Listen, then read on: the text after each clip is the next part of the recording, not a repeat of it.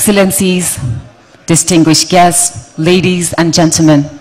Namaste and a very good morning. My name is Mandira Maharshan and I will be the Master of Ceremony for the opening session of Sagarmatha Sambad.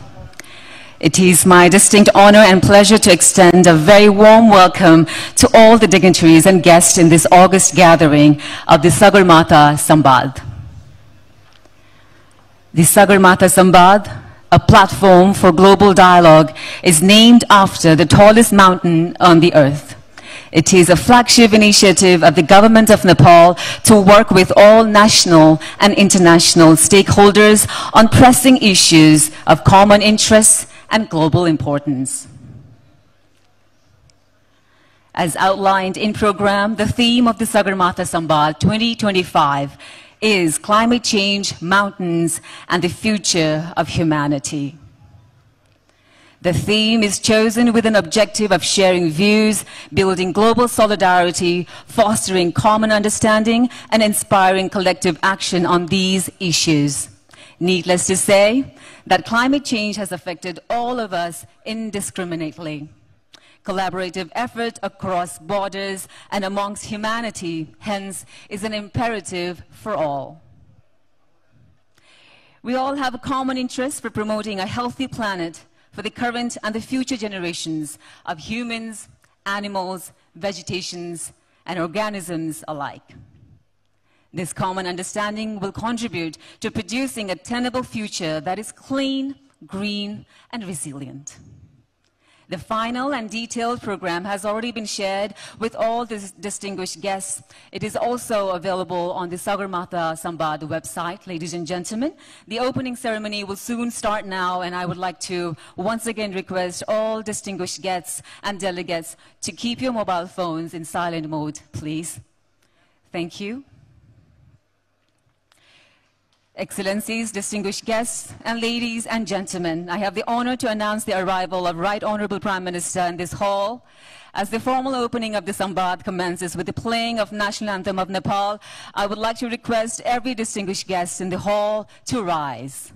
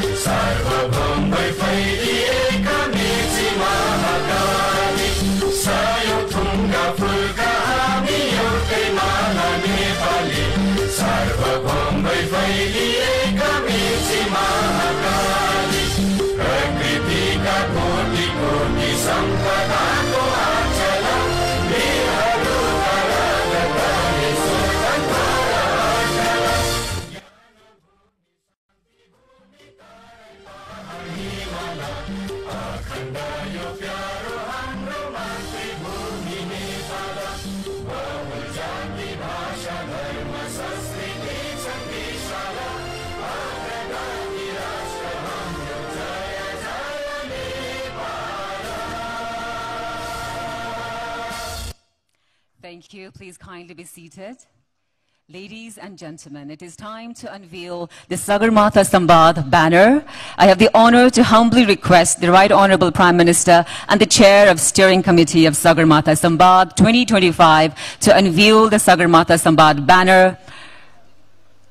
Also, I would like to request the volunteers for the needful assistance. Right Honorable Prime Minister, please do the honors.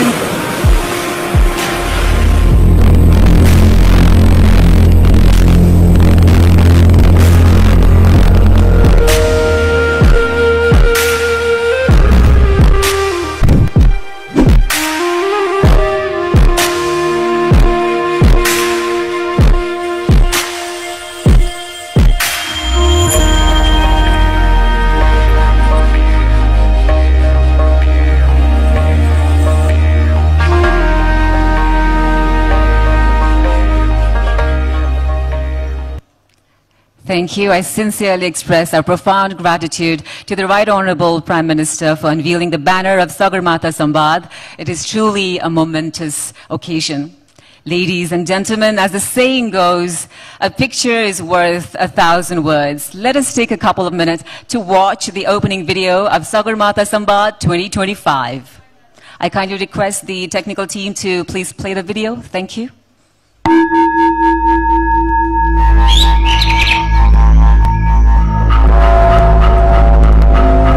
Nepal, home to the Himalayas, the sacred birthplace of Gautam Buddha, a timeless source of wisdom for the world.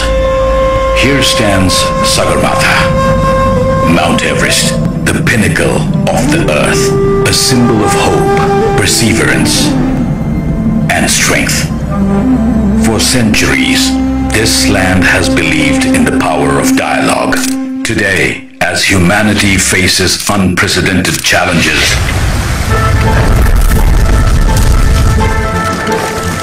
the land that carries a mantle of ancient practice of finding solutions through dialogue and dispute. this legacy feels more important than ever. The world needs hope, action, resilience, and above all, the world needs dialogue. It is with this vision that we present Sagarmatha Sambad, Nepal's permanent global dialogue platform. The world is at a watershed moment in history. Both people and planet stand on the brink of climate catastrophe. The rooftops of the world are caving in. My own country, Nepal, is particularly hard. Record temperatures mean record glacier melt. We stand as one of the most vulnerable nations in climate change and are ranked as the 20th most disaster-prone country in the world.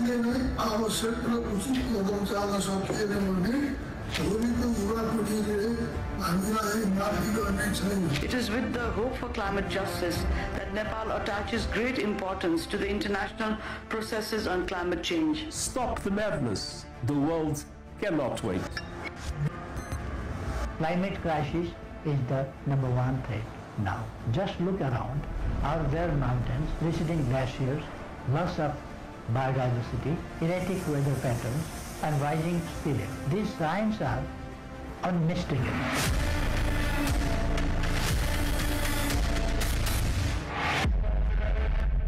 The theme of this first edition is climate change, mountain, and the future of humanity. This theme arises not just from our experience in the mountains today, but also from what we believe in and what we dream of for our shared planet. विश्व जलवायु परिवर्तनको विषयमा नेपालको योगदान शून्य जस्तै रहे पनि यस्ता जलवायुजन्य विपद तथा तापक्रम वृद्धिले नेपालको हिमाल र सुन्दरतामा निकै गहिरो आघात परिरहेको छ. This is a forum where diverse voices come together to forge a future that is not only sustainable but also fair and equitable for all, from the islands to the islands, and from the mountain tops to the ocean shores. Let Sagarmatha Sambad be a dialogue for solutions, for actions, and for change. The dialogue will host leaders, experts and stakeholders and citizens from every corner of the globe. The Sambad is for everyone, for you and for me. Let us join together to chart the path of well-being of our people and planet. So let the mountains meet minds, let dialogue become action, let's reshape policies not just with urgency but with equity, compassion and long-term vision.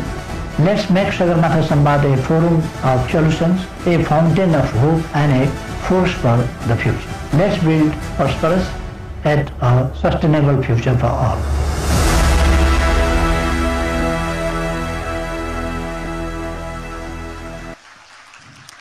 Thank you all the distinguished guests for your kind attention. I now have the honor to request the Honorable Minister for Foreign Affairs, Dr. Arzurana Deuba, to deliver welcome remarks. Thank you.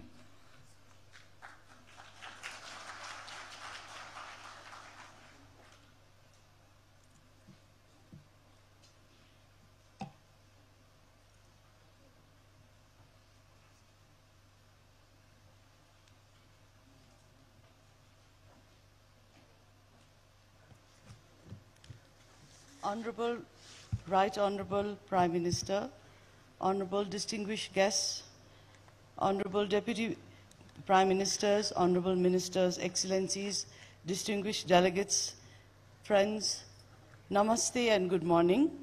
It is a great privilege and honor for me to extend a welcome to you all to the opening session of the inaugural edition of the Sagarmatha Sambad. I extend a special welcome to the distinguished dignitaries and guests who have traveled from various countries to attend this historic event. On behalf of the Government of Nepal, please accept my sincere thanks and appreciation to you for lending your valuable support to Nepal's signature initiative at fostering dialogue among nations. Sagarmatha Sambad is inspired by the motto of Bade Bade Jayate Tattabodh. This ancient maxim enjoins us to seek truth in a spirit of debate and dialogue, and through the exchange of differing ideas and points of view. The Sambad provides an occasion for reflection and introspection and aims to encourage meaningful conversations on matters that matter to all of us, from the mountains to the seas and from the global north to the global south. The theme of the Sagarmatha Sambad this year is climate change, mountains, and the future of humanity. As a land of delicate mountain ecosystems, Nepal is already facing the full force of climate change. As conscientious custodians of our rivers, forests, and mountains, we contribute more than our due share to the health of the planet. However, we are forced to face a heavy and disproportionate burden of the negative impacts of climate change. The absence of honest dialogue and impactful action not only heightens the risk on the environment in Nepal and elsewhere, but also puts the future of humanity itself at great peril. This is a grave injustice and must be addressed promptly, lest it becomes too late. Over the next 3 days, we will ask ourselves how best to tackle the existential threat of climate crisis, restore the health of the planet, and ensure the well-being of the people who live in it. Excellencies and distinguished delegates, mountains are humanity's shared global resources. They store and supply fresh water, act as natural carbon sinks, and are home to breathtaking biodiversity and abundant natural resources. They offer an array of sustainable climate solutions in the form of reforestation, watershed protection, and ecotourism. The Himalayas, in particular, are integral to Earth's natural cooling system as they serve as a natural climate stabilizer. There are organic links and complementarities between mountains and oceans. A climate distress in the mountains finds a parallel echo in the sea coast. The fates of the two are closely intertwined. For the people of Nepal, the Himalayas are not only an embodiment of an ancient culture and heritage, but are also a central pillar of our national pride and identity. The tragedy is that the Himalayas are facing an unprecedented stress test in real time today, exposing not only the fragile nature of our mountain ecosystems, but also glaring evidence of the lack of meaningful global climate action. As a mountainous country with high disaster risk vulnerability, Nepal faces a stark predicament. Nepal has experienced a series of severe weather events in the recent past with devastating impacts on people and their livelihoods. Floods and glacial lake outbursts have caused large-scale destruction and damage, and droughts, water scarcity, and forest fires have brought untold suffering to the people across the country. We are the trustees of a planet. We were fortunate to inherit whole and healthy from our forebearers. We must act now to make sure that we pass it on to our future generations, just as green, beautiful, and robust as we received from them. Excellencies, dear friends, the Himalayas are shouldering the heaviest weight of climate-induced disruption today. Our glaciers, the fragile yet timeless symbols of a healthy planet, are retreating at an alarming pace. What took millennia to form is melting away in silence just in front of our eyes. Mountain communities everywhere are especially vulnerable as they depend on nature for their daily lives. Climate-induced disasters are shaking the very foundations of their existence and livelihoods. Yet, there are incredible examples of many local communities fighting strenuously against climate change. Women, indigenous people, youth and marginalized groups, especially in mountain regions, are the gentle caretakers of our natural world. They fight on the home ground and they know how to fight a long fight. Recognizing and giving value to their local knowledge and lived experience is critical to building adaptive and sustainable communities, as is empowering them with resources and opportunities for finding sustainable solutions to an existential crisis. This cannot happen without concomitant cooperation among governments, corporations, and civil society at the international level. Excellencies, dear friends, the Atharva Veda proclaims, Mata Bhumi Putro Ham Prithviya. The earth is my mother and I am a child. Inspired by this ancient maxim, Nepal remains deeply committed to tackling climate change by aligning itself with international efforts aimed at combating climate change. As per our commitment to the Paris Agreement, we are working towards lowering emissions, exploring local climate solutions, and nurturing a sustainable and resilient earth. Nepal has committed to achieving the target of net zero greenhouse gas emissions by 2045. Hydropower, a clean form of energy, has remained Nepal's largest source of electricity. Community forestry, a natural resource management program pioneered by Nepal, has not only helped Nepal enlarge its forest cover significantly, but has also emerged as a model of participatory conservation the world over. We have embraced initiatives like the National Adaptation Program of Action, NAPA, and the Local Adaptation Plans for Action, LAPA. These empower local communities to design solutions that fit their unique needs and realities.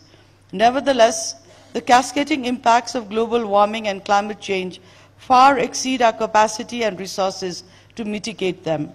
We call for predictable and adequate climate finance as we require greater resources to implement our national and local adaptation plans.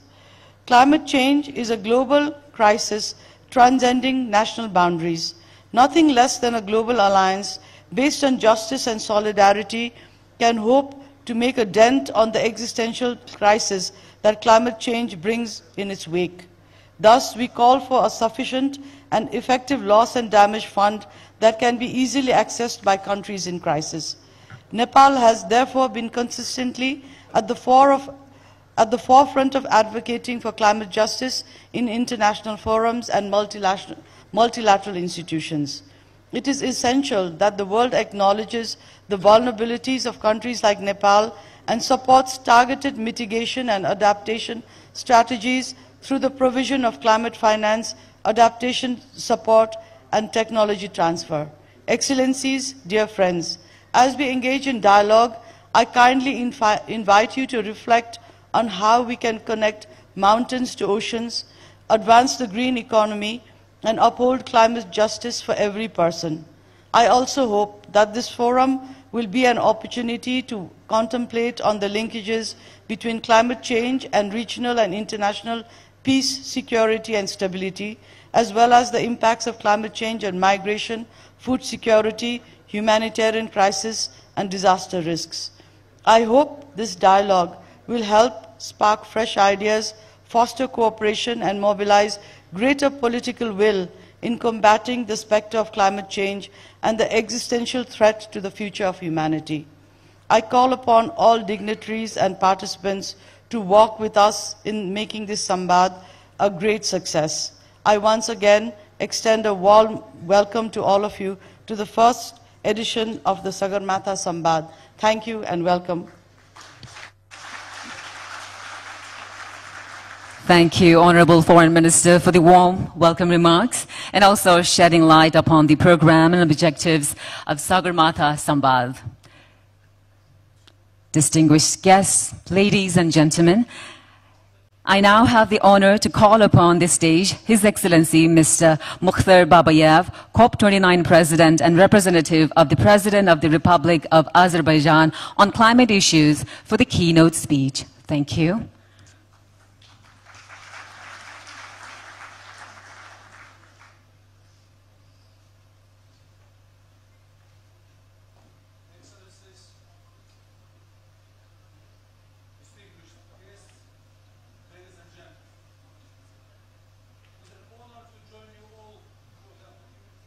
Sorry, excuse me. Excellencies, distinguished guests, ladies and gentlemen. It is an honor to join you all for the opportunity to address this critical issue of climate change, maintenance, and the future of humanity. I must express my deepest gratitude to the leadership of the government of Nepal and the Right Honorable Prime Minister, Mr. Sharma Oli. And I must also thank the Honorable Foreign Minister, Dr. Arzurana Deuba, for efforts to gather us all together. Dear colleagues, people in many parts of the world often think of mountain communities as far away and isolated. They do not see how the issues that affect this distant place also affect them. But our understanding of the climate crisis is growing. We are now seeing how we are all connected. And we are recognizing the need for collective action. From the Andes to Alps, the 2 billion people rely on mountain water from glaciers for their day-to-day needs. Melting glaciers and ice sheets are causing sea levels to rise at alarming rates. This is a risk to 10% of the world's population that lives in coastal areas from South Asia to sub-Saharan Africa. It threatens the very existence of small island states in the Pacific and the Caribbean. And disruptions in mountain ecology have major social and even geopolitical consequences. In Kathmandu, we can see the pressure climate change puts on water infrastructure. As permafrost thaws, we see damage to roads and buildings in remote communities. And in the states around the Himalayas, we see how climate change can upset the sensitive balance between powers. Melting glaciers also cause a dangerous positive feedback loop. As ice melts, less light is reflected, so more heat is absorbed and more ice melts. We need everyone to understand the urgency of this problem and work together to address them. We need to prevent these changes where possible, and we need to adapt to them where needed. In Azerbaijan and the Caucasus, we know these issues well. In only 7 years, we have lost almost 20% of our glaciers. They could disappear totally by 2050. Our river levels are already falling. We have less water for our people and our agriculture. This is a real risk to human health and economic development. It could undermine the progress that we have achieved in recent decades.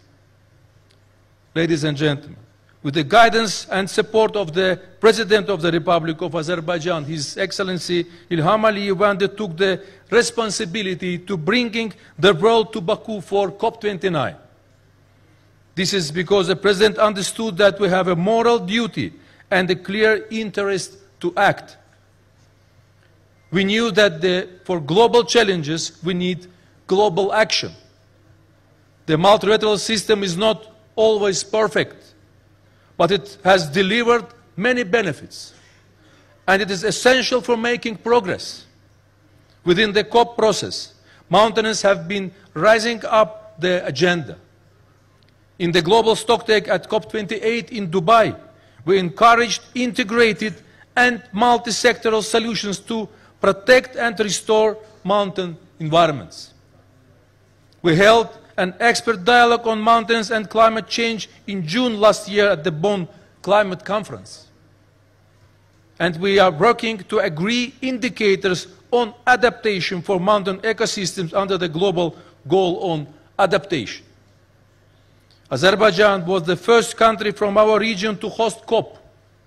We are also one of the few countries with mountain zones to ever hold the conference. We understood that we had the responsibility to represent these communities and to highlight the issues they face on the world stage. We knew that we had to deliver results. First, we wanted to enhance ambitions. We got over 70 countries to endorse the COP29 Declaration on Water for Climate Action.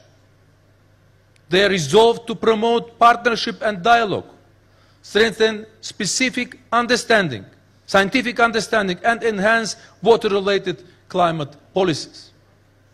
And we launched the Baku Dialogue on Water for Climate Action to ensure COP-to-COP continuity and regional cooperation. This dialogue will develop actionable pathways for early warning systems, climate resilience, infrastructure, and scaling nature-based solutions, amongst other outcomes. We invite everyone to join the declaration and the dialogue. We will hold a preliminary meeting in Bonn this June before the first meeting of the dialogue platform at COP30 in Belém. We look forward to seeing you all there. Next, finance was at the center of the COP29 presidency's vision to enable action. We brought stakeholders together to mobilize money for mountain communities. We hosted the Asian Development Bank, the Green Climate Fund, governments, development partners, and the private sector to launch the Glaciers to Farms initiative. These projects will mobilize up to $3.5 billion for investment in water, agriculture, and communities threatened by glacier melt and fragile mountain regions. We also got the Loss and Damage Fund up and running. The fund now has an executive director who can open an office, get a bank account, hire staff, and start approving projects.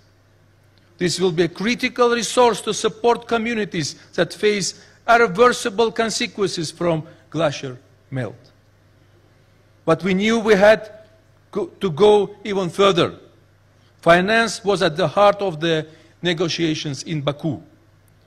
The COP29 presidency's top negotiating objective was a new climate finance goal to support the developing world for the next 10 years.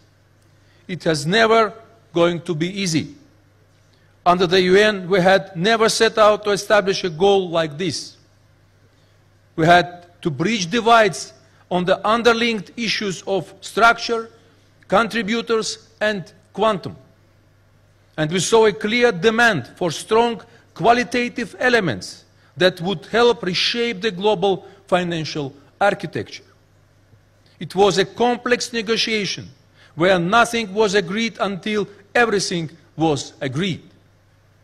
As anyone who has climbed Sagarmatha knows, the wind blows strongest on the top of the mountain. It would get tough as we entered the final stages, but we were determined to reach our objective.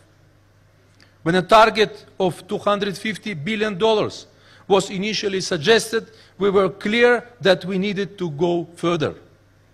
We needed a goal that was fair and ambitious. We refused to close a conference. We held everyone back from leaving. And in very final moments, we landed a deal on the COP29 Baku finance goal. This tripled the previous goal with a pledge to mobilize at least $300 billion per year to the developing world by 2035. This is the largest ever financial goal to come from the UN process, turning billions to trillions. It will send a strong signal to the financial markets, provide greater certainty for long-term planning, help build trust and momentum for collective action, and set a benchmark to hold us all to account. But most critically, it will fund action. It will catalyze finance for more clean energy projects. This will reduce emissions to help prevent the worst effects of climate change on mountainous regions. It will mobilize public money for climate-resilient infrastructure. And it will help to support communities that face irreversible loss and damage. Dear colleagues, ladies and gentlemen, we understand that the goal was not everything for everyone. The COP29 presidency pushed for the highest possible level of ambition. But we were realistic that the public sector could not deliver the full scope of the developing world's needs. That's why we included for call of all actors to step up, and countries tasked the Azerbaijani and Brazilian COP presidencies to set out the Baku to Belém roadmap for how we could reach $1.3 trillion a year by 2035. We must now focus on implementation. The COP29 presidency will remain active to ensure that donors deliver their promises. We will hold governments to account to make sure that they mobilize the $300 billion they pledged in Baku. We are calling on them to make early progress on past promises. This means doubling adaptation funding by the end of the year compared to 2019 levels. And it means tripling the outflows from the official UN climate funds by 2030.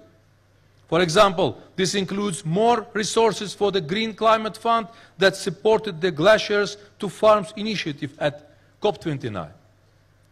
Next year is a critical year to enhance ambition in national climate plans. We need to deliver the plans for how we will reduce emissions, known as a nationally determined contributions. We want everyone to produce national adaptation plans for how we will prepare for the consequences of climate change. And as we set out at the COP29 Declaration of Water for Climate Action, we encourage everyone to integrate water into these plans and climate policies. As a developing country, Azerbaijan understands how challenging it can be to develop these plans.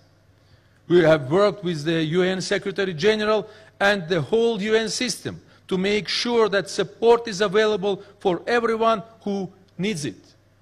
We hope that countries will take advantage of it. We also want to remind everyone of the benefits of producing these plans, because these plans can serve as green lights for green investment, setting targets and timelines, highlighting priority sectors and industries, and demonstrating governments' commitment to action will send strong signals. These signals will attract and guide investment from both international donors and the private sector. They can be a useful roadmap for how we deploy the $300 billion a year that was pledged in Baku. Ladies and gentlemen, in a world full of distractions and competing priorities, we need to maintain focus and momentum. Azerbaijan is committed to playing its role to keep climate action high on the international agenda. We have seen encouraging signs from many committed climate actors, but we have also seen attention falling amongst others. So we need to keep up the work. The UN General Assembly designated 2025 as the International Year of Glaciers Preservation to raise awareness. We are deeply grateful to the government of Nepal for contributing to this mission by organizing today's gathering. These efforts remind us all of the communities that we have a responsibility to serve and protect. Dear colleagues, when we brought everyone to Baku for COP29, we called on them to act under the slogan of solidarity. This is because we understood that climate change affects everyone. No country can insulate itself from its impacts. And everyone has a responsibility to act. We need to think of the hundreds of millions of people in mountain communities.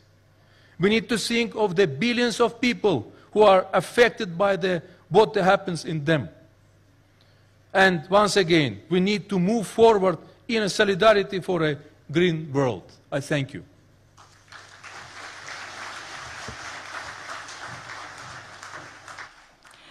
Thank you, Excellency, for your keynote speech highlighting the key issues of common interest and concern.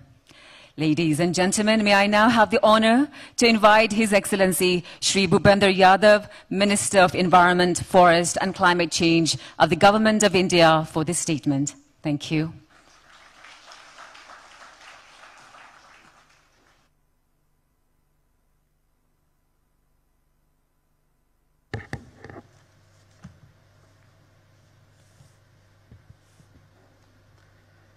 Esteemed Right, Honorable Prime Minister of Nepal, Shri K.P. Sharma Oli ji, Honorable Minister for Foreign Affairs of Nepal, Dr. Arju Rana Devva ji, Mr. Shio Jie, Vice Chairman of the Standing Committee of the National People Congress of China, Mr. Mukhtar, Co-President, Excellencies, distinguished delegates, ladies and gentlemen, Namaste.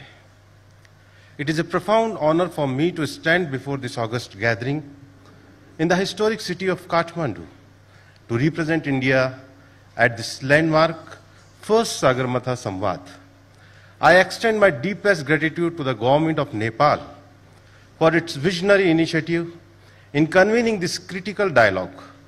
The very name, Sagarmatha, the head of the sky, evokes a sense of majesty and indeed the immense responsibility we gather to address. The Samvad, dedicated to the passing theme of climate change, mountains, and the future of humanity, could not be merely timely, nor its location more fitting. Excellencies, the science is clear. Our mountains are sounding the alarm. As a consequence of a global warming due to human activity, glaciers are retreating, threatening the future of water security for population downstream. The unique and fragile biodiversity of these high-altitude ecosystem is under severe stress. The livelihood and ancient culture of mountain communities are threatened, despite contributing the least of the climate crisis. The Himalayas bear a significant part of the burden of the environmental crisis. We, in India, with our significant Himalayan territory, witness these impacts firsthand. We share the concern of the mountain states and their peoples. Our environmental futures are instinctively linked, but our futures are also dependent on the collective action of all nations in mitigating greenhouse gas emission in keeping with the principle of equity and common but differentiated responsibility and respective capabilities. South Asia has been responsible for only 4% of global cumulative carbon dioxide emission until 2020, despite being home to almost 25% of the global population. Ladies and gentlemen, the global carbon budget is rapidly being exhausted, with the developed nations continuing to disproportionately grab the merged remaining carbon budget. Their commitment to providing climate finance, technology transfer, and capacity building have been profoundly neglected, intensifying the climate crisis for which they bear far greater responsibility. This Samvad, therefore, is not just a forum for discussion. It is a call for collective, concrete action. It is also an opportunity to pool our wisdom and scientific expertise, share our experiences, and forge robust partnership to safeguard these critical ecosystems and the communities they support.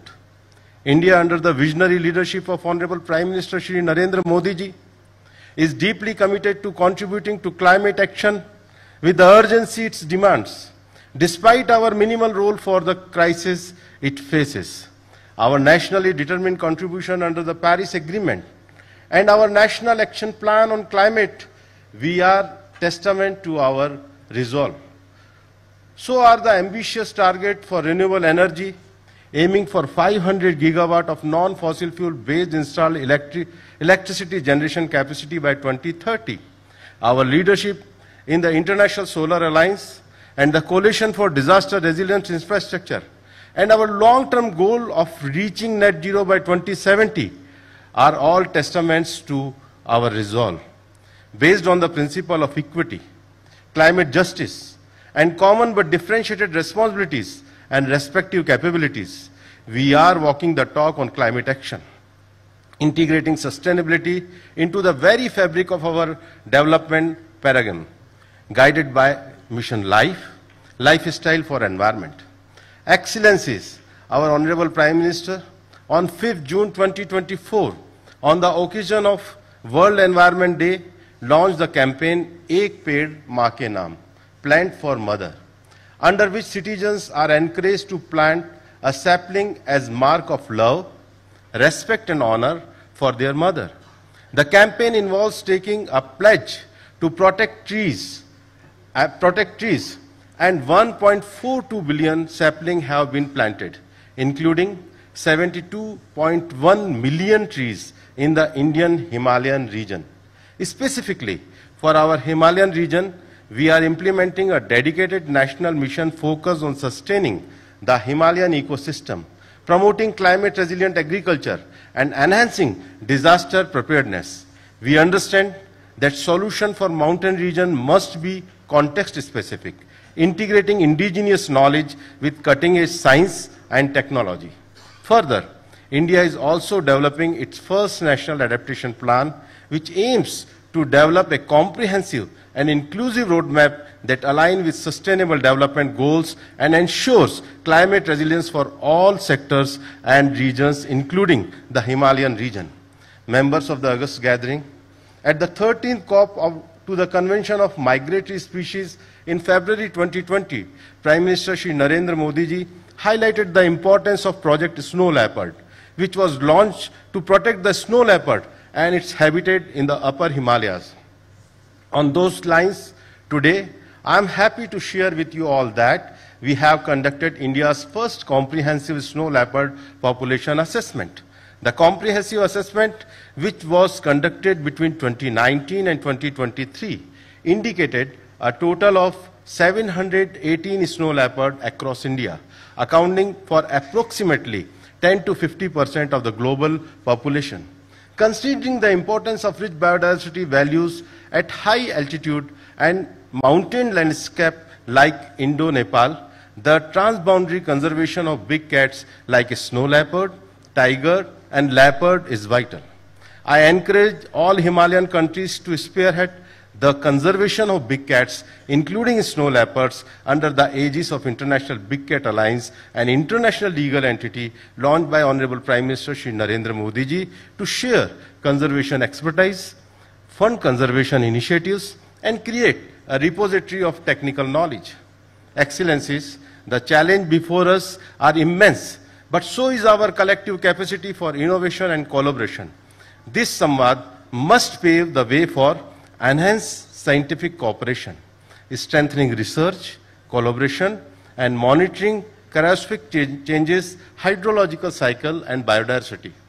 Second, building climate resilience. Investing in climate adaptation measures, early warning system of disasters like glacier lake outburst floods, and climate resilient infrastructure in mountain areas. Third, empowering mountain communities, ensuring that the welfare, needs, and aspiration of local communities are the heart of policy making and their benefit from green livelihoods and sustainable tourism. Their traditional knowledge is an invaluable resource. Fourth, providing green finance, making available adequate and predictable climate finance as per UNFCCC and its Paris Agreement for mountain nations to implement adaptation and mitigation strategies effectively. Next, recognizing mountain perspective, ensuring that the unique vulnerabilities and contributions of mountain ecosystem are suitably featured in the global climate negotiation and sustainable development agencies. India is committed to working closely with Nepal and the Himalayan nations as well as our global partners to translate the deliberation here into tangible outcome. We believe in the spirit of Vasudhaiva Kutumbakam. The world is one family, and this extends to our shared ecological heritage. I am confident that the rich discussion over next few days, graced by the presence of so many esteemed experts and leaders, will chart a clear path forwarding. Once again, I congratulate the government of Nepal for this excellent initiative. May our collective effort ensure the Sagarmatha and our sacred mountains continue to stand tall as beacons of hope, resilience, and a sustainable future for all. Dhanyavad. Thank you.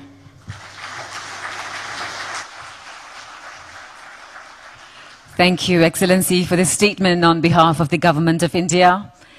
Ladies and gentlemen, moving forward, may I also have the honor to invite His Excellency, Mr. Xiao Jie, Vice Chairman of the Standing Committee of the 14th National People's Congress of the People's Republic of China, for this statement. Thank you.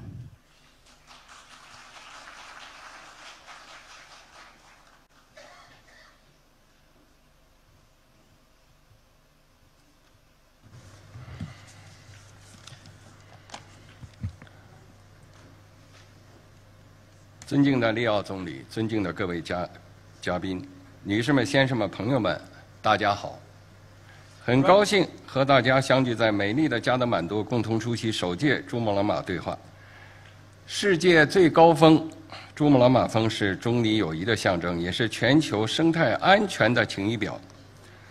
作为共享珠峰的友好邻邦，中方积极支持尼泊尔政府主办珠穆朗玛对话。以气候变化、山脉和人类的未来为主题，为地区国家乃至全世界就应对气候变化问题凝聚共识、携手行动，搭建新的重要平台。我谨代表中国政府，感谢奥利总理的创新性倡议，感谢尼泊尔政府所做的热情接待，感谢与会各方为推动全球生态治理、促进可持续发展所做的努力，预祝首届珠穆朗玛对话取得圆满成功。 Right Honorable Prime Minister Sharma Oli, distinguished guests, ladies and gentlemen, friends, good morning. It is a great pleasure to gather with you in the beautiful city of Kathmandu for the inaugural Chumulangma Dialogue. Mount Chumulangma, the pinnacle of the world, stands as a symbol of China-Nepal friendship and a barometer of global ecological health. China and Nepal share Mount Chumulangma, and China strongly supports the Nepali government in hosting the dialogue under the theme of climate change, mountains, and the future of humanity. This event provides a vital new platform for regional and global stakeholders to build consensus and take collective action on climate change.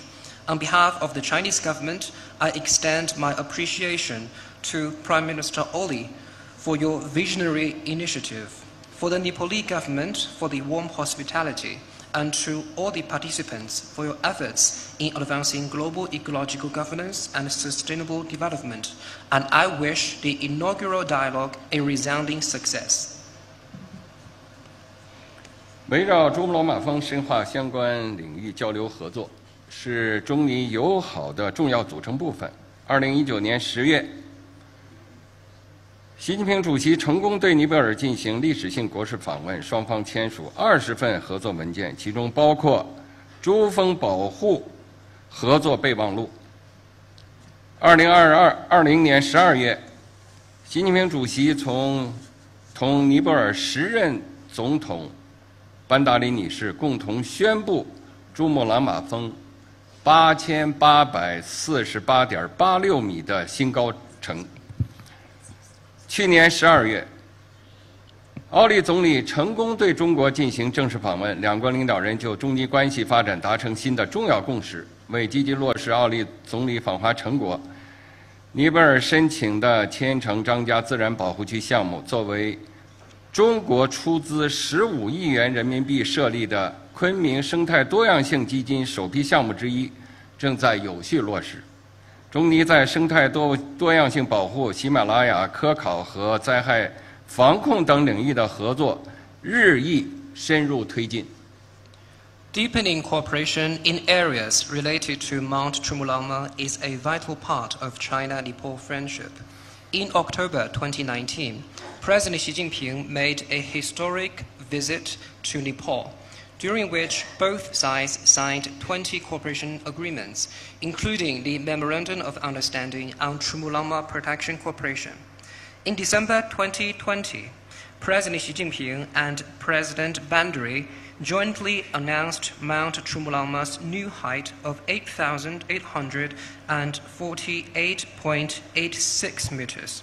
Last December, Prime Minister Oli paid a successful official visit to China, where the leaders of both countries reached new important common understandings on advancing China-Nepal relations. To actively follow through on the outcomes of Prime Minister Oli's visit, the Kanchenjunga Conservation Area Program was listed among the first group of projects supported by the Kunming Biodiversity Fund, which was established by China with a 1.5 billion RMB investment. And steady progress is being made in the funding delivery. Cooperation between China and Nepal in biodiversity conservation, Himalayan scientific research, and disaster prevention and control is making greater headway. 当前，中国正以中国式现代化全面推进强国建设、民族复兴伟业。人与自然和谐共生是中国式现代化的鲜明特点。自5年前习近平主席宣布碳达峰、碳中和目标以来，中国成功实现以每年年均3%的能源消费增速支撑年均6%以上的经济增长，单位 GDP 二氧化碳排放量下降超过35%。截至今年3月底，中国风电光伏发电装机量历史性超越传统的火电。为深入推进青藏高原生态保护和高质量发展，我们颁布实施《中华人民共和国青藏高原生态保护法》，在三江源搭建天空地一体化生态监测网络，在珠穆朗玛峰建成海拔最高的自动气象观测站，坚持三水林田湖草沙一体化保护，奋力谱写生态优先、绿色发展新篇章。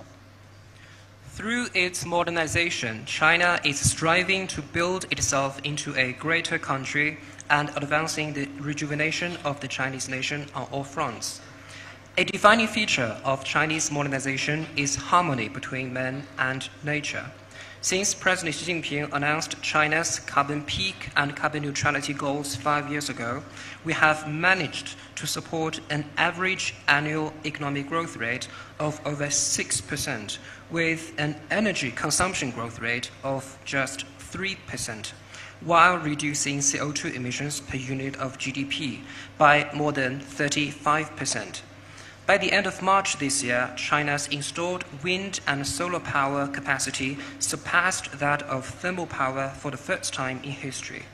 Guided by President Xi Jinping's instruction to further promote ecological protection and high-quality development of the Qinghai-Tibet Plateau, China has enacted the Qinghai-Tibet Plateau Ecological Protection Law, established an integrated space, aerial, ground ecological monitoring network in the Sanjiangyuan region that is home to the headwaters of the Yangtze River, the Yellow River, and the Mekong River.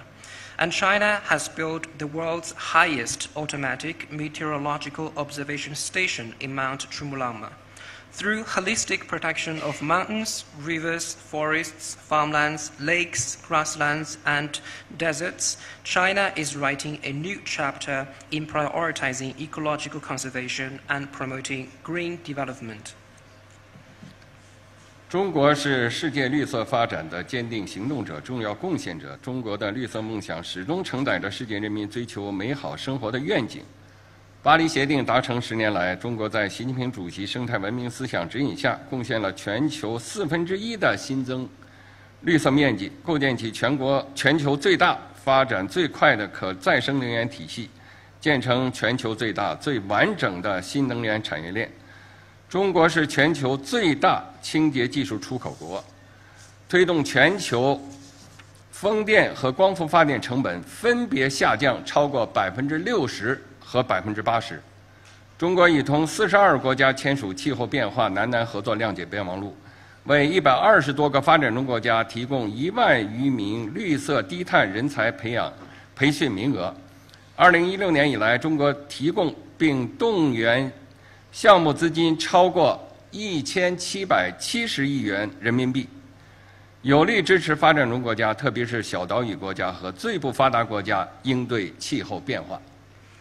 China is a steadfast actor and contributor to global green development. China's green dream embodies the aspirations of people worldwide for a better life. In the decade since the adoption of the Paris Agreement, guided by Xi Jinping's thought on ecological civilization, China has contributed 1/4 of the world's newly added area of afforestation. China has established the largest and fastest growing renewable energy system globally and developed the world's largest and most complete new energy industrial chain. As the largest exporter of clean technology, China has driven down the costs of global wind power and photovoltaic power by over 60% and 80% respectively. China has signed Memorandum of Understanding on South-South cooperation on climate change with 42 countries and provided over 10,000 training opportunities for green and low-carbon development programs to more than 120 developing countries. Since 2016, China has provided and mobilized over 177 billion RMB in project funding to support fellow developing countries, particularly small island countries and least developed countries, in their climate response. 女士们、先生们、朋友们，人与自然是生命共同体，山脉与人类未来紧密关联。面对到2100年新都库什、喀拉昆仑、喜马拉雅山系预计将失去1半冰川量的现实危机，面对个别国家再度毁约退群的单边主义逆流，全球生态治理的严峻性、复杂性、不确定性愈加突出。习近平主席指出，国际社会要以前所未有的雄心和行动，共商应对气候变化挑战之策，共谋人与自然和谐共生之道。本着这一精神，我愿就应对气候变化、共护人类未来分享3点建议。Ladies and gentlemen, friends, man and nature are a shared community of life, and mountains are closely tied to our future. In the face of the stark reality that the Hindu Kush Karakoram Himalaya mountain range is projected to lose half of its glacier by 2100, and amid a certain country's unilateralist moves to willfully withdraw from treaties and organizations, the urgency, the complexity, and uncertainty of global ecological governance has become increasingly evident. President Xi Jinping stressed that the international community needs to come up with unprecedented ambition and action to discuss ways to tackle climate change and find a path forward for man and nature to live in harmony. In this spirit, I wish to share 3 proposals for addressing climate change and protecting our future. 第一，践行人类命运共同体理念，打造珠穆朗玛峰地区生态安全网。珠穆朗玛峰地区是全世界气候变化最敏感的区域，冰川消融，灾害频发，淡水告急，地区山地国家首当其冲。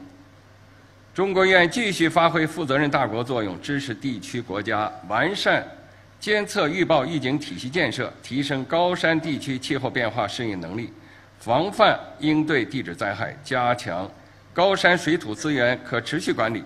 中国愿继续为激发世界气象组织第3级区域气候中心网络、昆明、蒙特利尔全球生物多样化框架等平台机制效能贡献力量，推进实施应对气候变化南南合作10百千倡议，为发展中国家办好能力建设培训班。First, it is important to act on the vision of a community with a shared future for mankind and build an ecological security network in the Mount Chumulama region.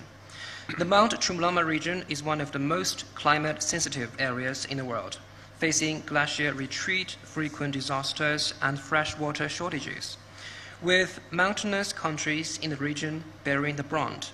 China will continue to act as a responsible major country, support regional countries in improving their monitoring, forecasting, and early warning systems, enhancing climate change adaptation in high-altitude areas, preventing and coping with geological disasters, and strengthening sustainable management of water and soil resources in mountainous regions. China will continue to help improve the effectiveness of platforms such as the World Meteorological Organization's Third Pole Regional Climate Center Network, or TPRCC, and the Kunming-Montreal Global Biodiversity Framework, and advance the 10,100,000 initiative, which means 10 low-carbon pilot projects, 100 mitigation and adaptation projects, and 1,000 training opportunities for South-South cooperation on climate change. This also includes providing capacity-building workshops for fellow developing countries. 第二，践行共商共建共享的全球治理观，打造生态文明合作新高地。2018年以来，中方已成功主办4届中国西藏环喜马拉雅国际合作论坛，发起林芝倡议，同包括尼泊尔在内的环喜马拉雅地区国家并肩携手，在完善高原生态环境治理、推动绿色发展、深化文明互鉴等方面开展交流合作。中方愿继续积极探索珠穆朗玛对话和环喜马拉雅国际合作论坛对接协同，守护好世界屋脊，保护好人类共同家园。今年10月，中国将在加德满都同尼方共同举办环喜马拉雅地球系统科学国际大会，共商气候变化与人类活动双重影响下的地球系统的应对之策，欢迎各国朋友积极参加。Second, it is important to act on the global governance philosophy of extensive consultation and joint contribution for shared benefit, to create a new shining example on jointly building an ecological civilization. Since 2018, China has hosted 4 editions of the China-Xizang Trans-Himalaya Forum for International Cooperation and launched the Ningxi Initiative. China worked with Nepal and other countries in the Trans-Himalaya region to advance exchanges and cooperation in improving ecological governance on the plateau, promoting green development and deepening mutual learning among different civilizations. China stands ready to explore synergies between the Chumulama Dialogue and the Trans-Himalaya Forum for International Cooperation to safeguard the roof of the world and protect our shared home. In October this year, China will co-host the Trans-Himalaya Earth System Science International Conference with Nepal in Kathmandu to discuss ways for addressing the dual impacts of climate change and human activities on the Earth system. We welcome the active participation of friends from all countries. 第三，践行真正的多边主义，打造全球气候治理新途径。尽管个别大国热衷单边主义、保护主义、霸权主义，对国际规则和国际秩序造成严重冲击，但中国积极应对气候变化的行动不会放缓，促进国际合作努力不会减弱，推动共建地球生命体的实践不会停歇。应对气候变化是全人类共同的事业，唯有坚定维护联合国气候变化框架条约以及巴黎协定的主渠道地位，秉持共同但有区别的责任原则，各尽所能，团结协作，才能共同应对挑战。发达国家应当履行义务，落实承诺，切实向发展中国家提供资金、技术和能力建设支持。中方坚定支持巴西作为主席国成功举办联合国气候变化辩论大会，中国将于会前宣布覆盖全经济范围，包括所有温室气体的2035年国家自主贡献目标。 Third, it is important to act on true multilateralism to open up new prospects for global climate governance. Despite a certain major country's inclination toward unilateralism, protectionism, and hegemonism, which has severely undermined international rules and order, China will not slow down its climate actions. China will not reduce its support for international cooperation, and China will not cease its efforts to build a community of all life on Earth. Tackling climate change is a common cause for all humanity. We must firmly uphold the central role of the UNFCCC and its Paris Agreement, adhere to the principle of common but differentiated responsibilities and respective capabilities, and work together as one. Developed countries must fulfill their obligations and commitments and provide substantial financial, technological, and capacity-building support to developing countries. China firmly supports Brazil in hosting the COP30 climate conference in Belém, and China will announce its 2035 NDCs covering all economic sectors and all greenhouse gases before the conference. 女士们、先生们、朋友们，中国有句古话：“山高人为峰。”尼泊尔有句谚语：“滴水也能装满缸。”让我们携起手来，缔造绿色发展新格局，共同书写人与自然和谐共生的文明新篇章，共同建设清洁、美丽、可持续的世界。Ladies and gentlemen, friends, as a Chinese proverb goes, no mountain is too high for those who seek its peak. The Nepalese often say, drop by drop is the water pot filled. Let us join hands to foster a new paradigm of green development, co-author a new chapter of harmony between man and nature, and together build a clean, beautiful, and sustainable world. 谢谢大家。 Thank you.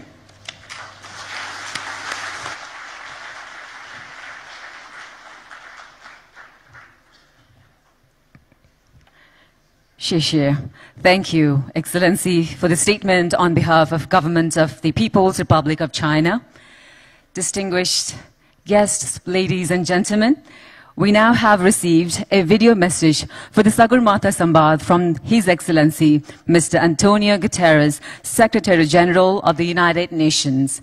I now would like to request our technical team to play the video message. Thank you. Your Excellency, Prime Minister K.P. Sharma Oli, dear friends, I'm so pleased to send a message of solidarity and support to this first ever Sagarmatha Sambad. I couldn't agree more with the spirit of this gathering, that your majestic mountains, including Sagarmatha, truly inspire us to think beyond borders and reflect through dialogue and engagement. I have felt that spirit on my visits to Nepal, including most recently when I had the privilege of seeing the glacial valley basins of Mount Everest and the Annapurnas. And I saw firsthand how the rooftops of the world are caving in. Record temperatures have meant record glacier melt. Nepal today is on thin ice, losing close to 1/3 of its size in just over 30 years. And your glaciers have melted 65% faster in the last decade than in the previous one. Nepal and so many other vulnerable frontline countries did not cause this tragedy, but you are living with the impacts. And we know when glaciers shrink, so do river flows. In the future, major Himalayan rivers like the Indus, the Ganges and Brahmaputra could have massively reduced flows. Combined with saltwater intrusion that would decimate deltas. We would see low-lying countries and communities erased forever. Millions of people on the move with fierce competition for water and land, and floods, droughts and landslides accelerating worldwide. That is why last year from Nepal I sent a global message to the world: stop the madness. And that is why you are gathered together focused on Sambod, dialogue.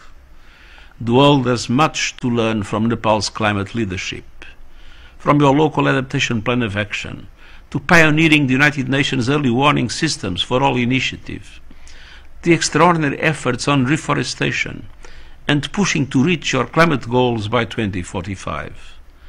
The world must act without delay to keep 1.5 degrees in reach, with the biggest emitters in the lead. By seizing the opportunities of renewable energy and the benefits they bring to communities and economies, by making good on climate finance commitments, including the $1.3 trillion climate finance goal agreed at COP29, by honoring the promise of developed countries to double adaptation finance to at least $40 billion this year, and by delivering serious support to the Loss and Damage Fund to help the most vulnerable. Achieving these goals demands bold cooperation across nations and sectors. The United Nations is your ally in this essential task, and I thank you.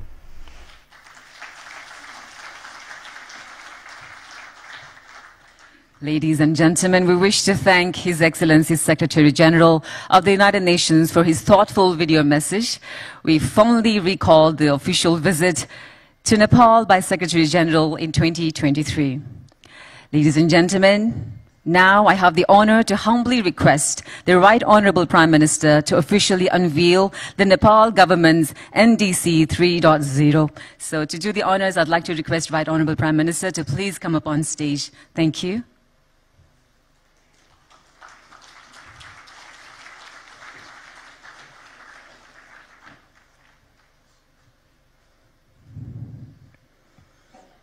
Ladies and gentlemen, this is the official unveiling of Nepal government's NDC 3.0.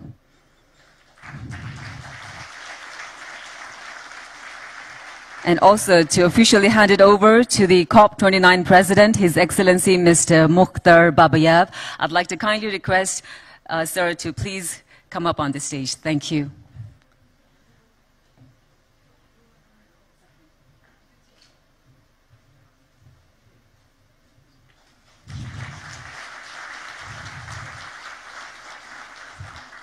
Thank you, Right Honorable Prime Minister, for doing the honors. And now I'd like to request Right Honorable Prime Minister, the Chair of the Steering Committee of the Sagarmatha Samvad 2025, to address this August gathering. Thank you.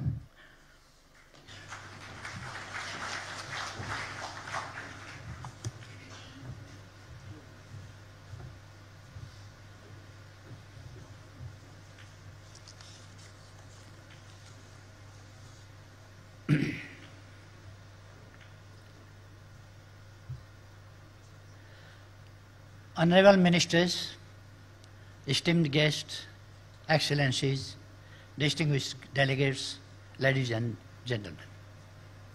Good morning and namaste. It is both a deep honor and a heartfelt privilege to welcome you to the inaugural edition of Sagarmatha Samvad. This is Nepal's Global Dialogue Initiative, a platform for thoughtful reflection, for principled engagement, and for addressing the most urgent challenges of our time.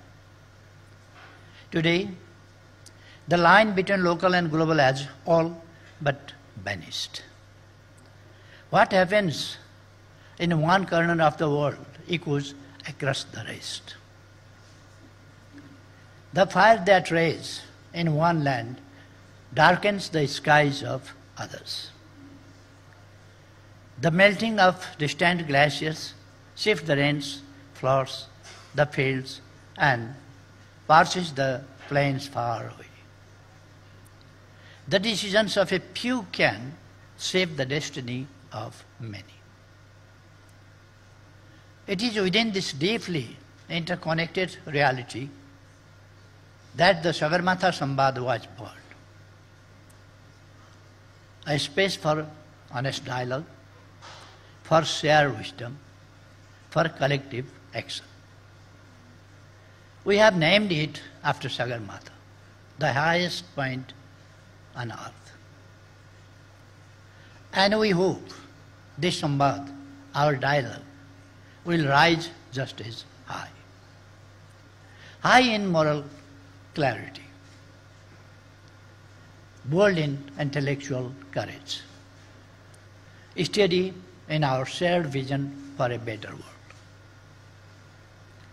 Ladies and gentlemen, today the world stands before towering metaphorical mountains. Challenges loom vast and urgent. There, the recovery from the pandemic is still fragile. The climate crisis is speeding up. In many corners of the world, peace feels more distant than ever. Trust in global institutions is weakening. Inequalities within countries and across borders are growing deeper. Multilateralism, once a guiding light, now sways under heavy storms. And yet, amidst this uncertainty, we hold on to a simple, powerful belief: the power of dialogue. Ladies and gentlemen, Nepal is not just a piece of geography. It is a sacred land where wisdom breathes through every stone and stream. Here the spirit of awakening was born. This is the land of Lord Buddha. From this soil, a light emerged, guiding humanity towards peace, compassion, and harmony. It is soil where sages meditated, where seekers found truth, where rishis offered the world a wealth of knowledge that still uplifts the human soul. Nepal has always been a place of seekers, not of conquerors, but of contemplators. Not of battles, but of dialogue. Our tradition is rooted in listening with respect, in speaking with sincerity, and in seeking truth together. Sagarmatha Sambad is born from that very spirit. It is a gentle revival of our ancient ways, a space where wisdom bows to humility, where many voices come together with reverence, where we look for answers, not with ego, but with empathy. We are reminded of an ancient truth: vade vade jayate tattvada. Through dialogue, truth shines. Even in moments of deep division, it is not silence or shouting that helps us. It is honest conversation. It is honest listening. It is speaking from the heart. Sagarmatha Sambad is our humble attempt to carry this sacred legacy forward. Our first theme speaks to our soul: climate change, mountains, and the future of humanity. As a Himalayan nation, this is not a distant issue. It is our daily reality. But it is not just ours, it is the world's. Can humanity survive without its mountains? Can we protect the future without protecting these ancient guardians? Mountains may seem far away, but their breath keeps half the world alive. From the Arctic to the Andes, from the Alps to the Himalayas, they are the Earth's water towers, They are our climate pulse, and they are in danger. Their fragility is our shared vulnerability.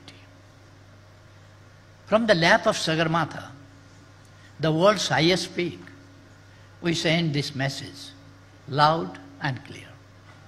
To protect the mountains is to protect the planet. To protect the mountains is to protect our seas.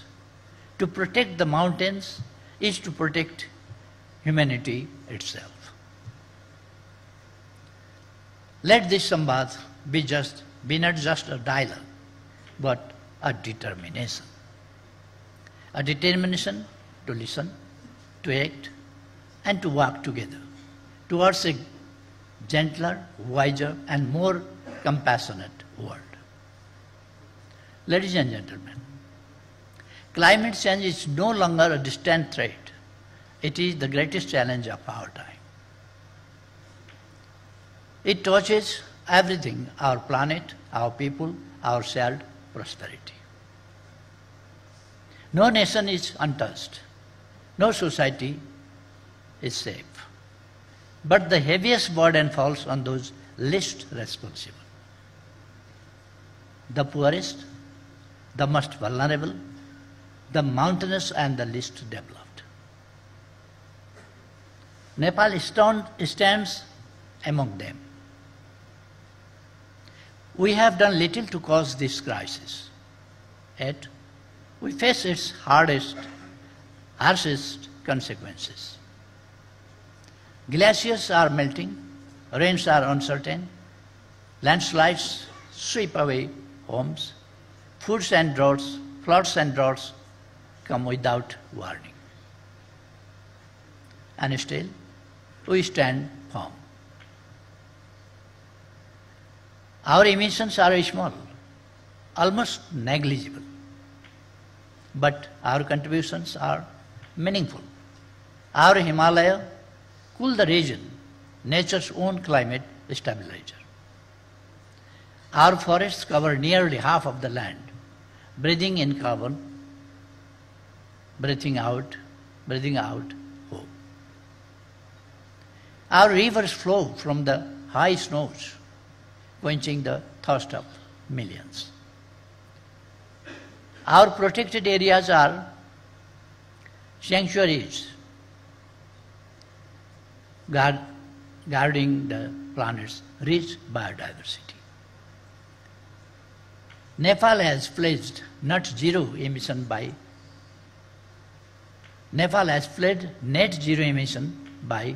2045, 5 years ahead of the global target. We are advancing adaptation plans. We are greening our economy. We are weaving sustainability into our national vision. Yet we cannot do it alone. No country can. Climate change is a global emergency. It calls for a global response. A response anchored in justice, rooted in responsibility, fueled by solidarity. Climate justice must lead the way.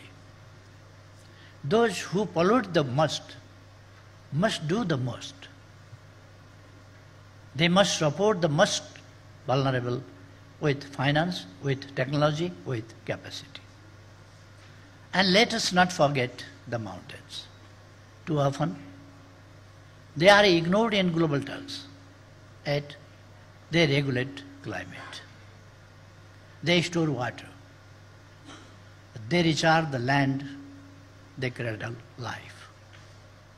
When mountains fall, valleys suffer, rivers dry up, crops fail, oceans rise, lives unravel. The Himalaya, our third pole, are warming faster than the global average. Glaciers are vanishing. Glacial lakes are swelling. Millions downstream are at risk. We need a bold, integrated vision, a mountains to oceans approach. We must give mountains the attention they deserve, with special financing, with tailored policies. We must invest in clean energy, grow climate-resilient crops, uplift women and youth, and protect those forced to move.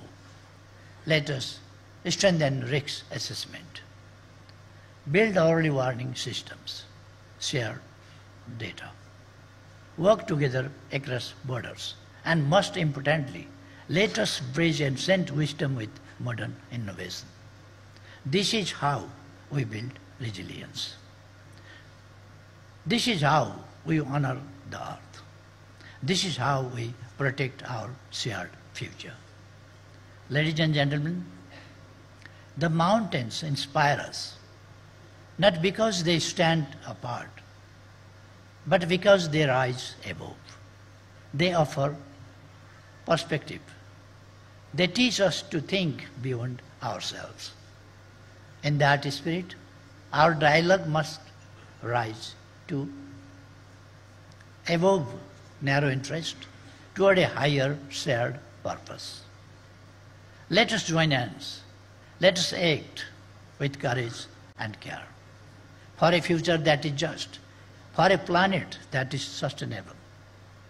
We need fresh resolve, bold ideas, new investments, and deep cooperation across regions, across the world. A green, resilient, and sustainable future is not a choice. It is the only path forward.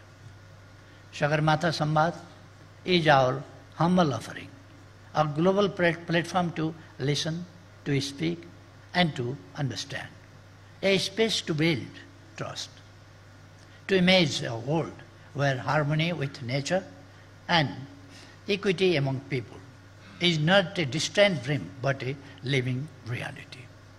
Together, let us climb towards the summit of resilience, towards the peak of justice, toward a future built on shared hope. We look forward to your wisdom, to your voices, to your vision throughout this Samvad.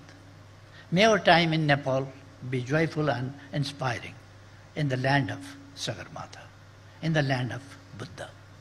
Thank you. Thank you.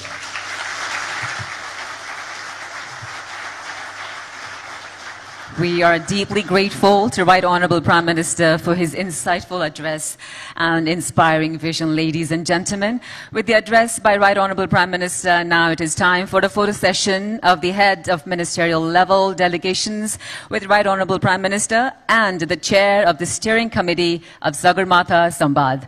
I would now like to request all our delegates, His Excellency Mr. Xiao Jie, Vice Chairman, Standing Committee of the 14th National People's Congress, China, to please come up on stage and join Right Honourable Prime Minister. I'd like to request all our delegates, His Excellency Shri Bhupender Yadav, Minister of Environment, Forest and Climate Change, India. Honourable Dr. Arzurana Deuba, Minister for Foreign Affairs of Nepal. Honourable Mr. Ayan Bahadur Shahid Thakuri, Minister for Forest and Environment, Nepal. His Excellency Jem Chiring, Minister for Energy and Natural Resource, Bhutan. His Excellency Mr. Mukhtar Babayev, COP29 President, Ministry of Ecology and Natural Resources of the Republic of Azerbaijan. Her Excellency Ms. Sharmeen Soneya Murshid, Advisor to the Ministry of Social Welfare and Ministry of Women and Children Affairs of Bangladesh. His Excellency Abdullah Balala, Assistant Foreign Minister for Energy and Sustainability Affairs of UAE. His Excellency Barons Heyman of ULOC, Parliamentary Under-Secretary of State, Department of Environment, Food and Rural Affairs, UK.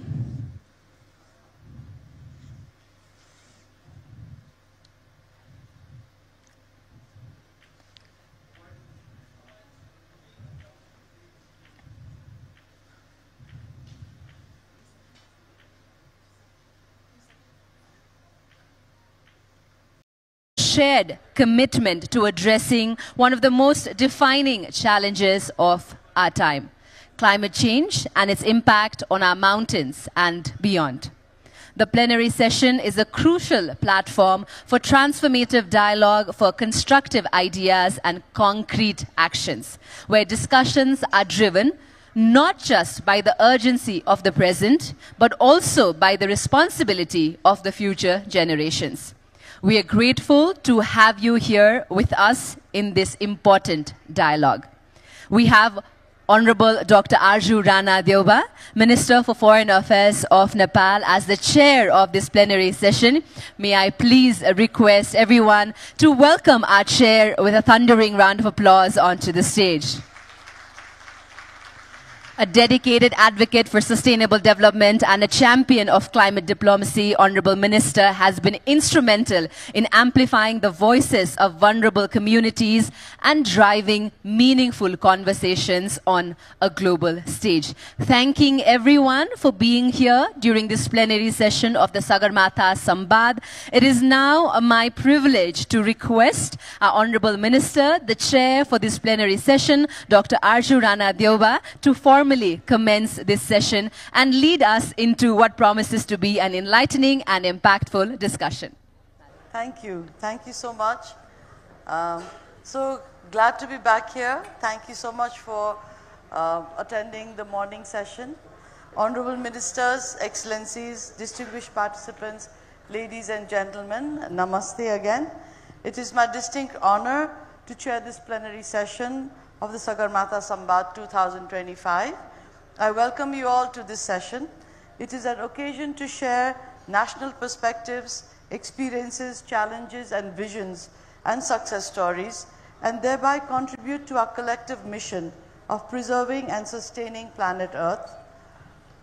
As well as we all just heard from the Right Honorable Prime Minister of Nepal in the opening session of the Sambad, we are hosting this edition, this first edition, on the theme Climate Change, Mountains and the Future of Humanity.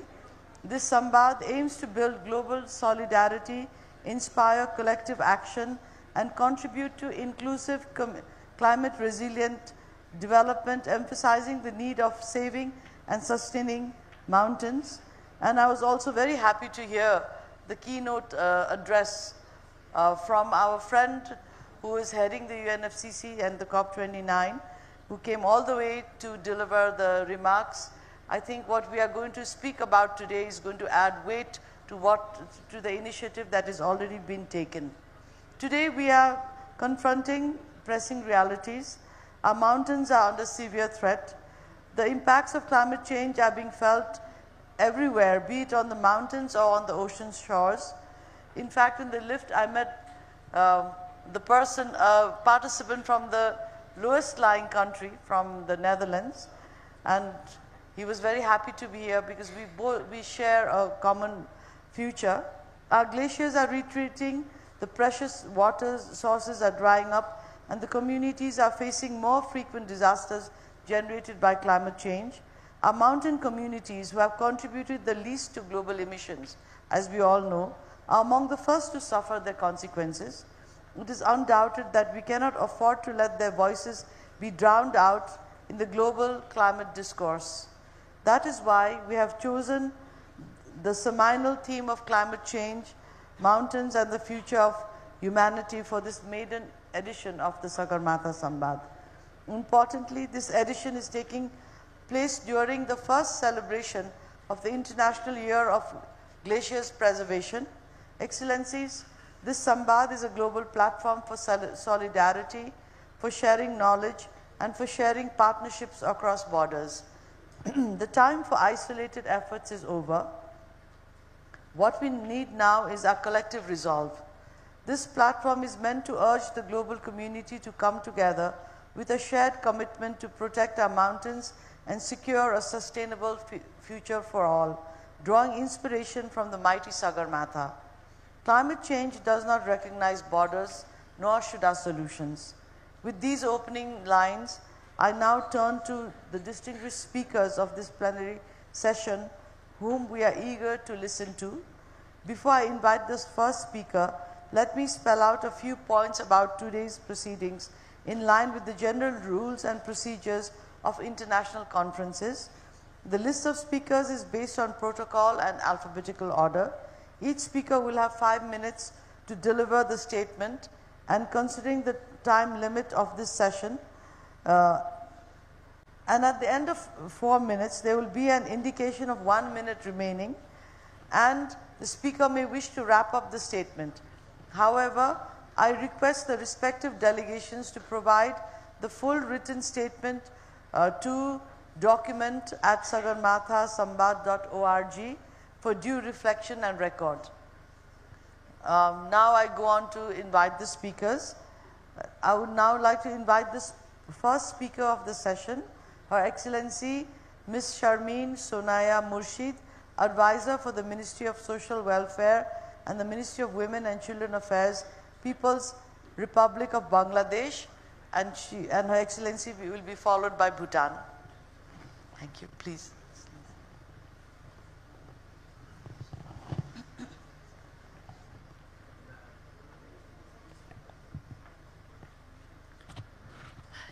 Distinguished guests, a very good morning. I was wondering, as I was preparing for my speech here today, what could I say that you already did not know? What could I add to this anguished story of climate change that you are not already aware of? A very knowledgeable audience who have been working in this sector. I fear I cannot add too much new. We know that we need to keep the temperature at below 1.5 degrees Celsius. We all know that 2023 saw the highest intensity of carbon concentration in our atmosphere, recorded the highest in 800,000 years. We know that 2024 global mean sea level rise reached a record high, that ocean heat was at its highest. What can I add to that? Glacier mass loss from 21 to 24 represents the most negative 3-year glacier mass balance. Let me stop. We can go on, but the trend intensifies. While Nepal is in panic, Bangladesh knows the consequences of a mountain, a disappearing mountain, and what significance it has for my country downstream, a little delta, a cusp, a cup that holds all the waters of the rivers of the region and is a safe passage for those rivers to flow into the ocean. This is a story, I fear, that is as old as fire and as recent as plastic. It is a turning point in our life. And I wonder, the message I'd like to give is the anguish that we live through. They say the mountains are eternal. But now, even they are melting. Glaciers, once ancient and unmoving, now flow like tears down the weathered face. We thought we stood above it all, masters of the earth, the makers of machines. We burned the bones of the planet to light our cities and chase our dreams, and in doing so, we forgot that we belong to the earth and not apart from it. Forgot that every breath we take is borrowed, every step we tread on the soil of the earth is a prayer. This is not just a climate crisis, it is a spiritual crisis. Forgetting a relationship, an old relationship of reverence. But the story is not finished. We are still breathing, we are still able to choose. We can be the generation that remembers, that listens to the wind again, that walks gently in the shadow of mountains, not to conquer, but to bow. The earth does not need our pity, it needs our presence. And if we return to it fully, humbly, the future will remember us as the generation that turned time around. And why I speak in this language is because I don't have any other language to explain how vulnerable we as a region have become. One mountain, one river, one people. When the ice breaks in the high Himalayas, it does not ask permission before it flows. It does not stop at borders. It melts. And far below, in the flat deltas of Bangladesh, a mother lifts her child above the rising tide. This is the truth. The earth teaches us the atmosphere is shared, the rivers are shared, the future is shared. We survive only when we work together, like forests that root and rise as one, like birds that migrate in coordinated arcs, like cells in a single living body. The melting mountains are not just a warning. They are a call to cooperation, to compassion, to courage. I believe that's my call, but may I have just a minute to say a last word? So a call to the region before the water rises, to the nations beneath the same sky: Nepal, Bhutan, India, Bangladesh, China, Pakistan. The floods do not care for flags. The droughts do not wait for policy.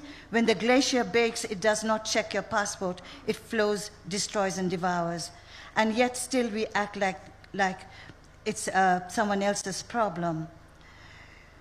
We are not blind. We cannot turn away anymore. We need joint monitoring. We need early warnings that cross borders. We need shared water governance, shared science, shared courage. I know we have it, and yet we do not.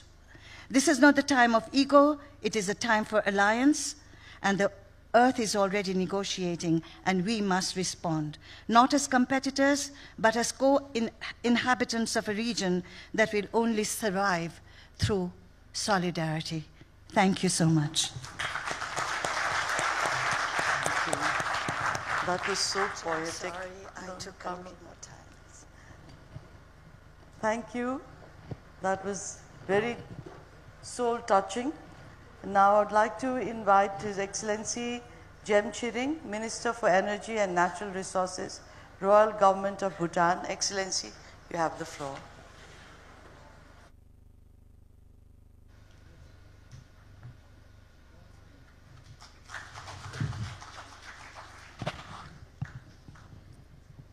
Let's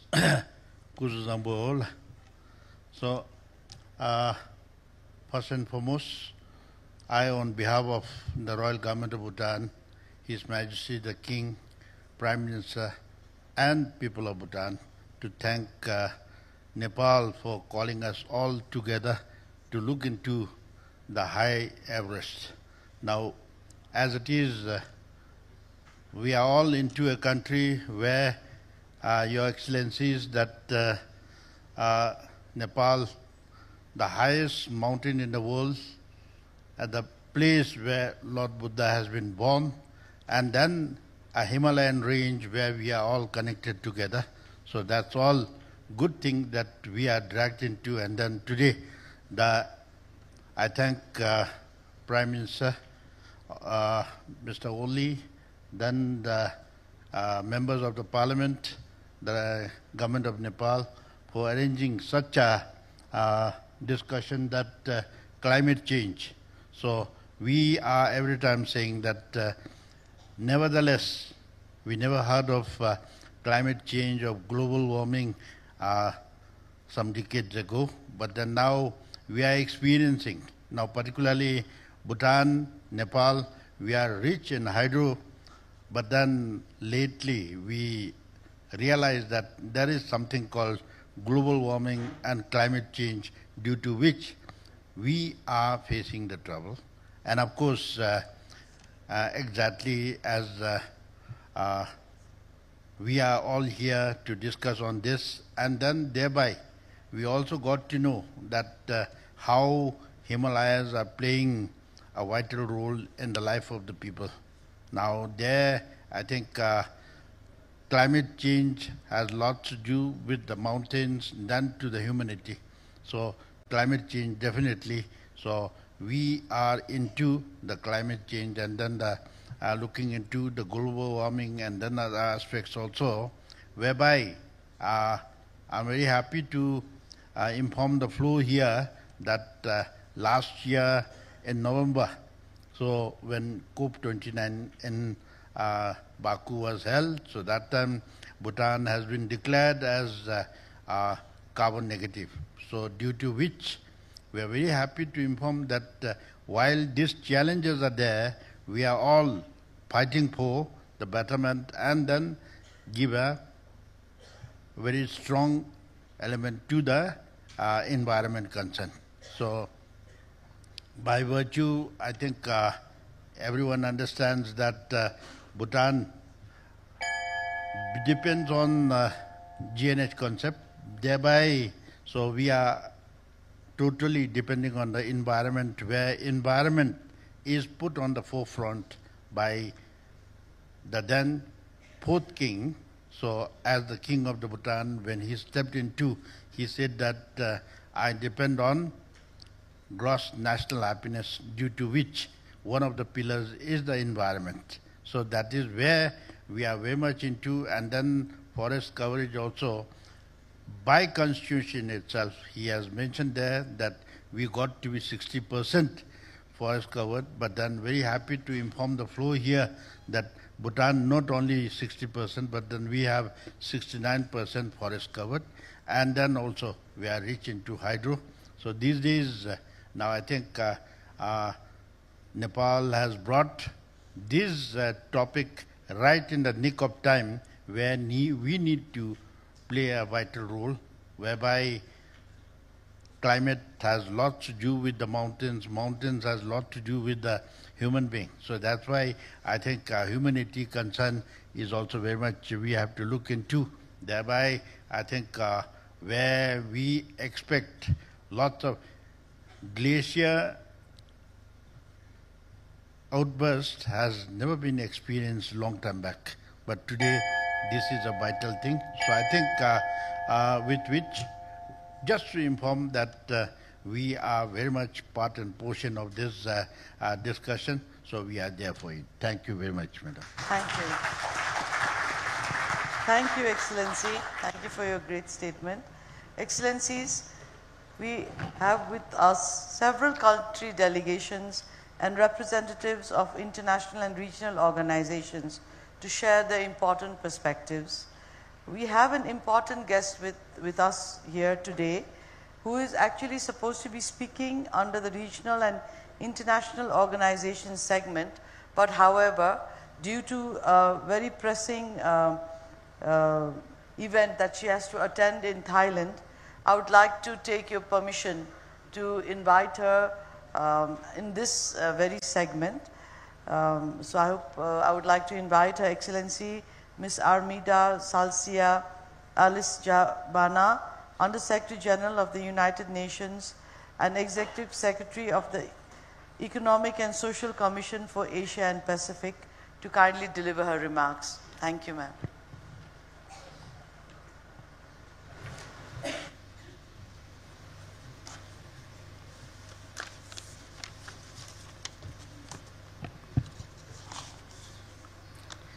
Honorable Dr. Arzu Ranadoiba, Minister for Foreign Affairs of Nepal, as well as Chair of the session, Excellencies, distinguished delegates, I would like to congratulate the organizers of Sagarmatha Summit for convening this dialogue at a time when the urgency of climate action has never been more acute.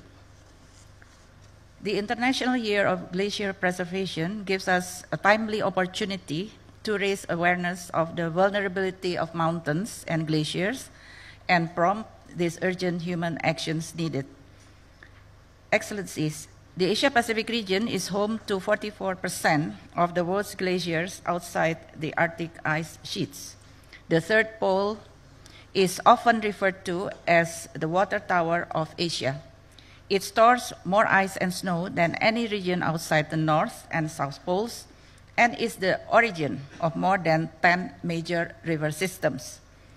While the effects of warming vary across the third pole's geographies, glacier melt has intensified, especially along the rich diversity of ecosystems and species of the Himalayan mountain range, leading to the emergence of multi-hazard risk hotspots.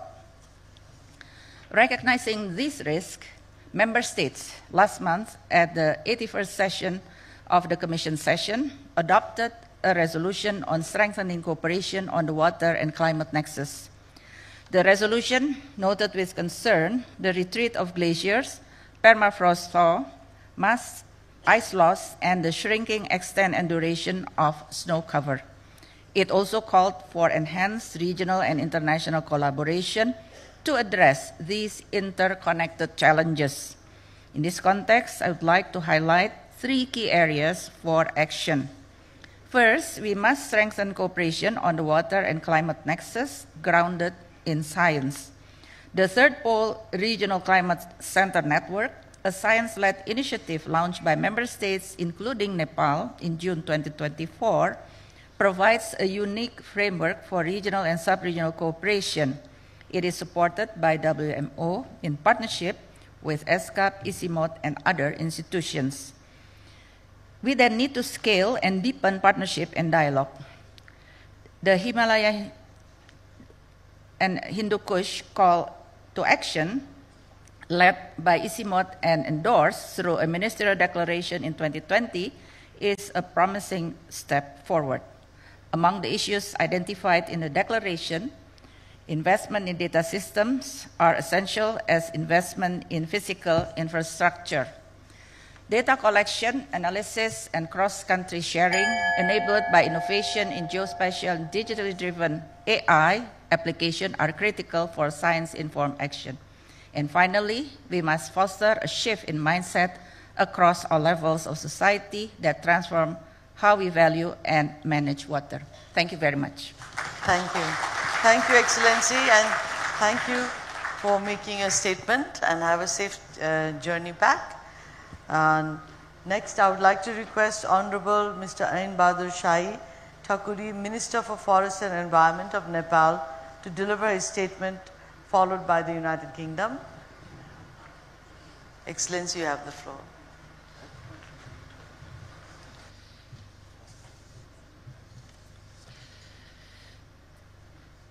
Yes सत्रको सभाध्यक्षता गरिरहनुभएका माननीय परराष्ट्र मन्त्री doctor आजको राणा देउबाज्यू, माननीय मन्त्रीज्यूहरू, महामहिमज्यूहरू, विशिष्ट प्रतिनिधिहरू, भद्र महिला तथा सज्जनवृन्द, सगरमाथा संवादको यस पूर्ण सत्रमा उपस्थित विशिष्ट महानुभावहरूको अवसरमा सम्बोधन गर्ने यो अवसरमा मेरो लागि ठुलो सम्मान र गर्वको विषय ठानेको छु। आज हामी गहिरो विश्वव्यापी सङ्कटको सामना गर्नुपर्ने अवस्थाको छेडमा जलवायु परिवर्तन, हिमाल र मानव जातिको भविष्य विषयमा महत्त्वपूर्ण संवादका लागि उपस्थित भएका छौँ। यस विषयको संवाद आयोजना गर्न समयानुकूल, क्षमता, सामर्थ्यता र प्रकृतिको बुद्धिमत्ताको स्थायी प्रकृतिको रूपमा रहेको विश्वको सर्वोच्च शिखर सगरमाथाको फेदी भन्दा अर्को उपयुक्त स्थान हुन सक्दैन भन्ने मलाई विश्वास छ। महामहिमज्यूहरू, विशिष्ट प्रतिनिधिज्यूहरू, विश्वका 14 मध्ये 8 वटा अग्ला हिमालहरू भएको भूमि नेपालले यी प्राकृतिक धरोहरहरूको संरक्षण गर्ने पवित्र जिम्मेवारी वहन गर्दै आएको छ। मानव जातिको लागि 5 भागको 1 भागलाई ताजा पानी, जैविक विविधता र आध्यात्मिक जीवन शक्ति प्रदान गर्दै आएको तेस्रो ध्रुवको रूपमा परिचित क्षेत्रको हिस्साका रूपमा हाम्रा हिमालहरू रहेका छन्। यी हिमालहरू केवल भव्य मात्र छैनन्, हाम्रा अत्यावश्यक जलवायु नियामक समेत रहिआएका छन्। तथापि तिनीहरू हाल द्रुत गतिमा बढ्दो जलवायु आपतकालको अग्रपन्थीमा रहेका छन्। हाम्रो आँखै अगाडि हिमाली परिदृश्यहरू रूपान्तरण हुँदै गइरहेका छन्। हिमनदीहरू घट्दैछन्, पारिस्थितिक प्रणालीहरू बदलिँदैछन्, परम्परागत जीवनशैलीहरू उल्टिँदैछन्। जलवायु सूचकहरूले खतराको सीमा पार गरिरहेका छन्। विश्व मौसम विज्ञान सङ्गठनका अनुसार सन् 2024 विगत 175 वर्षकै सबैभन्दा तातो वर्ष रहेको थियो। पर्वतीय क्षेत्रहरूको तापक्रम विश्वव्यापी औसतभन्दा दोब्बरले वृद्धि हुँदै गइरहेको कुरा जलवायु परिवर्तन सम्बन्धी अन्तरसरकारी प्यानल आइपिसिसीले को 6औं मूल्याङ्कन प्रतिवेदनले पुष्टि गरिसकेको छ। हामीले विगत 3 वर्षमा हालसम्मको सबैभन्दा धेरै हिमाच्छादित क्षेत्र गुमाएका छौँ। विगत 2 दशकको तुलनामा समुद्र सतह द्रुत गतिमा बढिरहेको छ। यस्ता धेरै परिवर्तनहरू उल्ट्याउन नसकिने किसिमका छन्। हिमनदीहरू घट्दै जानेदेखि हिमतालहरू फुट्ने, हिम पहिरो, बाढी र बदलिँदो जलवायु जलचक्रहरूसम्मका जलवायु परिवर्तनका नकारात्मक परिणामहरू व्याप्त भएका छन्। हिममण्डलहरू अभूतपूर्व जोखिममा छन्। यसले पानीको सुक्खा प्रणाली र क्षेत्रीय स्थायित्वलाई खतरामा पारेको छ। नेपालका लागि यी जोखिमहरू विशेष रूपमा गम्भीर रहेका छन्। हामीमध्ये सबैभन्दा जोखिममा रहेका साना किसानहरू, महिला, आदिवासी, जनजाति, दलित, बालबालिका, अपाङ्गता र वृद्धवृद्धाहरूले सबैभन्दा बढी भार वहन गर्नु परेको छ। कार्बन उत्सर्जनमा हाम्रो योगदान नगर्ने हुँदाहुँदै पनि आफूले सिर्जना नगरेको जलवायु सङ्कटको सम्पूर्ण प्रहार हामीले बेहोर्दै आएका छौँ। कठिन चुनौतीहरूका बावजुद पनि हाम्रो आफ्नो जलवायु नेतृत्वमा नेपाल दृढ रहेको छ। जलवायु कार्यलाई राष्ट्रिय योजनामा समाहित गर्दै हामीले न्याय केन्द्रित दृष्टिकोणलाई अगालेका छौँ। हाम्रो अभिवृद्ध राष्ट्रिय रूपमा निर्धारित योगदान एनडिसी विश्वव्यापी लक्ष्यभन्दा 5 वर्ष अगाडि सन् 2045 भित्र खुद शून्य कार्बन उत्सर्जन हासिल गर्ने लक्ष्य परिलक्षित छ। आजै मात्र सम्माननीय प्रधानमन्त्री केपी शर्मा ओलीज्यूको हातबाट एनडिसी सार्वजनिक भएको छ र हामीले बिटिआर पनि अन्तिम चरणमा पुर्याएर बिटिआरको पनि हामी तयारीमा छौँ। हाम्रा राष्ट्रिय जलवायु परिवर्तन नीति र राष्ट्रिय अनुकूलन योजनाले कृषि, ऊर्जा, पानी पूर्वाधार र जैविक विविधता केन्द्रित क्षेत्रीय रणनीतिहरू सहित जलवायु समानुकूलतर्फ स्पष्ट मार्गचित्र प्रस्तुत गरेका छन्। महत्त्वपूर्ण हुँदाहुँदै पनि अक्सर उपेक्षित रहेका महिला, आदिवासी तथा युवाहरूको आवाजलाई जलवायु बहसमा सुनिश्चित गर्दै स्थानीय अनुकूलन कार्ययोजनालाई विकृत आधारभूत खाका समेत स्थानीय जलवायु कार्यको अगुवाईमा स्थानीय सरकारवालाहरूलाई सशक्त बनाइएको पनि अवस्था छ। जलवायु परिवर्तन सम्बन्धी संयुक्त राष्ट्रसङ्घीय संरचना महासन्धि UNFCCC, क्योटो प्रोटोकल र पेरिस सम्झौताका पक्ष राष्ट्रको रूपमा नेपाल आफ्नो प्रतिबद्धतामा अविचलित रहेको छ।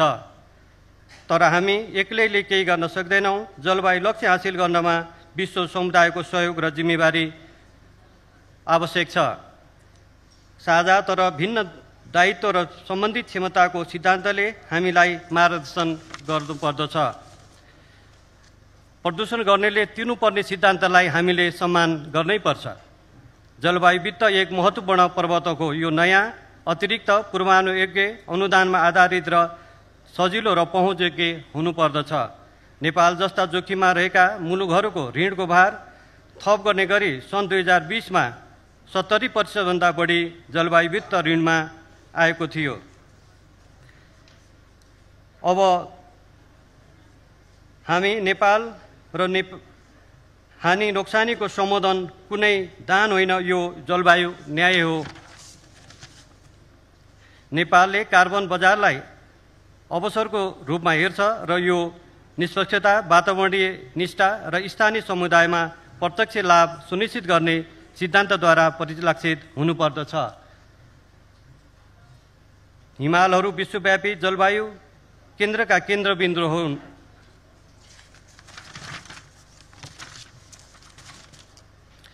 तसर्थ नेपाल UNFCCC अन्तर्गत हिमाल र हिमण्डलका लागि विश्वव्यापी मैत्रीपूर्ण गठबन्धनका निमित्त आह्वान गर्दछ। हामीले विश्वव्यापी जलवायु र विकास ढाँचाभित्र हिमालहरूले प्रदान गर्ने महत्त्वपूर्ण पारिस्थितिक प्रणालीहरू सेवाहरूका संरक्षण सुनिश्चित गर्दै सोको पहिचान, सम्मान र पुरस्कृत गर्ने कार्य यथार्थमा आधारित हुनुपर्दछ। यसैका लागि पूर्व चेतावनी पहललाई तीव्र रूपमा हिमाली क्षेत्रहरूमा पुर्याउनु पर्दछ। सशक्त जोखिम मूल्याङ्कन, निरन्तर अनुगमन र भविष्यमूलक अनुकूलन पूर्व प्रमुख रणनीतिहरू हुनुपर्दछ। हामीले पारिस्थितिक प्रणालीको सुरक्षा र भावी पुस्ताको हितलाई सुनिश्चित गर्दै लचिलो खालको हिमाली समुदायको निर्माण गर्नुपर्दछ। धन्यवाद। नमस्कार। Thank you, Excellency.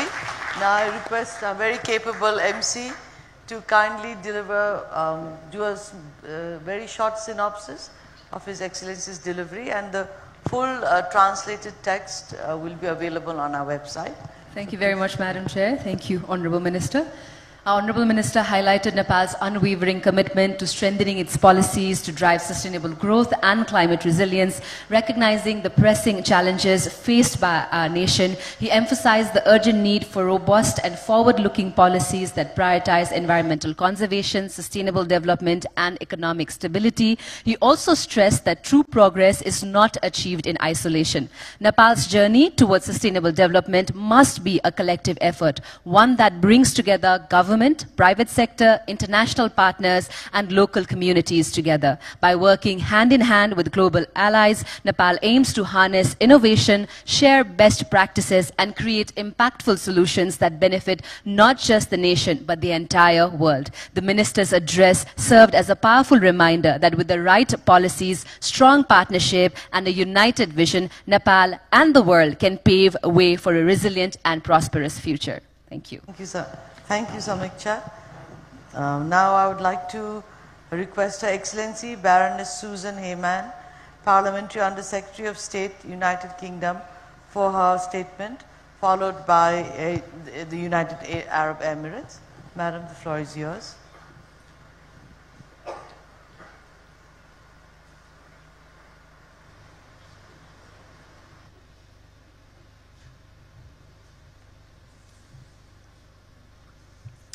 Foreign Minister Dioba, Environment Minister Takuri, Honourable Ministers, Excellencies, distinguished and expert delegates, colleagues and friends. It is a great privilege to be here in Kathmandu for the Sagarmatha Sambad, and thank you for such a warm welcome to this wonderful country. The UK and Nepal have been friends for many years. And for the last 100 of those years, our friendship has been formalised by treaty.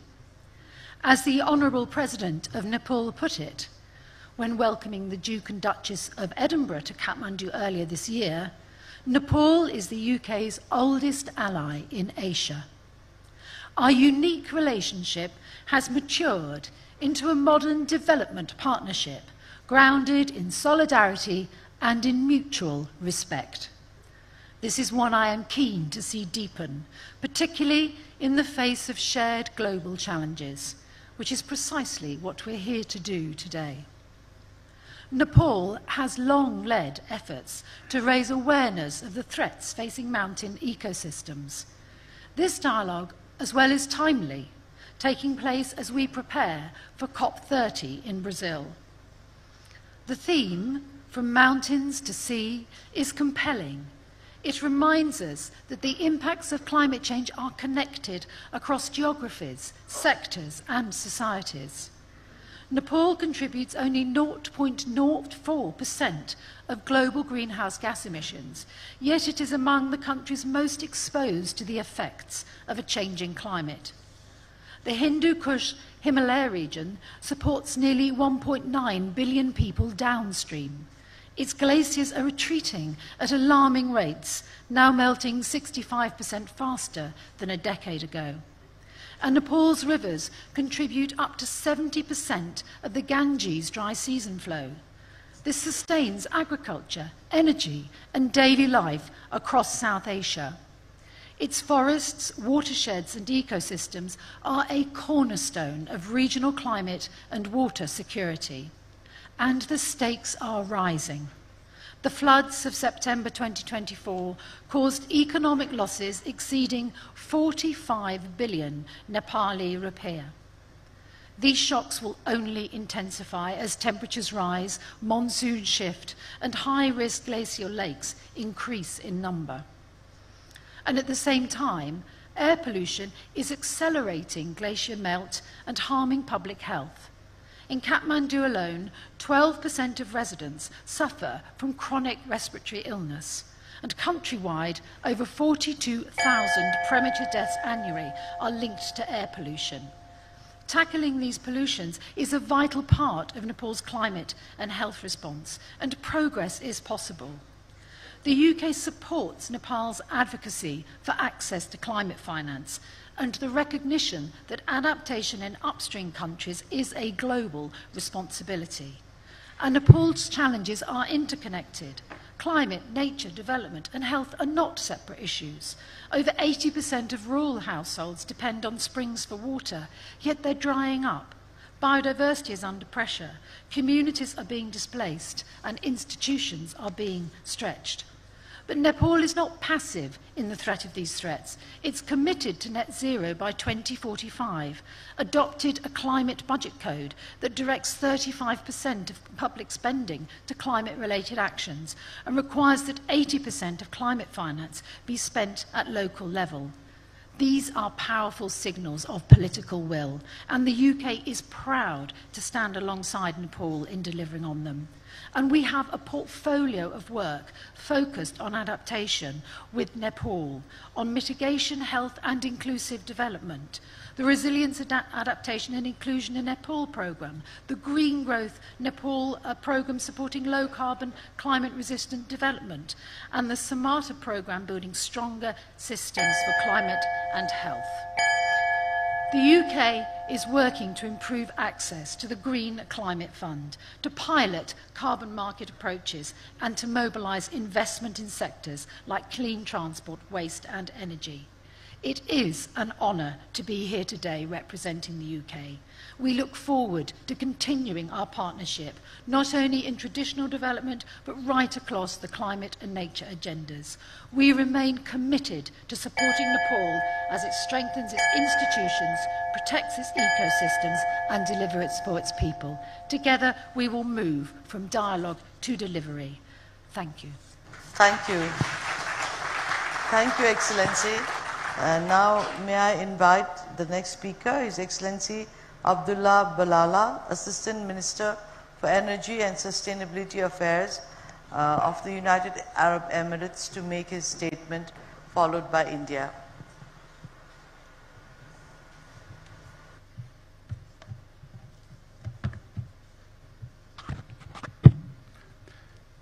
Excellencies, distinguished delegates, honored hosts, Assalamu alaikum. It is wonderful to join you in Kathmandu for this historic first edition of Sagarmatha Samvad. I convey the sincere appreciation and the greetings of His Highness Sheikh Abdullah bin Zayed Al Nahyan, Deputy Prime Minister and Minister of Foreign Affairs of the United Arab Emirates. We extend our deepest thanks to the Government of Nepal, to Your Excellency, and to the people of Nepal for convening this vital dialogue at the roof of the world. The name Sagarmatha, which is the Nepali name for Mount Everest, reminds us of what is truly elevated in this world, not just peaks, but principles. Resilience, harmony with nature, intergenerational duty, and the pursuit of common good. Today, as we gather under the shadow of the Himalayas, we are reminded that what happens to glaciers do not stay in the mountains. Mountains are not only vital source of water, biodiversity, and culture, they are also powerful indicators of our planet's health. What happens on the peaks today will shape the fate of the valleys and coastlines tomorrow. As glaciers melt, they feed rising seas. As slopes become unstable, landslides follow. Disrupted weather patterns bring droughts, floods, and food insecurity to communities near and far. In every sense, the fate of our mountains is intertwined with the future of humanity. Excellencies, although the UAE is not predominantly a mountainous country by geography, we are defined by a deep respect for nature. Climate change anywhere in the world carries consequences for all economies, and the UAE as a global hub for trade and innovation and resilience is no exception. Our mountain range straddling the Eastern Arabian Peninsula plays a vital role in sustaining biodiversity, preserving cultural heritage, and securing water resources in one of the most arid regions on Earth. This gives us a profound understanding of the risks faced by mountain communities and the shared purpose in amplifying their voices in global climate governance. It was from this same conviction to ensure no vulnerable community is left unheard or unsupported that the UAE helped drive a historic breakthrough at COP28 in Dubai, the operationalization of the Fund for Responding Loss and Damage. The UAE is proud to have been one of the first and largest contributors with $100 million to jumpstart the fund's life-saving work in supporting the most vulnerable. We made this commitment not out of symbolism, but out of solidarity. We believe no community, mountain, island, or lowland should face climate devastation alone or unaided. We recognize that mountain ecosystems are underfinanced and undervalued, despite their critical role in sustaining water security, biodiversity, and cultural heritage. The UAE is actively connecting private capital to high-impact adaptation, resilience, and nature-based solutions across fragile geographies. At the heart of these efforts lies the UAE Framework for Global Climate Resilience, a unifying approach launched to strengthen climate resilience worldwide and safeguard the most vulnerable. This framework reflects the UAE commitment to ensuring that no ecosystem or community is left behind as we transition towards a climate-secure future. We welcome mountain nations to work with us and regional finance institutions to develop the required financing tools that can respond to this important matter. As the host country of the 2026 United Nations Water Conference, co-chaired with Senegal, the UAE invites all nations represented here to help shape a global water agenda that includes glaciers, groundwater, and cross-ecosystem coordination. The water that flows from your peaks sustain our valleys. The fate of snowmelt is the fate of food security, energy system, and human health. This conference will be a platform to unique mountain, coastal, and desert nations behind the shared blueprint for water resilience. The UAE calls for a new South-South partnership for mountain and arid regions, bringing together states across Asia, Africa, and Latin America who shared the burdens of climate-induced water stress, biodiversity loss, and extreme weather. We believe that the highest summits are not those we stand upon, but those we rise towards together. The UAE stands ready to partner with all states represented here. Let Sagarmatha Sambad mark not just a moment of reflection, but a turning point for action, where the mountains inspire momentum and where climate justice is scaled from the peaks to the people. We have the tools, we have the science, and we have the collective ingenuity to change course. And remember, when we safeguard the mountains, we safeguard our shared homes. Thank you, Shukriya, Danabat. Thank you, Excellency, for your statement. May I now invite His Excellency, Mr. Amandeep Garg, Assistant Minister, Government of India, for his statement, followed by the state of Qatar after this.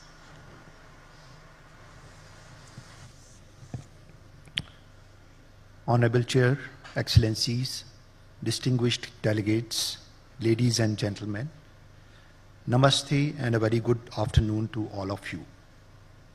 Sagarmatha Samvad, situated in the lap of the majestic Himalayas, offers an unparalleled opportunity to strengthen our shared regional and global resolve towards mountain sustainability and climate resilience. The theme of our discussion today resonates deeply with India. The Himalayas, our formidable sentinels and source of life-giving rivers, face unprecedented challenges. The future of these mountains is inextricably linked with the future of humanity, not just in our region, but globally. What happens in these ecosystems impacts biodiversity, agricultural systems, and the livelihoods of millions downstream. It is fitting that this conference will have a number of parallel scientific sessions covering a wide range of specific themes that will be discussed by a number of experts and other stakeholders over the next few days. While looking forward to these deliberations, I would like to note some common guiding principles that emerge from our perspective. In the light of global experience of more than 3 decades of UNFCCC. Our great achievement in the convention was the articulation of principles of equity and common but differentiated responsibilities and respective capabilities. In the Paris Agreement, we added the principle of climate justice. Since then, it has been a long effort to implement and operationalize these principles. The developed countries' emissions have led to disproportionate share of global carbon budget, being appropriated by a very few, while the majority of developing countries still have a long way to go in meeting their basic needs and priorities, let alone their aspirations for well-being. This is why the UNFCCC commitment that developed countries would take the lead is extremely important. Climate finance is among the most important commitment made by the developed countries under the UNFCCC and its Paris Agreement. Climate finance for adaptation and even more for mitigation has to be publicly sourced, predictable, and accessible based on the needs articulated by the developing countries. Further, increased ambition is necessary, but it has to be based on equity and CBDR and RC, without which it does not carry much meaning. Excellencies, dear friends, despite these formidable challenges, India, under the visionary leadership of our Honorable Prime Minister, has embarked decisively on addressing climate change. Our commitment is not merely rhetorical, but backed by concrete action and achievements. In particular, among many initiatives, recognizing the unique vulnerabilities of Himalayan region, India launched National Mission for Sustaining Himalayan Ecosystem under our National Action Plan on Climate Change. India has championed initiatives like Pradhan Mantri Ujjwala Yojana, providing clean cooking fuel to 103 million rural households, thereby reducing indoor air pollution and pressure on forest resources in the mountain regions. The Soil Health Card Scheme, which provides vital information to the farmers on the nutrient status of the soil, supports 10 million farmers to improve the soil health and fertility. In the end, I would like to say that the future of humanity depends upon how we collectively address the climate change and safeguard our mountains. This requires a paradigm shift towards green development, sustainable consumption, and climate justice. Let us work together with a sense of urgency and shared responsibility to ensure that these magnificent peaks continue to inspire awe and sustain life for generations to come. Thank you. Thank you, Excellency, for your statement. I would now like to invite His Excellency Badr Omar El Dafa, Special Envoy for Climate Change, Ministry of Foreign Affairs, State of Qatar, for the statement. followed by Kyrgyz Republic. Excellency, you have the floor.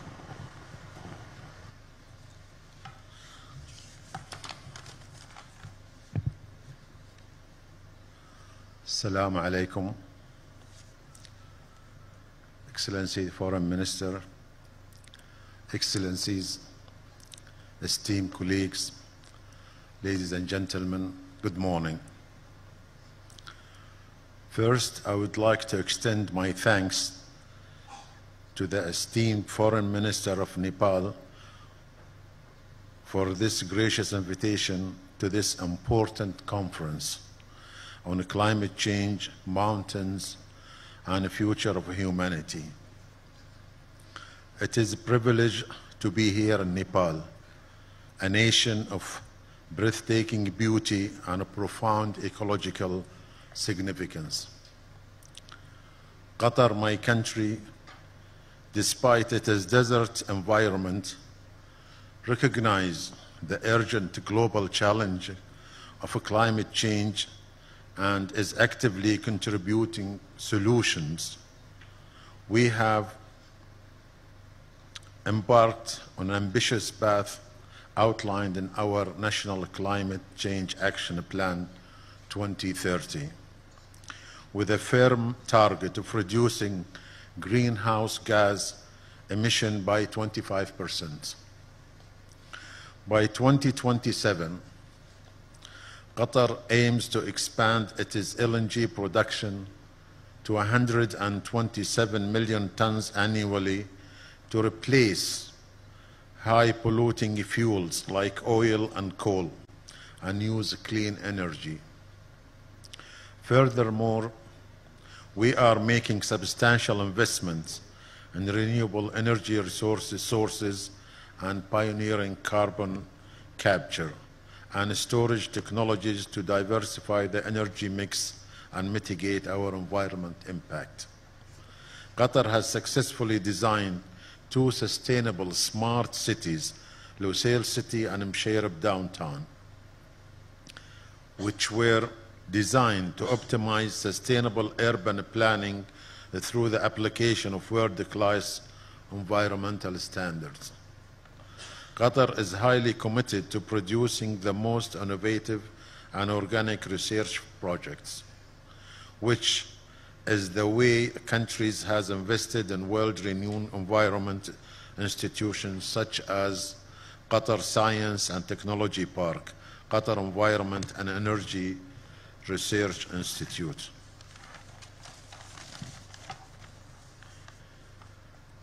We also deeply praise Nepal's proactive and dedicated efforts in addressing the impact of climate change, particularly within your fragile mountain ecosystem.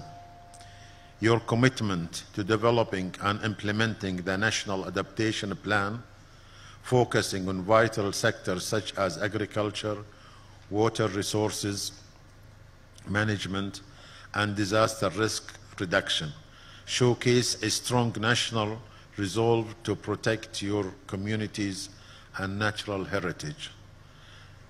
Given its long ties with Nepal, Qatar stands ready to collaborate and share knowledge as well as collective strive for the sustainable future for all. Thank you again for this opportunity, and I wish best in this conference. Thank you. Thank you so much, Excellency. Now I would like to invite Her Excellency Ms. Dinara Kemelova, Special Representative of the President of Kyrgyzstan, for implementation of 5 years of action for development of mountain regions of the Kyrgyz Republic, for the statement, followed by Brazil. Your Excellency, Honorable Dr. Arzurana Deba, Minister of Foreign Affairs of Nepal, distinguished delegates, ladies and gentlemen, I would like to express my deep gratitude to Government of Nepal for hosting this meaningful Sagarmatha Samad event and warm hospitality. I commend Nepal for its efforts in promoting the mountain and climate change agenda. This is the second time of my visit to Nepal. 1 year ago, Nepalese government organized expert dialogue on mountain, people, and climate change in Kathmandu. And last year, during COP29, President of Kyrgyzstan, Sadir Japarov, participated in high-level session addressing climate-induced loss and damage in mountainous regions, hosted by Nepal President Ramchandra Paudel. At the same time, Kyrgyzstan, with Azerbaijan presidency of COP29, and Mongolia organized a high-level dialogue mainstreaming the mountain agenda and climate change in the framework of UNFCCC, with participation of President of Nepal and other distinguished delegates. These events contributed to advancing mountain agenda because mountain communities are among the most vulnerable to the impact of climate change, facing melting glaciers, water insecurity, land degradation, and economic marginalization of mountain communities. Addressing these challenges requires solidarity, innovation, urgent and transformative action.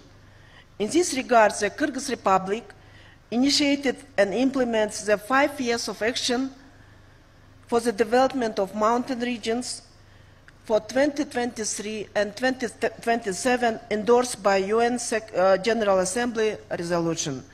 This is not only a national priority, it is an international call for stronger cooperation, knowledge exchange, and investing to the resilience of mountain communities and ecosystems. Just last month, in April, we hosted the Global Mountain Dialogue for Sustainable Development in Bishkek, with participation of more than 50 countries and 29 international organizations. This conference marked a major milestone on the road to the Bishkek Plus 25 summit, scheduled for 2027, as the culminating event of the 5 years of action plan for the development of mountain regions. It is not only reinforced global solidarity around the challenge of sustainable mountain development, but also laid the groundwork for concrete international action. During the conference, the President of the Kyrgyz Republic proposed a set of ambitious initiatives to elevate the mountain agenda in the global level. These include, first, establishing a fund for mountain countries' development. We advocate for targeted financing for needs of mountain regions to implement programs on climate change adaptation and resilience, with a focus on glaciers, forests, addressing mountain land degradation and biodiversity loss, increasing preparedness for natural disasters, and social economic support for mountain communities, especially women and children. Second, creating UN coordinated mechanism, UN Mountains. Third, launching an international platform on mountain youth, women, and climate. In this regard, we continue to advocate for the creation of the broad coalition of mountainous countries and sustaining global mountain dialogue. Alongside with a group of friends of mountain countries in New York, the Mountain Partnership under the FAO in Rome, we have launched a mountain group in the framework of the UNFCCC, which counts today 9 state parties. We invite those countries which have not done so yet to join to this group. Today, as we look ahead of COP30, the Kyrgyz Republic, together with several mountain nations, is promoting a declaration on climate change, mountains and glaciers. We believe this declaration can become a shared voice for those whose lives and culture are shaped by highland ecosystems. We sincerely hope Nepal and other countries will join to this declaration. Dear friends, in order to continue our global mountain dialogue and mainstreaming mountain agenda and climate change, we invite you to participate in World Mountain Youth Festival in Kyrgyzstan in August this year, and Mountain International Conference next spring in New York in UN headquarters in 2026, which will be followed by second Global Mountain Summit in Kyrgyzstan in 2027. We hope that you will join and contribute in turning our shared concerns into collective solutions. Thank you very much for your attention.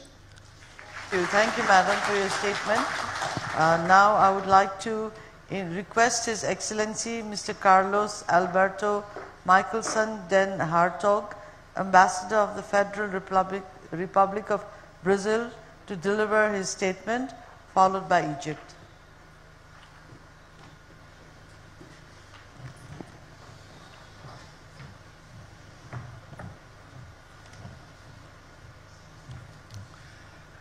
Honorable Dr. Arzu Rana Deuba, Minister of Foreign Affairs, Excellencies, distinguished participants, ladies and gentlemen. First, let me congratulate the government of Nepal on convening the first Sagarmatha Sambat Forum and wish it complete success.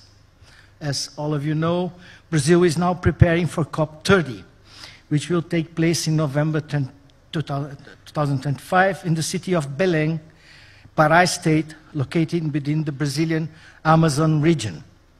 On March 10th, the President-designate of COP30, Ambassador André Correia do Lago, released his first letter to the international community presenting the Brazilian vision of COP30.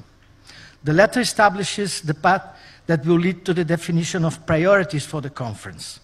A broad consultation process will enable the identification of deliverables that combine ambition and feasibility in a highly challenging geopolitical context. Brazilian presidency of COP30 is working to define expectations for the 4 dimensions of the conference: meeting of head of state and government, formal negotiations, action agenda, and public mobilization. It's a quite long letter already delivered by our embassies to all parties of the convention. And so I will just mention 4 of its key points. The first one is the need to protect and expand cooperation in a context of serious institutional fragility of the climate regime. The COP29 negotiations in Baku last year show strong signs of fraying and possible exhaustion of the multilateral negotiation process. Moreover, in November and December of 24, other UN negotiations on plastic, biodiversity, and desertification failed.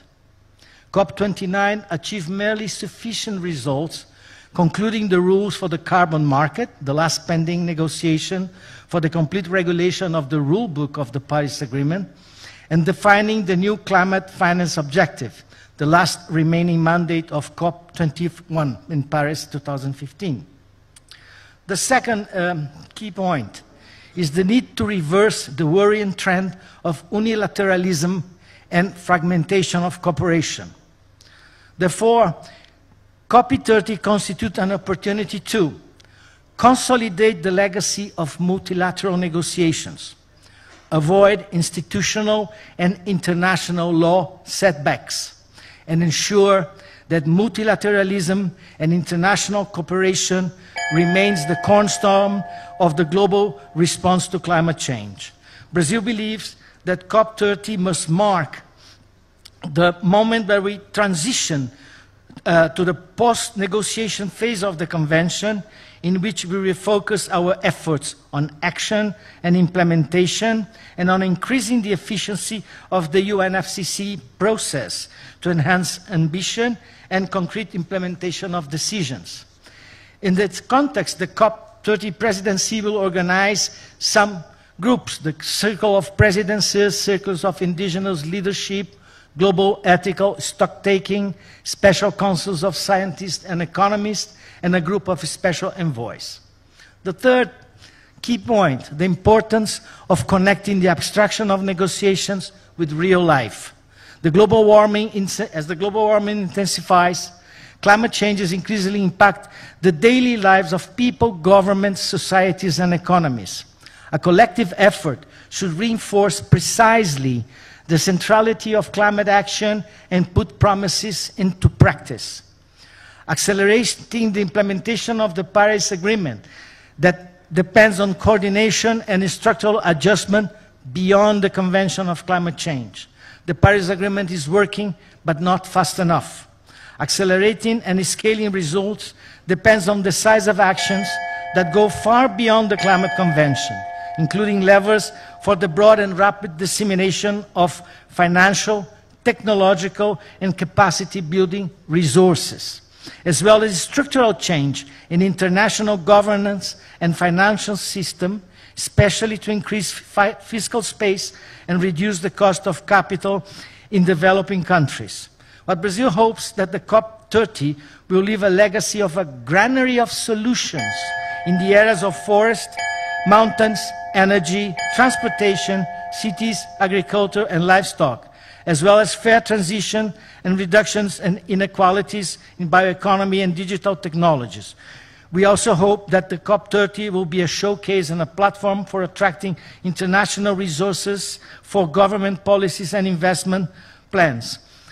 On the 8th May, the Ambassador Correia do Lago sent a second letter that focused especially on plans for global mobilization process.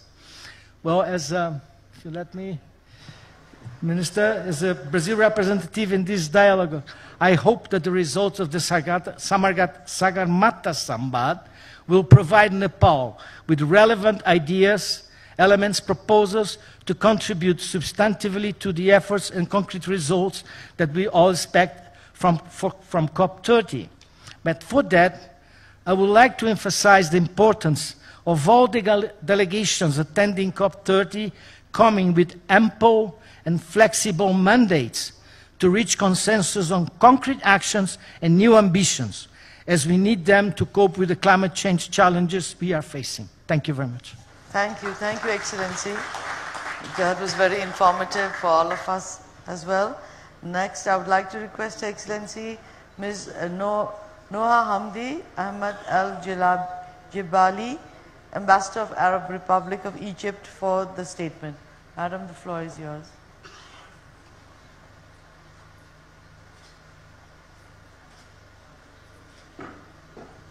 Her statement will be followed by Oman.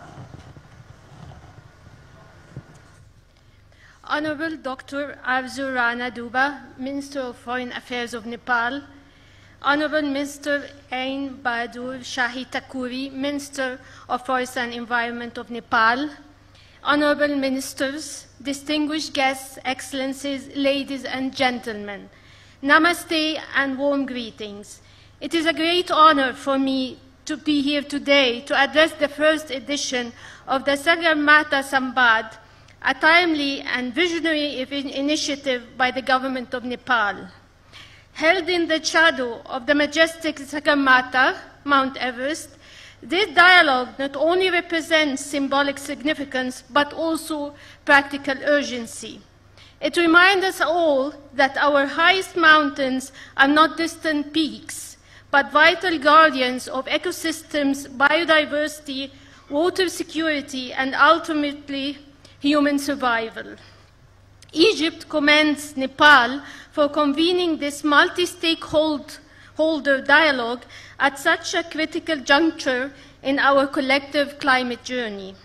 Despite being a country whose terrain is predominantly plain, Egypt recognized the ecological, societal, and climatic significance of the mountainous regions, both in our own territory and globally. Mountains play an outsized role in local climate regulation, groundwater recharge, and biodiversity preservation. These are all essential to the national strategy for climate adaptation, and their protection is integral to sustainable development.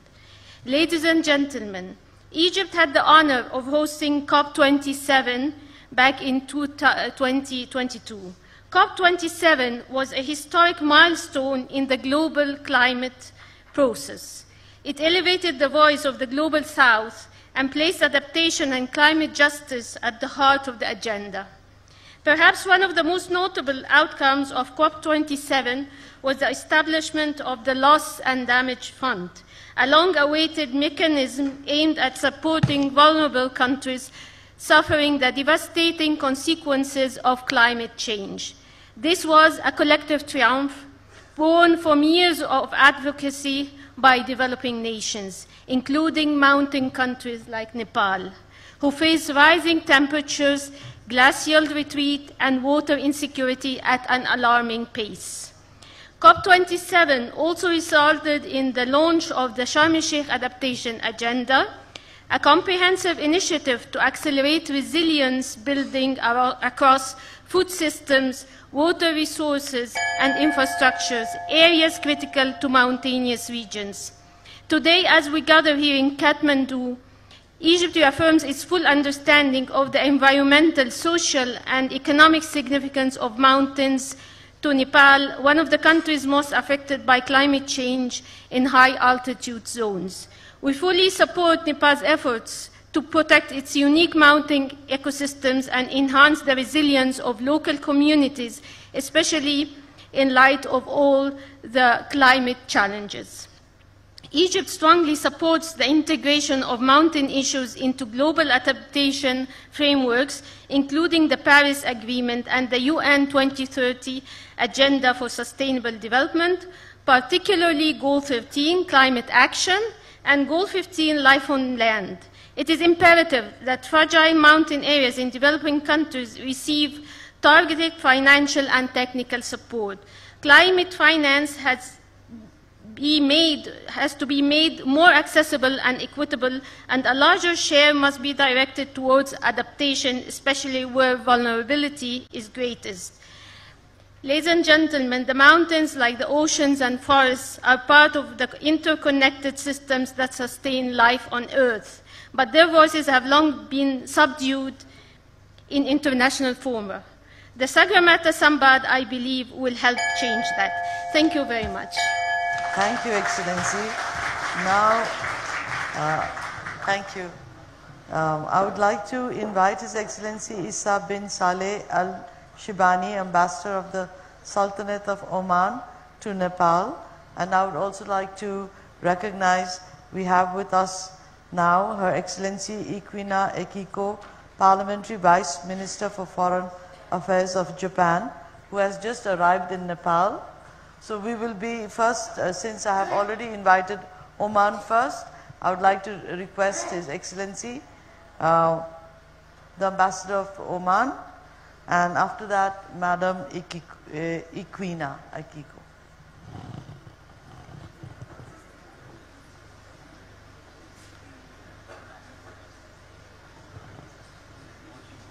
Oh.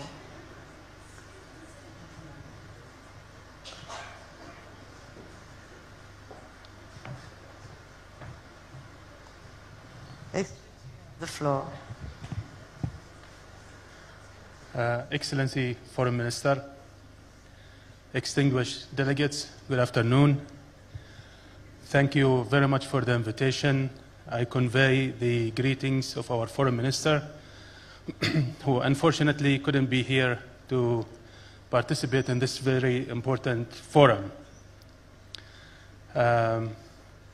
For us is where I haven't really prepared a speech, but I think we do support the initiative of Nepal in terms of the importance of protecting the environment and also the mountains in a way that will help to mitigate really the diverse effect that this is caused on the climate change.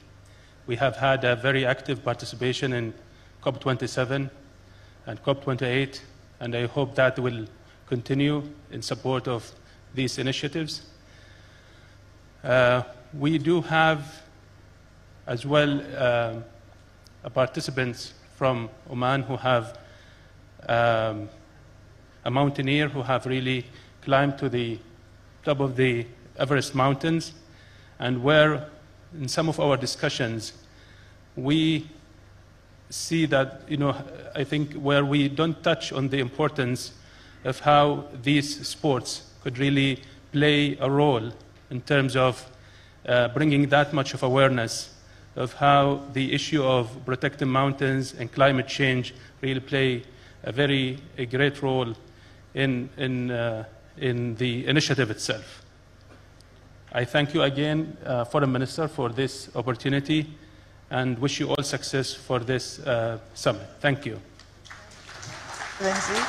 And now I have the pleasure to invite Her Excellency Ikwina Akiko, Parliamentary Vice Minister of Foreign Affairs of Japan, for her statement. Thank you.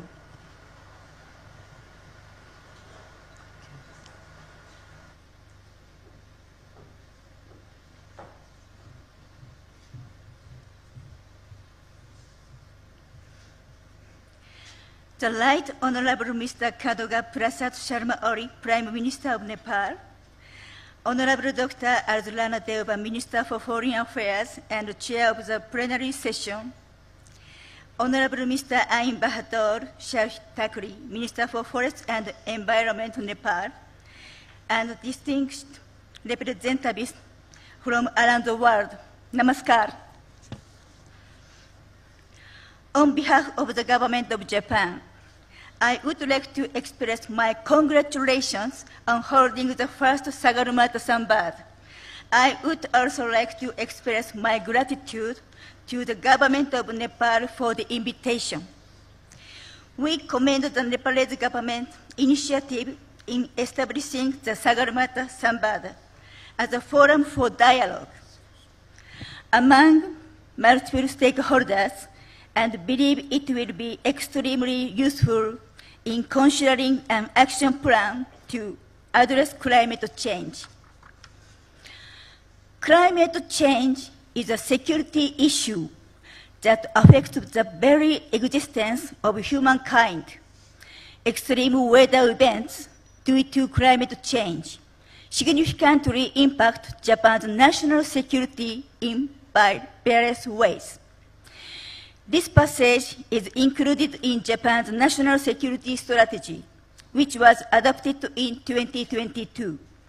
This recognition is shared by many other countries. If we fail to address this issue, we may not be able to leave a world for our future generations. Given the urgency of the climate crisis, it is essential to bring together the wisdom and efforts of the international community to work together to solve it. Last week, I visited the Republic of Marshall Islands, RMI, an enchanting country with beautiful beach and people. The RMI is an atoll country with an average elevation of only 2 meters. I found at first hand that issues of climate change and sea level rise are threatening the very existence of the country. The international community today is facing changes that will define the era. Amid shifting power balances and intensifying geopolitical competition, divisions within the international community are becoming even more serious. At the same time, global issues such as climate change are becoming increasingly grave. Many countries are facing economic slowdown and widening economic disparities. The question now is how to overcome these compound crises. Japan is committed to working with all stakeholders to overcome these challenges. Japan is taking the lead in reducing greenhouse gas emissions. We have set ambitious targets of reducing emissions by 60% by 2035 and 73% by 2040 compared to 2013 levels, with the aim of achieving net zero emissions by 2050. We will steadily implement measures toward achieving these targets. At the same time, it is also important to support developing countries in their mitigation efforts to reduce greenhouse gas emissions and their adaptation efforts to avoid and reduce the damage caused by climate change. Japan will provide support that leverage its strengths while responding in a tailored manner to the challenges faced by developing countries. Distinguished guests, today I would like to highlight 3 points regarding Japan's approach to providing such support. First, we will address development issues based on human security, which will also provide co-benefit assistance that will contribute to climate change measures. Climate change measures tend to be put on the back burner because their effects are not clear in the short term. Japan is providing support in areas such as electricity and energy, urban development, and forest conservation. We provide such support to resolve development issues while achieving decarbonization and building societies that are resilient to the negative impacts of climate change. Second, we will utilize our technologies and knowledge and promote innovation. Japan has a long-standing advantage in responding to natural disasters, such as floods and in disaster risk reduction. We have proactively contributed to promoting disaster risk reduction measures internationally, including initiating the adoption of the Sendai Framework for disaster risk reduction, which serves as a major international guideline. At the same time, this is an ongoing challenge that Japan is also working on through trial and error, and it is important to promote intellectual collaboration among private, public, and academic institutions. It is also crucial to embrace a perspective of co-creating solutions with other countries. Japan, as equal partners, will aim to co-create solutions tailored to various circumstances of each country. Third, we will collaborate with various stakeholders. Climate action is a challenge that must be addressed across borders. We will promote collaboration with diverse partners within the region. Climate action requires significant funding. Thus, we will promote the use of external finance, such as the Green Climate Fund, and collaborate with the private sector. Distinguished guests, here in Nepal, natural disasters such as floods and landslides are also frequent. Protecting the rich forests that are the source of livelihood and income for the people of Nepal from flood damage remains an urgent task. Through the Japan International Cooperation Agency, JICA, Japan has engaged in forest conservation in Nepal since the 1990s. Japanese experts have been working with local communities. We are promoting forest conservation in cooperation with residents through dialogue, including women who have become guardians of the forest nowadays. Last year, we also began efforts to strengthen flood control measures in the flood-prone districts of Sunsari and Moran. Let us join forces to overcome this compound crisis, to live a prosperous world for future generations. Japan will continue to contribute to global decarbonization by providing tailored support to countries facing challenges. This will be done by using Japan's experience and technology and the promotion of private investment. Thank you very much for your kind attention. Thank you, Excellency. Thank you. And thank you for coming all the way and coming right here and being so fresh and to the point. Thank you. I would now like to invite His Excellency Mr. Abrar H. Hashmi, Ambassador of the Islamic Republic of Pakistan to Nepal, for his statement. Excellency, the floor is yours.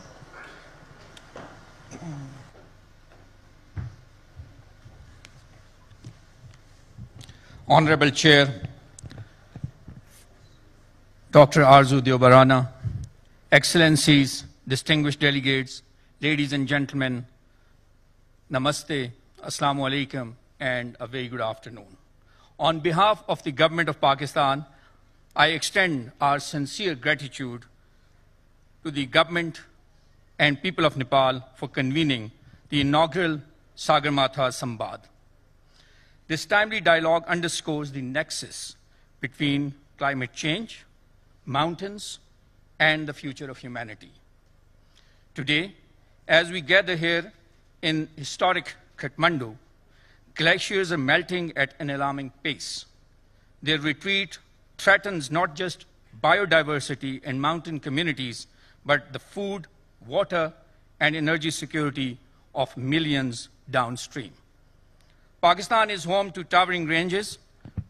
Much like Nepal, we share 13 out of 14 highest peaks, from Himalayas to Karakoram and Hindu Kush, encompassing over 7,000 glaciers, the largest concentration outside polar region, and they are vital for us. We have witnessed firsthand the perils of glacier melt and gulfs due to climate change, despite contributing less than 1% to global greenhouse gas emissions. The 2022 floods was a stark reminder, displacing 33 million population, caused over $35 billion in losses, destroying critical infrastructure. The stark imbalance reinforces the urgency of equitable climate action and centrality of climate finance. Excellencies, according to IPCC assessment, surpassing the 1.5 Celsius warming threshold could result in the loss of over 1/3 of the world's remaining glaciers, with their devastating consequences for ecosystems, freshwater supplies, and sea level rise. The UNFCCC's Standing Committee on Finance estimates that developing countries will require over $6 trillion by 2030 to implement their NDCs. Therefore, there is an urgent need for enhanced global climate action and international cooperation to mitigate the negative impacts of climate change based on established principles of equity and common but differentiated responsibilities and respective capabilities. The developed countries need to meet their climate finance commitments with balanced focus on adaptation and mitigation, as well as loss and damage. Excellencies, ladies and gentlemen, on its part, Pakistan has launched a wide range of institutional, financial, and policy reforms to catalyze a climate-resilient development pathway. These include establishment of Pakistan Climate Change Authority to steer long-term coordinated climate governance, ecosystem restoration, and to integrate adaptation measures across vulnerable sectors. Our national climate finance strategy is guiding climate investments in public-private collaboration. National Glacier Strategy is to address glacial melt and water stress. Under the Paris Agreement, Pakistan has pledged that by 2030, 30% of all new vehicles sold in Pakistan in various categories will be electric vehicles. We have set an ambitious target to generate 60% of our energy from clean and renewable energy sources by 2030. Living Indus Initiative is designed as a world restoration flagship by UNEP to restore large-scale ecosystem to bolster climate resilience. The government is strengthening early warning systems and enhancing disaster preparedness and response mechanism to enhance cities' capacities to cope with climate change impacts and natural disasters.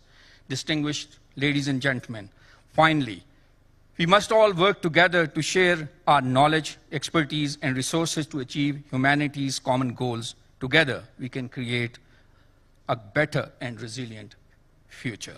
I thank you all. Thank you, Excellency. Thank you for your statement. This concludes the list of statements by country delegations. Now it will be followed by statements from representatives of international and regional organizations. In this, I would like to invite His Excellency Martin Reiser, World Bank Regional Vice President for South Asia, to deliver his statement, followed by the Asian Development Bank. Excellency, you have the floor. Thank you very much, Honorable Minister of Foreign Affairs, Dr. Arzu Deuba. Honored guests, friends and colleagues, last week, Nepal did something extraordinary. It held a funeral for a glacier. The Yala Glacier, high in the Langtang Valley, once stood proud, vast, beautiful, and seemingly eternal. It gave life to the communities below for generations, but today it has lost 2/3 of its mass and retreated nearly 800 meters since 1974. And if current warming continues, scientists warn it may disappear completely by the year 2040. The ceremony to honor Yala's passing was not just symbolic. It was a wake-up call. Because Yala's story is not unique, it's the story of the Himalayas.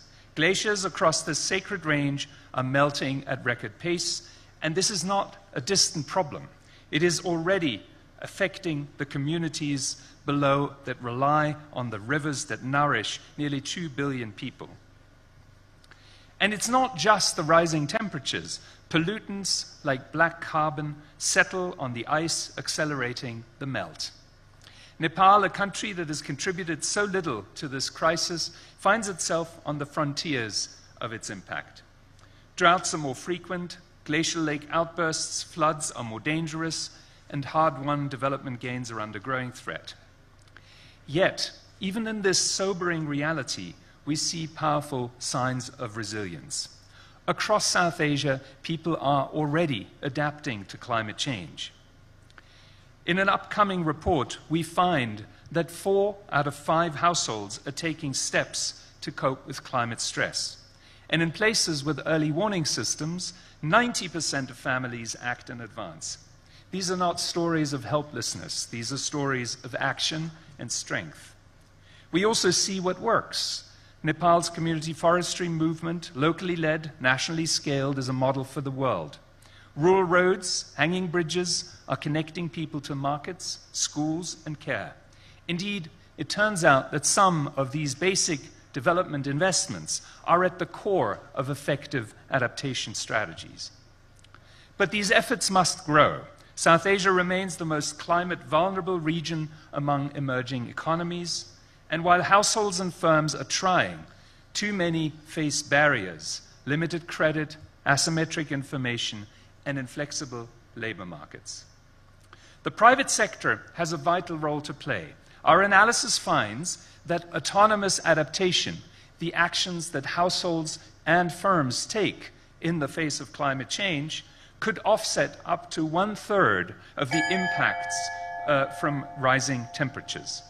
But governments must help to clear the way by improving access to weather data, promoting market-based solutions such as insurance, and investing in resilient technologies, basic infrastructure, and adaptive social protection.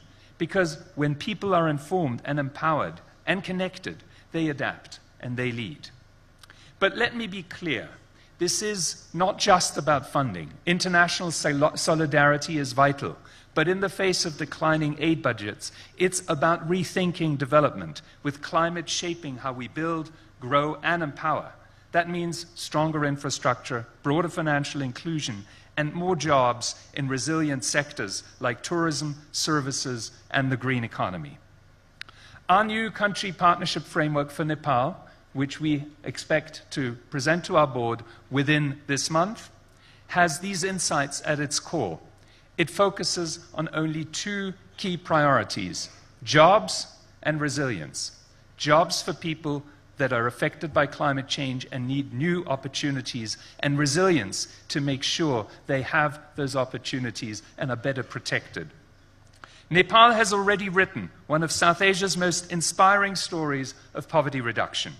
Let the next chapter be one of resilience, led by its people, supported by strong partnerships, and admired around the world. We stand ready to support Nepal and the rest of the South Asia region on this journey. Thank you very much. Thank you, Excellency, for your statement. Next on my list is Her Excellency Ms. Fatima Yasmin, Asian Development Bank Vice President for the sector.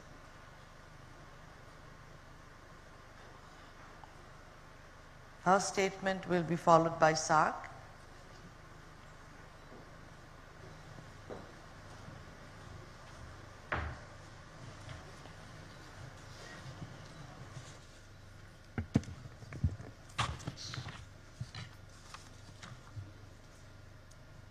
Honorable Foreign Minister of Nepal, Ms. Arjurana Deuba, Excellencies, distinguished participants, ladies and gentlemen, a good afternoon to you all. It is my privilege to speak at this inaugural session of Sagarmatha Samvad. I would like to extend my heartfelt congratulations to the government of Nepal for hosting this event on climate change, mountains, and future of humanity. The majestic ranges of Hindu Kush Himalayas, Pamir, and Tian Shan have long shaped the culture, spiritual, and ecological identity of Asia. For the people of this region and beyond, mountains are not just an awe-inspiring landscapes. They are also sacred places, vital ecosystem, and essential sources of livelihoods. Yes, these mountains are now at the front line of the climate change crisis. Glacier retreat, water scarcity, floods, and landslides are becoming increasingly frequent and severe, threatening both natural ecosystems and rural communities. Hard-earned development gains achieved over decades by the people, communities, and countries are at constant risk of being wiped out in a single event. The 2024 glacial lake outburst flood in Sikkim was a stark warning of our rapidly changing climate. Unfortunately, it is not an isolated incident. What happened in the highlands inevitably cascades down to the lowlands, farther downstream in the deltas, such as the one where I come from. Sea level rise, floods, and typhoons present parallel risks. This is a shared crisis that demands coordinated actions requiring regional cooperation and long-term resilience planning. ADB's midterm review of Strategy 2030 identified 5 focus areas that will guide our work moving forward. Climate action is one of them, along with others. As of December 2024, ADB's cumulative climate finance commitment stood at $41.9 billion against our target of $100 billion by 2030. This significant investment reflects ADB's deepening commitment to addressing multi-hazard risk in our region. Let me quickly share a relevant example from Nepal. ADB's Building Adaptation and Resilience in the Hindu Kush Himalayas Technical Assistance Project aims to enhance the understanding of multi-hazard risks and strengthen regional cooperation and climate resilience across the fragile mountain ecosystem of the Hindu Kush Himalayan region. It supports countries in developing adaptive strategies to address growing climate and disaster risk to critical infrastructure, and enhancing transboundary collaboration.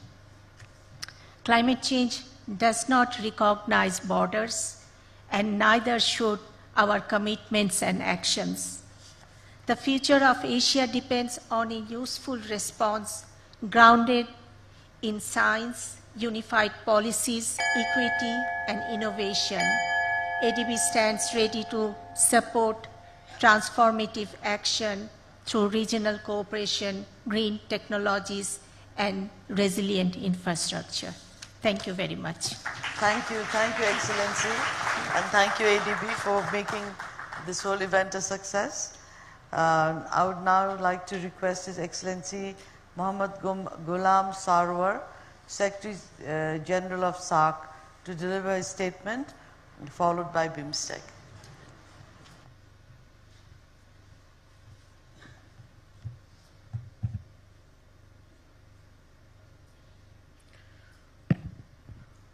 Honorable Dr.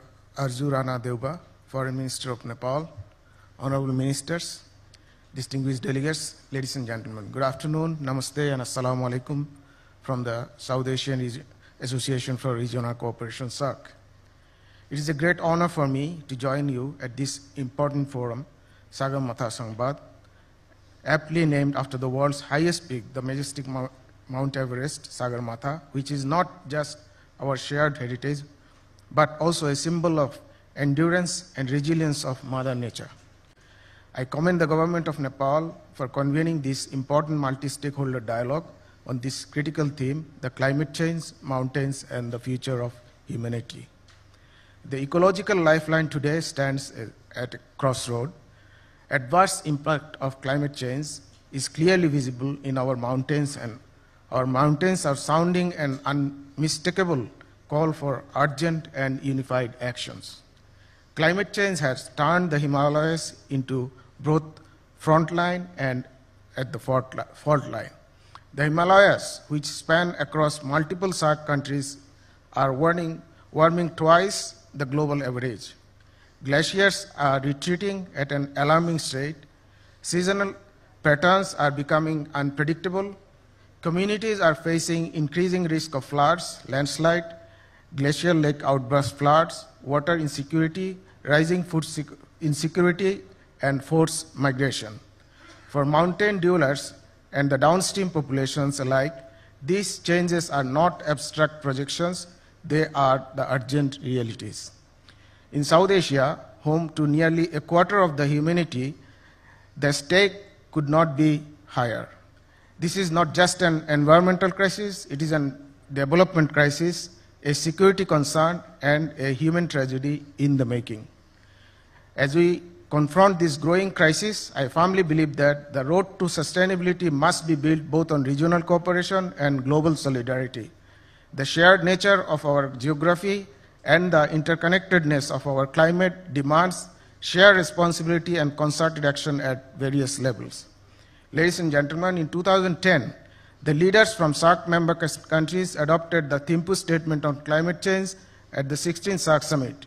It was a landmark moment, the first time climate change took center stage at the highest level of our regional cooperation. The Thimphu Statement recognizes our mountains, rivers, and peoples are faced the shared threats, and it is committed us to share the response. It emphasizes the urgency of regional and international collaboration on climate change, mitigation, adaptation, and promote climate resilience. The importance of low-carbon technologies, renewable energy, as well as knowledge sharing, and the moral responsibility to act not only for ourselves, but for our future generation. Excellencies, ladies and gentlemen, let this Sagarmatha Sangbad serve not only as a platform for dialogue, but as a call for action as we move forward on the path of climate resilience, regional solidarity, and sustainable development for our people. As the Secretary General of SAARC, I call upon all the member states and our partners around the world to prioritize, number one, strengthen the regional and global cooperation on climate science. Second, invest in the resilient communities. Third, protect and conserve the ecosystem that protect us. Fourth, amplify our collective voice on climate advocacy. Ladies and gentlemen, mountains may divide us geographically, but they also unite us in common purpose. Their waters do not stop at borders, neither do landslides, floods, or shifting monsoons. The climate crisis is indifferent to lines of the map. Therefore, our responses must be unified, science-driven, and rooted in justice and through regional cooperation. We must recognize, we must reimagine the development through the lens of sustainability. We must ensure that global collaboration is no longer optional, it is an imperative. Our future is intertwined with the fate of our mountains. The time to act cohesively, courageously, and collectively is now. Let the summit of Sagarmatha remind us of the height we can achieve when we come together. I wish everyone here a productive and successful Samvad. Once again, I thank the government of Nepal for arranging such an important event in this beautiful city of Kathmandu. Thank you so much. Thank you, Excellency. May I now request His Excellency Mr. Indramani Pandey, Secretary General of BIMSTEC, to deliver a statement followed by Isimot. Excellency, you have the floor.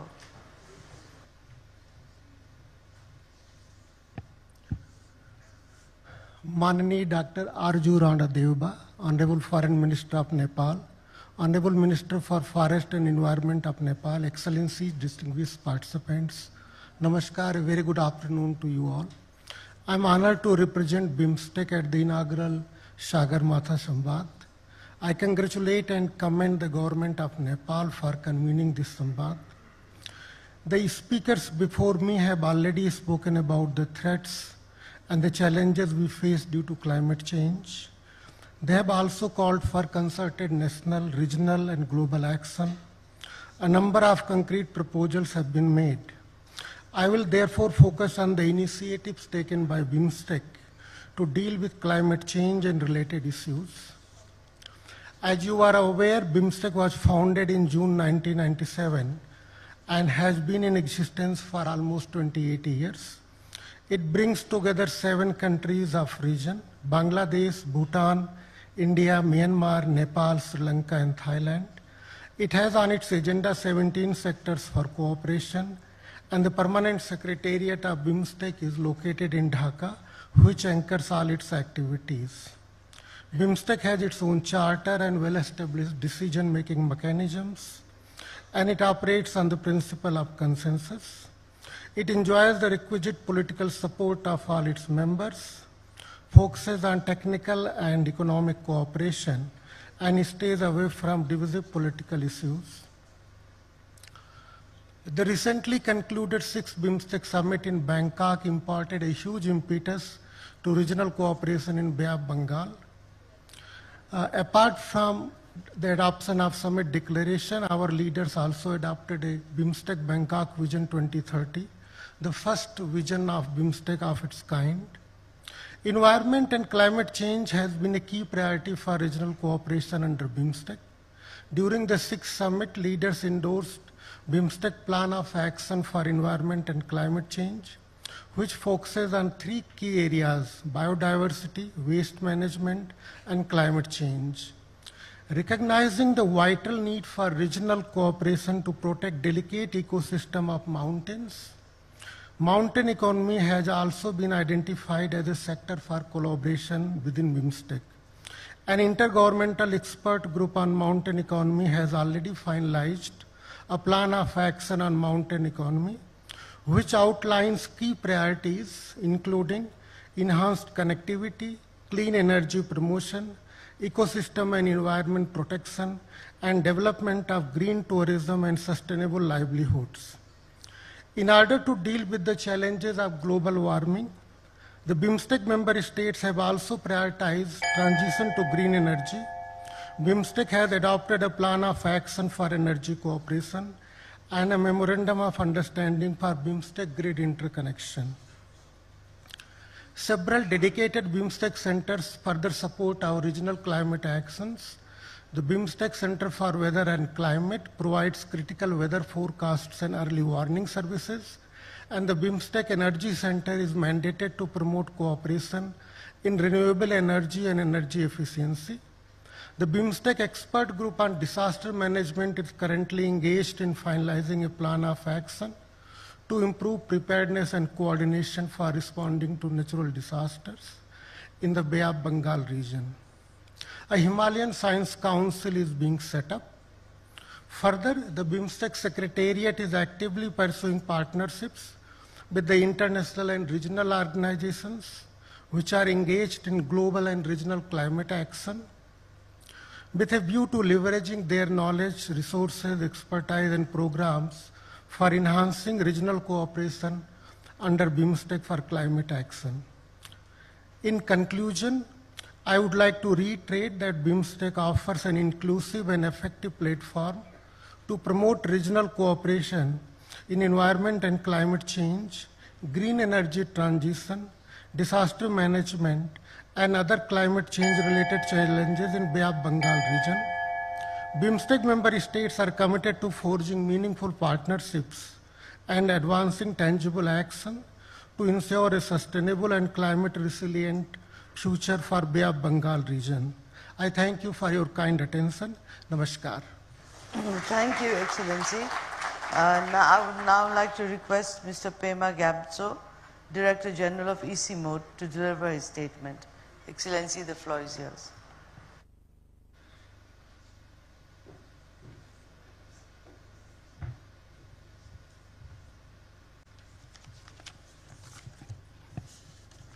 Honorable Chair, Excellencies, ladies and gentlemen, ECMOD is pleased to be associated with this event, the Sagarmada Sambat, and would like to thank the Government of Nepal, our host, for giving us this privilege. Let me join all other previous speakers to convey our sincere appreciation to the people and Government of Nepal for hosting this flagship event. Honorable Chair, as the last speaker, I have the privilege of choosing what to speak and leaving out what I don't need to repeat. So I also hope that the alarm bell, the warning bell doesn't apply for me as I am the last speaker.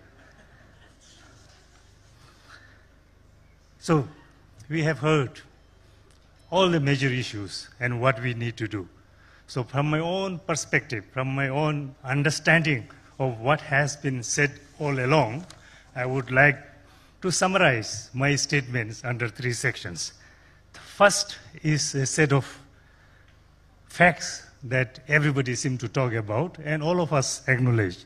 The first of this fact is that the world is facing the triple planetary crisis of climate change, biodiversity loss, and air pollution. Second, that these crises are reinforcing, mutually reinforcing, and also interconnected, and they affect everyone.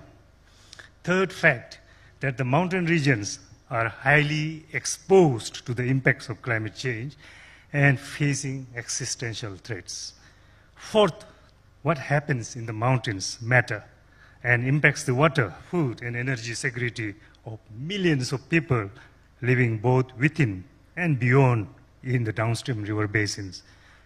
Fifth and the last, that 1.5 degrees Celsius is just too hot for the mountains, and we need to take urgent actions now.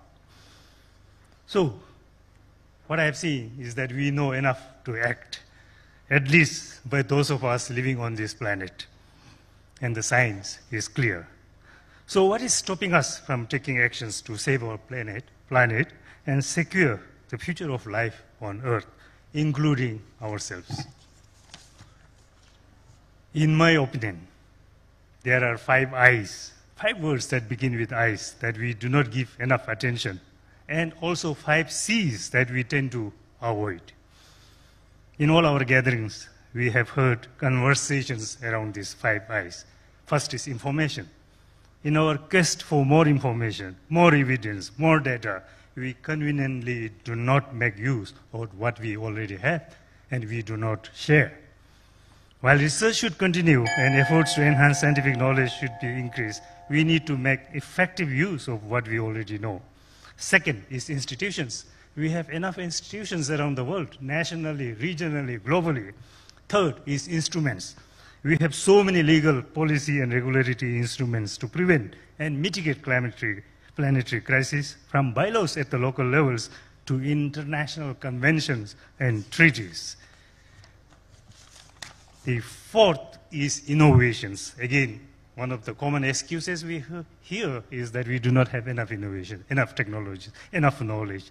But I think we have to make use of all the innovations that already exist. We simply cannot wait for artificial intelligence to come up with the magic solution for our problems. Fifth and the last is investments. Again, if we check the books on our expenditures made on sustainable development, made on environment, made on climate mitigation and adaptation, we will be surprised.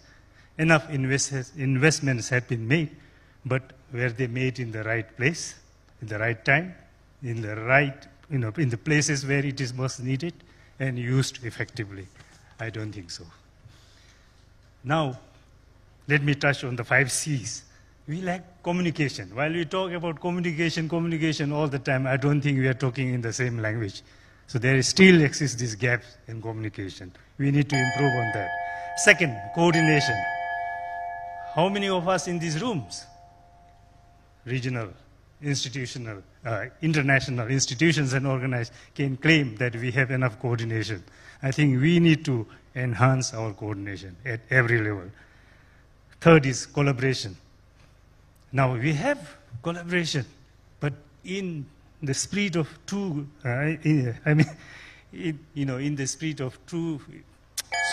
collaboration is much misunderstood and often constitute a convenient alliance or alliance of parties. Real collaboration in letter and spirit, that is what I wanted to say, is rare. And I think we need to improve on that. Final C is consistency. We need continuity and coherence. Sometimes we tend to take our interpretation of circular economy quite literally. We start something, halfway through we change and come back, and I think that should not happen. The last one is commitment. Commitment at every level, individual, institutional, national, and international levels. Commitments that can be actionable. So to conclude, let me once again reiterate that we know enough to take actions now, and what we can do today with $1 should not be kept in abeyance, as in the next 5 years or few years it may cost us many folds more. The wisdom in the ancient proverb, a stitch in time saves 9, is perhaps more relevant now than ever. Excellencies, ladies and gentlemen, at ICIMOD, we are committed to do whatever we can do to support and contribute to the efforts made by our regional member countries and our development partners. We know our limitations, but we also know that with what we know, we can make significant contributions. So our mission ahead is that we must work together to make sure that mountains do not remain as an afterthought in discourses like this. Thank you very much, Excellency. Thank you very much, Pemaji, for your very wise words. He is indeed a practitioner of what we are talking about. And this brings to the conclusion our plenary session for today. I deeply thank all the distinguished speakers for the valuable insights, views and wisdoms expressed in their statements. The views and voices will really count a lot in shaping our way forward, our collective action. I think this has been resonated deeply in the session today, that we have knowledge, we know where we want to go. It is a matter of putting our will together and a commitment of sitting down together and really charting the way forward. And we hope this is going to be a place of departure where not only we speak but we really act upon what we are saying. So, and the contents of all this will be reflected in the report of the Sambad. I also would like to thank all the distinguished participants assembled in this chamber for patiently listening to all the speakers and to me. I hope the same level of interest and enthusiasm will remain as the Samvad proceeds through various thematic parallel sessions in the coming 3 days. I hope all of you have pursued have read carefully all the program that has been up on the website, because there are going to be many very, very interesting speakers and parallel sessions. So I hope this morning has been worth the while, especially for all our guests who have come from very far to be here with us today. And I would like to invite you all for the lunch after this, and for all the interesting sessions that we are going to have tomorrow. And I think there is going to be a mountain flight that some of you have also signed up to. And of course, I will see you in the in the closing plenary session also. Thank you, namaste, and thank you for being with us today. Thank you very much, Madam Chair, Honorable Foreign Minister Dr. Aajako Rana Deuba. We now have a press brief by our Honorable Foreign Minister. I'd like to request all our distinguished participants, representatives from the media, to please head towards the Malshri Hall, where we'll have the press briefing by our Honorable Foreign Minister Dr. Aajako Rana Deuba. And she'll most definitely be joining lunch post the press briefing as well. To all our distinguished guests, Honorable Ministers, Head of Departments, we'd like to request you to kindly head towards the Chinese restaurant for lunch. And to all our foreign delegates, senior officials, panelists, we have lunch being served at the Terrace Garden Resort. And to all our other distinguished dignitaries, we have lunch being served at Sursudha Courtyard. So we have lunch being served in 3 different places. Our volunteers will most definitely help you guide towards the lunch area as well. Thank you one more time.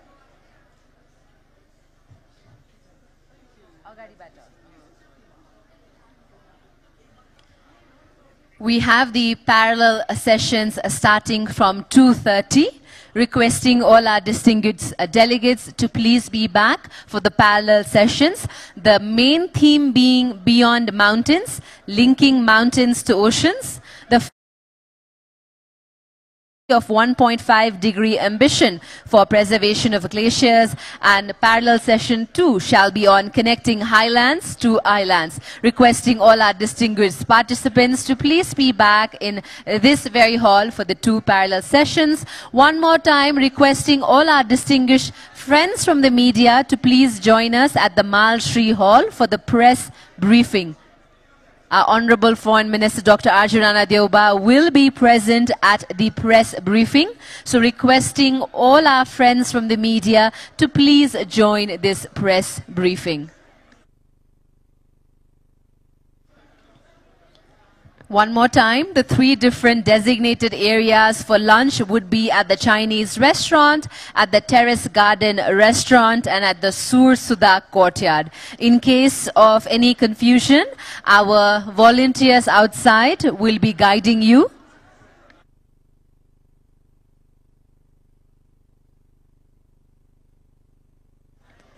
Thank you very much, everyone. Please do enjoy lunch, and please be back by 2:30 for the 2 parallel sessions. Thank you all, and have a wonderful afternoon ahead. Dhakal, who is the head of Least Developed Countries Support Team and Director of Climate Analytics South Asia Office. He also serves as lead advisor to the chair of the LDC group in multilateral climate change negotiation processes, providing high-level strategic support to LDC officials and ministers across UN Climate Forum. Mr. Dhakal remains actively engaged in writing, teaching, and presenting on climate change and environmental governance. To facilitate this panel, I would like to request Mr. Manjeet Dhakal to come to the stage. Sir, the floor is all yours. Thank you very much. I can understand it can be difficult just after the lunch, but really appreciate everybody for being here on time. We can still see like some of the seats over there are vacant, so feel free to move to that side. We are sorry for the setup of the room. It's an entry from this side, but many of the seats on that side are still free, so feel free. There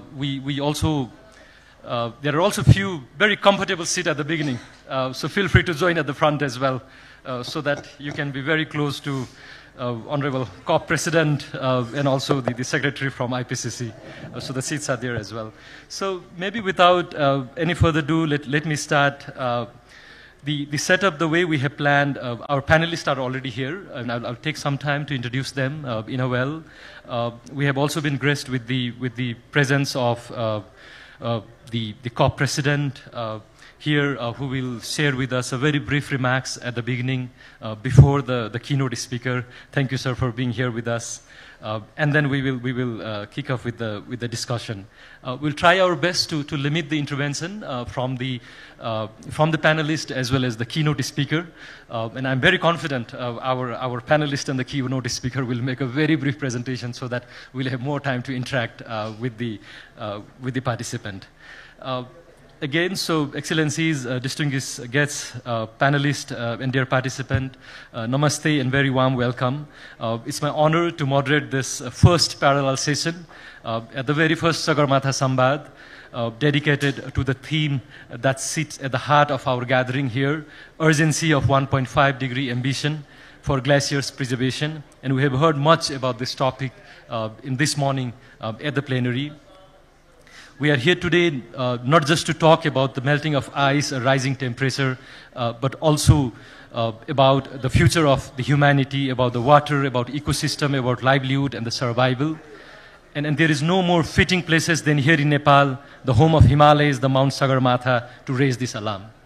I can still see, I'll pause my remarks here, I can still see many of the colleagues here in this side of the room, so maybe feel free if there is any difficulty, maybe some of the colleagues can move this side slowly so that you can create some back-end space over here. Let me also begin by briefly setting a context here. Last year, as we all know, 2024 was the hottest year on record.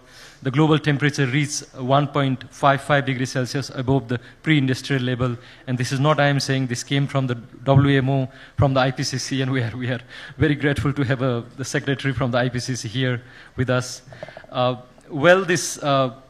And we have also heard many times this confusion about 1.5 degree, and we have heard that maybe the 1.5 degree target that was set in the Paris Agreement may have breached. But I think there was a very clear information from the recent report that the WMO published on the state of climate change that confirmed that the long-term targets that has been set in the Paris Agreement is still alive. And if the countries come together, set an ambitious action, that's achievable. The impact that we have seen are still that it's no more only a projection. Just last year in Nepal, the two glacier lake outburst flood in the Everest region destroyed the whole village called Thame. And the Honorable Minister from Nepal, who is presented the country statement this morning, also visited there to see the first-hand devastation from the glacier lake.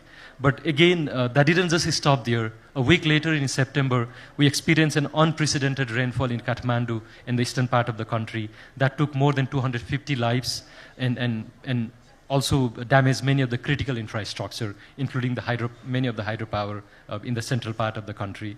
So we are seeing this dangerous pattern. Glaciers are melting, shifting of the season, water sources are shrinking, and the risks are cascading. And this isn't just about the mountain, it's also about the billion of people who depends on the glacier-fed river across Asia and across the world, and also from highland up to the island, where the melting of the glaciers and the ice sheets also contribute to the sea level rise. So the science has been clear in the recent report of the IPCC in the AR6. It has been made clear that the emission must peak by 2025 and fall by 43% by 2030 and 60% by 2035 to achieve this target. So in that context, this year remains very critical. The 2 years ago, the first global stocktake gave us a very clear remarks that we are still not doing enough and much has to be done this year. And this year is here again with us to course correct. We have already set an ambitious decision in Baku last year, and that has to be carried out further as we move towards Curve 30.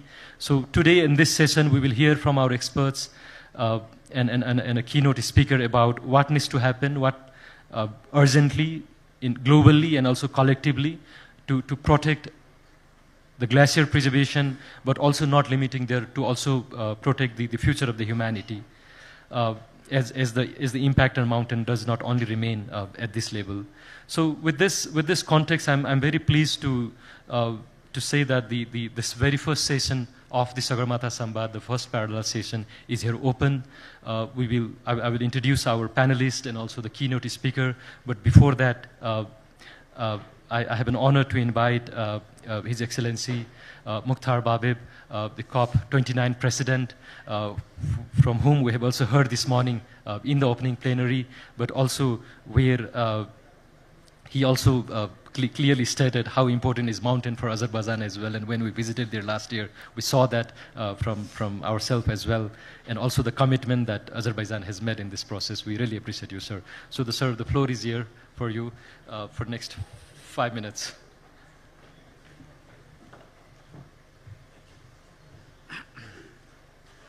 I will try to be short.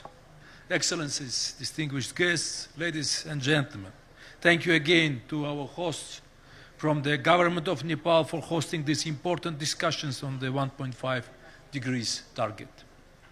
This ambition is central to the Paris Agreement, and it is informed by what the science tells us about the dangers of a warming world. Staying within this boundary will significantly reduce the risks and damages caused by climate change. Every fraction of a degree that we go beyond 1.5 has direct consequences. Our planet's glaciers illustrate this clearly. We may lose nearly half of the world's glaciers by the end of the century, even if we limit global warming to 1.5 degrees. But this rises to over 80% of glaciers if global warming rises for 4 degrees. The knock-on impacts of the world of this would be catastrophic, including sea level rise, reduced freshwater access, and disruption of livelihoods. We already breached the 1.5 threshold for the first time last year. These short-term spikes do not mean that the target is out of reach over the longer term.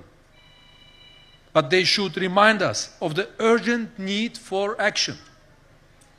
The Paris Agreement did not just send out the 1.5 degree target.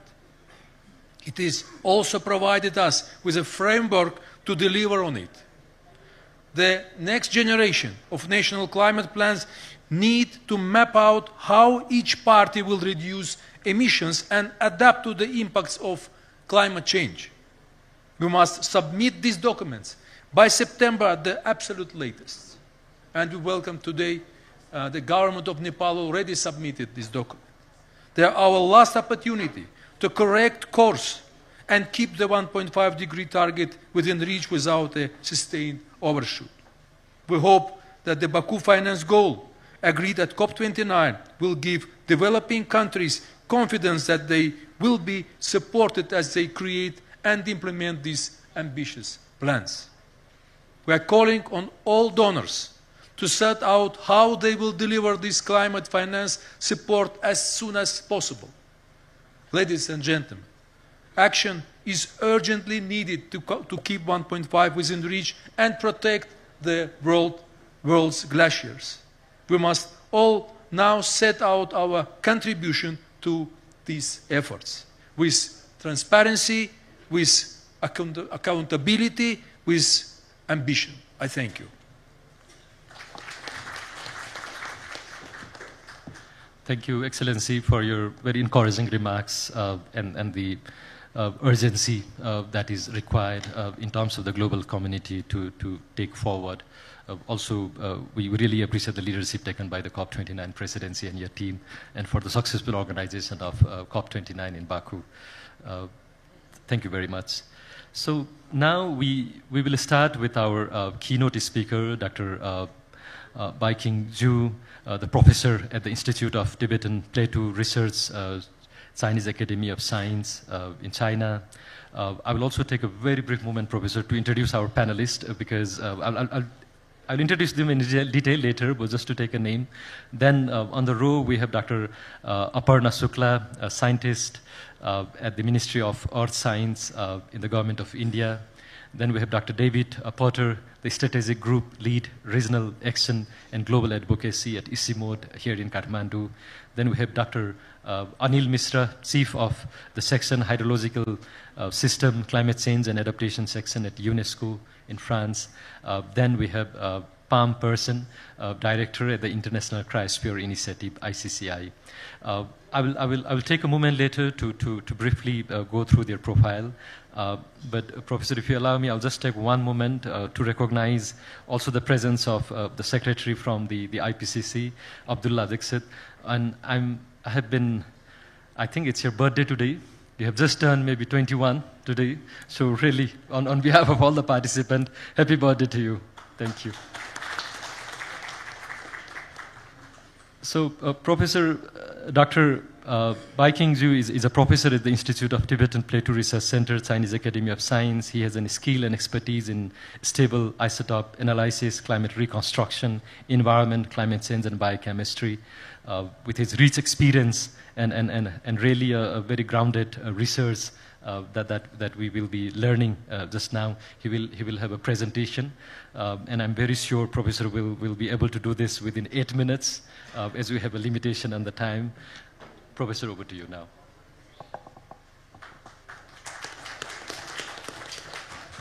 Thank you, Chairman, and thank you, everybody.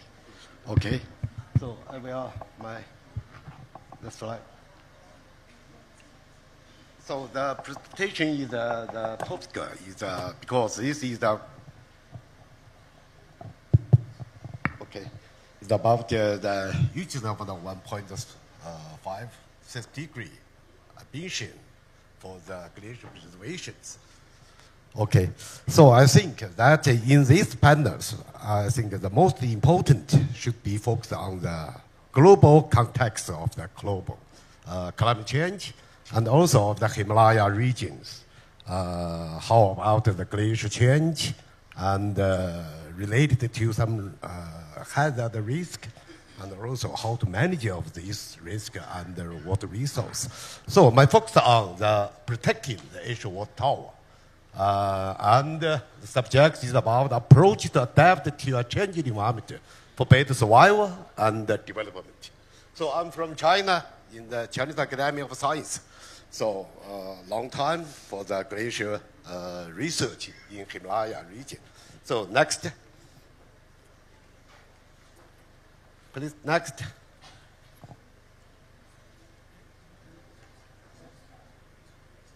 Okay.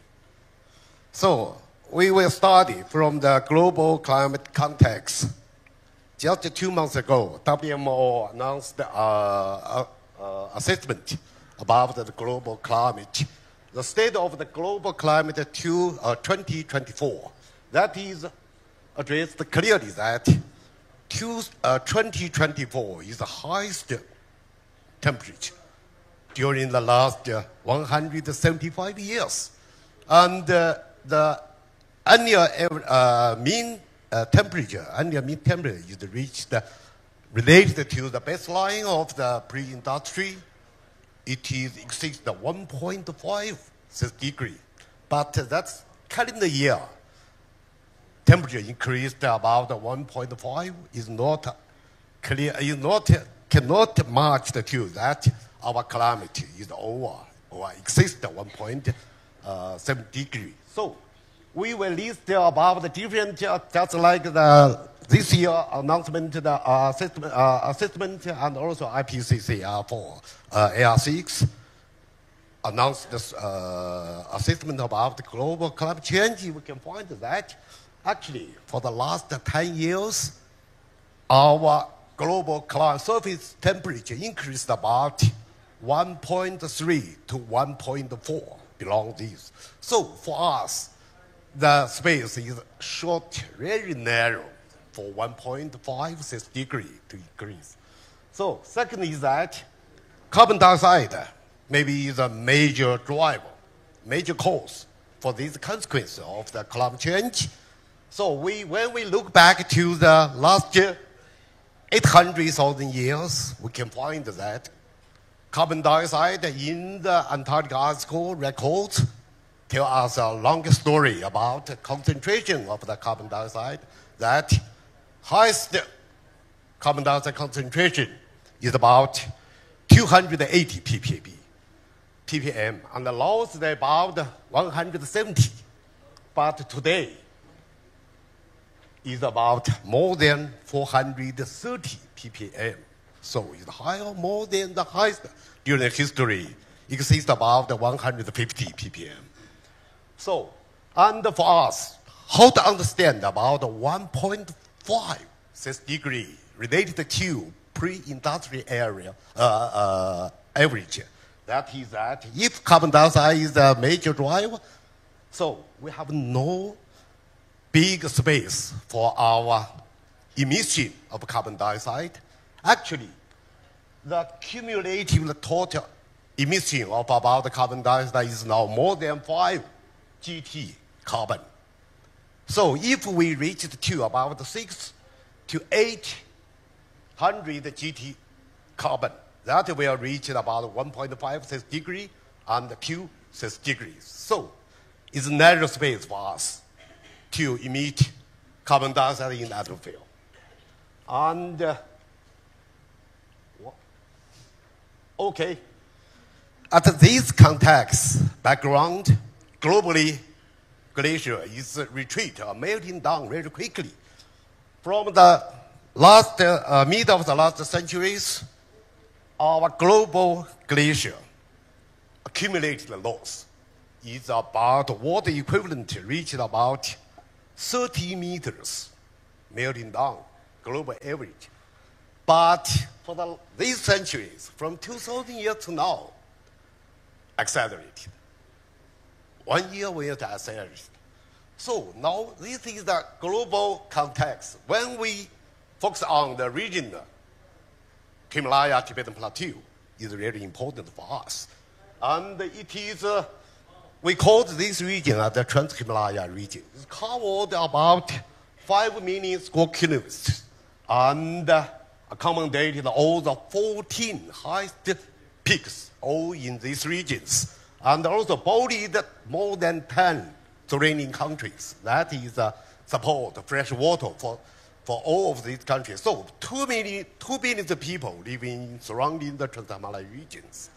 And Trans-Himalaya region is also the home to the largest glacier outside the polar regions.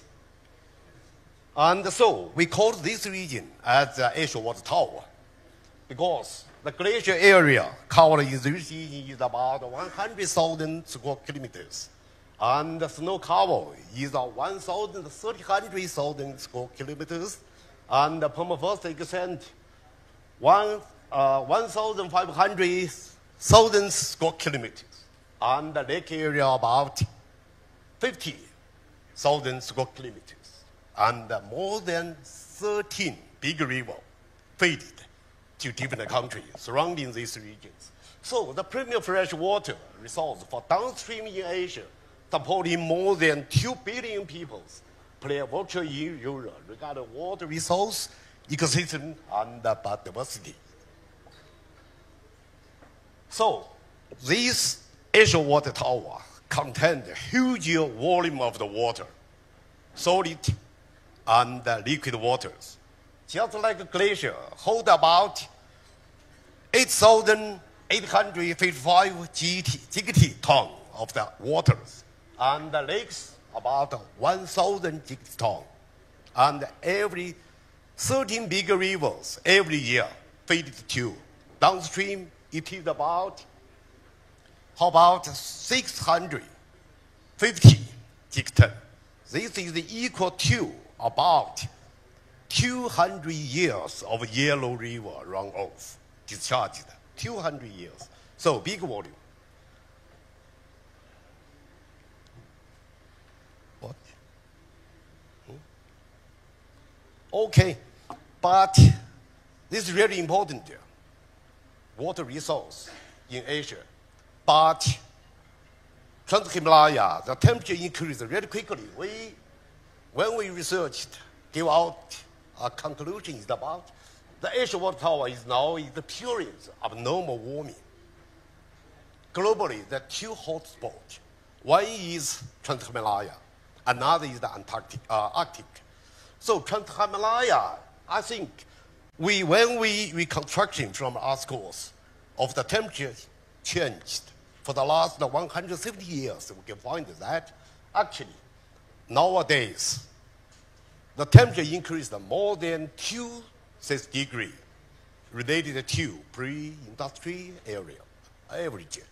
And since 1960s, Asia water tower has warmed at 0.38 degrees per decade, which is twice the ratio of the observed global warming.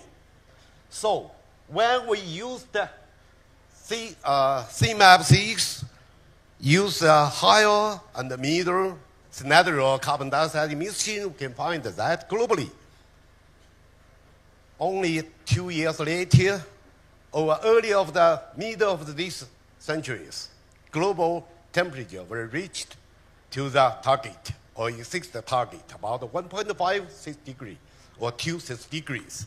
So at that time, Asia water tower, the temperature increase should be more than 4 to 6 degrees in Trans-Himalaya region.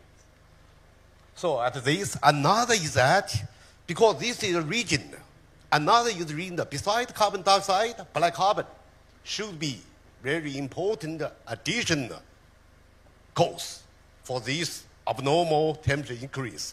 When we take snow sample from Everest, south side, from Nepal to base camp to the summit of the Everest, we can find that the snow is dark, at least to the high elevation, 6,500 meters snow, higher concentration of black carbons.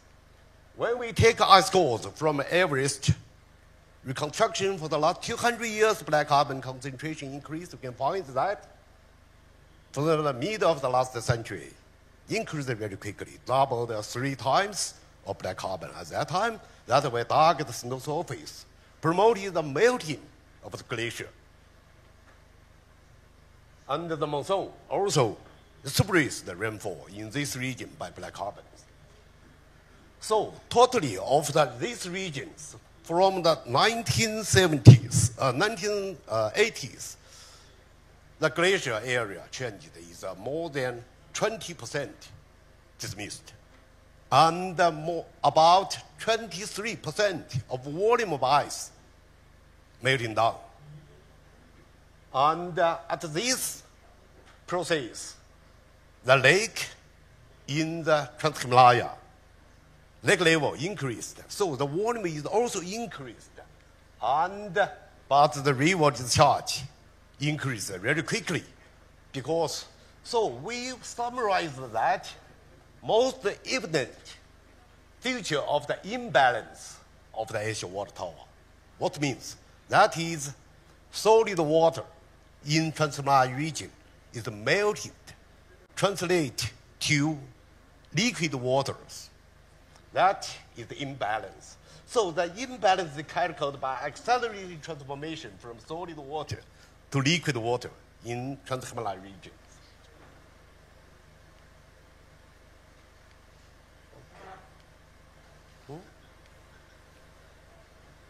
And related to the glacial retreat or melting down, another following is that the chance of risk. How's that the risk? Just like the ice collapse, just like took place in China, 2016, and 2021 ice collapse in India, and also in Southeast Tibet Plateau. We can find that big damage of people's life and livelihood. So that's should be careful in this region about the hazard risks. Another is that growth along the Himalaya. When we make an inventory about this glacial terminal lake, we can find that it increased very quickly for the last 20 years. And so many terminal glacier is dangerous for the growth. That is the lake outburst So that is a huge damage for the downstream region expensive. So at this, we call for approach to adapt the imbalance of the freshwater tower and how to management of the freshwater resource and ecosystem in this region is really urgent at the 1.56 degrees. And so we think the most important things from the scientific perspective is one is that establish system monitoring for imbalance of the freshwater tower. So we announced also this to the UNESCO for the decadal action of the choreography for this. So establish system monitoring for the imbalance of the freshwater tower is very important to monitoring the change of this. Second is that to integrate observation of Earth system science. And third, okay. Oh. Third is that integrate. Okay, another is that integrate our scientific research data because we need the AI model and the big model to calculate and the management of the water and also ecosystem.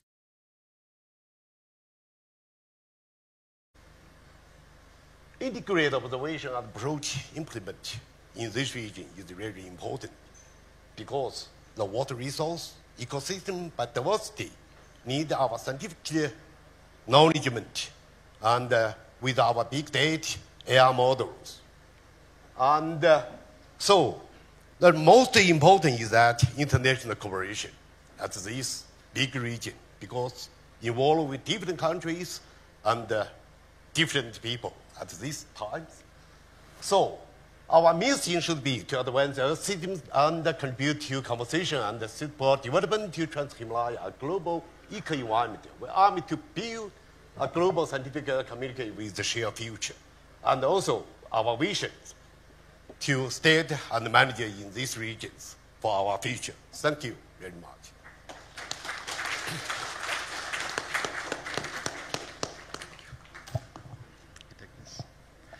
Thank you, Dr. Bai Qingzhu, Professor at the Institute of Tibetan Plateau Research Center, Chinese Academy of Science. I can fully understand, Professor, it would be really useful to hear your slides, even for the longer time, and such an in-depth research, the findings that you have presented, that talks about the in-depth in terms of the Asian water tower, the temporal and the spatial disruption that we have seen in the glaciers in this region, and also how this rapid melting of the glacier is impacting the downstream, but also overall. So in our panel after this, we will try to also contextualize this also more from the global perspective, and since the 1.5 degree target is a global average, I think we heard a very interesting findings in terms of how that translate in the region, and I think one of the findings was the increase of the temperature in the Asian water tower is much higher than the global average, so where the impacts has been more observed.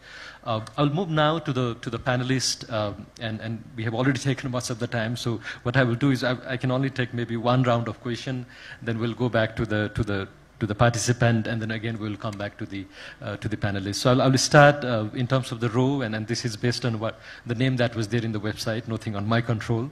But before that, I can still see like a lot of participants here this side. I think there are a few vacant seats on that row. There are also very few comfortable chairs on the front row. I can also see some few honorable member of parliament here who can maybe switch to the front row if you find comfortable, make the seat available. Or colleagues this side can also move that side, so since there are few seats available. I can see at least there are four seats in the front row, so feel free to join. Thank you, Honorable. So, Dr. Aparna Shukla, let me take a few moments to introduce you. Dr. Aparna is I've already said that she's a scientist at the Polar and the Cryosphere Division at Ministry of Earth Science in India, with the PhD in Himalayan cryosphere, She specialized in the debris-covered glacier. She oversees India's polar expedition. That sounds really exciting. And manages the funding for the cryosphere and the hydrology research. She has published many papers, also working with GSI and the WIDA Institute. She's committed in advancing India's polar science and aiming research with the national and the global climate goal. With this in context, Dr. Aparna, and your very in-depth technical and research background, and given that the snow-covered glacier exhibit the important positive feedback effect, what are the observed and the expected impact on the Himalayan glaciers in terms of the response over the past decade and the projected future trend?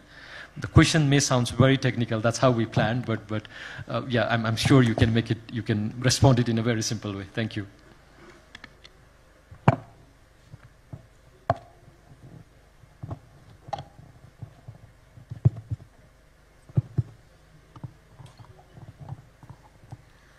Yes, thanks Manjeet for your kind words. Namaste and good afternoon to all of you. So at the outset, I'd like to thank and appreciate the government of Nepal for initiating this very important and multi-sectoral dialogue, which with a theme on one of the most important and pressing issues of our times. I'd also like to thank the International Center for Integrated Mountain Development, ECMODE, for conceptualizing this session, for the excellent work that they do, and for having me here. Now, coming back to the question, I'd like to reflect a little on the positive feedback which Manjeet mentioned. So, what is this positive feedback we are talking about? So, as we know that the snow and glacial surfaces of the earth, they are very highly reflective, and what do they do is that whatever radiations which what fall on them, they radiate them back, and they help with this. They help in maintenance of the temperature of the earth's surface. And what is happening in the recent times with the increase in the ambient temperature, the glaciers and the snow cover is melting at an unprecedented rate. And this is leading to more and more radiations getting absorbed into the surface of the earth, and which is leading to further warming. Having said that, now in that context, talking about the observed and the projected changes, as Manjeet talked about. So, the observed and the projected changes specifically for the cryospheric regions, when we talk about, I'll take it up in and discuss about each of the three cryospheric components. That is, first of all, the Himalayan glaciers, and the snow cover, and the permafrost. So, talking of the glaciers, we've all heard since morning in the national statements that the glaciers in the region have been shrinking, retreating, and losing mass at an unprecedented rate, and more so in the recent times. So, I would just like to add to that is that they are not only losing mass, they are also changing grossly in their morphology. The large glaciers, they are fragmenting to smaller glaciers. Smaller glaciers in many of the basins across HKH have been reported to actually disappear completely. On top of that, they are, the normal glaciers, the steep glaciers, they are changing to hanging glaciers, which are again a threat. The glaciers, as they melt and ablate, they are accumulating more and more debris cover on their surfaces. This debris cover actually complicates their response. It introduces heterogeneous melting over the surface of the glacier, which leads to the formation of the cryokarst features. These cryokarst features are actually the glacial ponds and ice cliffs. These cryokarst features, they become the hub of further melting of the glacier. And as I said, cryokarst features include glacial lakes. And as Dr. Zhu was also talking, that the number and size of glacial lakes across HKH has been increasing grossly. And these impact which I talked about, all the glaciers, they are more severe towards the eastern part of HKH as compared to the western part. Also, when we talk of the future projections, as also Dr. Zhu has pointed out, that they are going to continuously accelerate and lose more mass. Now, coming to the snow cover. Snow cover basically has been observed to have shrunk and reduce in extent, duration, and depth. And this is mostly because of the change in the melting pattern of snow. The snow has been, there has been a, early onset of, snow melt which has been observed. And when we talk about the future, changes which are projected to occur in the seasonal snow cover across HKH, this trend is going to increase. The snow line is going to shift up, and the snow melt contribution to the streams is going to reduce drastically. Not only this, there will be, the occurrences of snowfall will be now, are projected to be more shorter, uncertain, and vigorous across HKH. So that is one. Coming to the last and the third component of the cryosphere, that is the permafrost.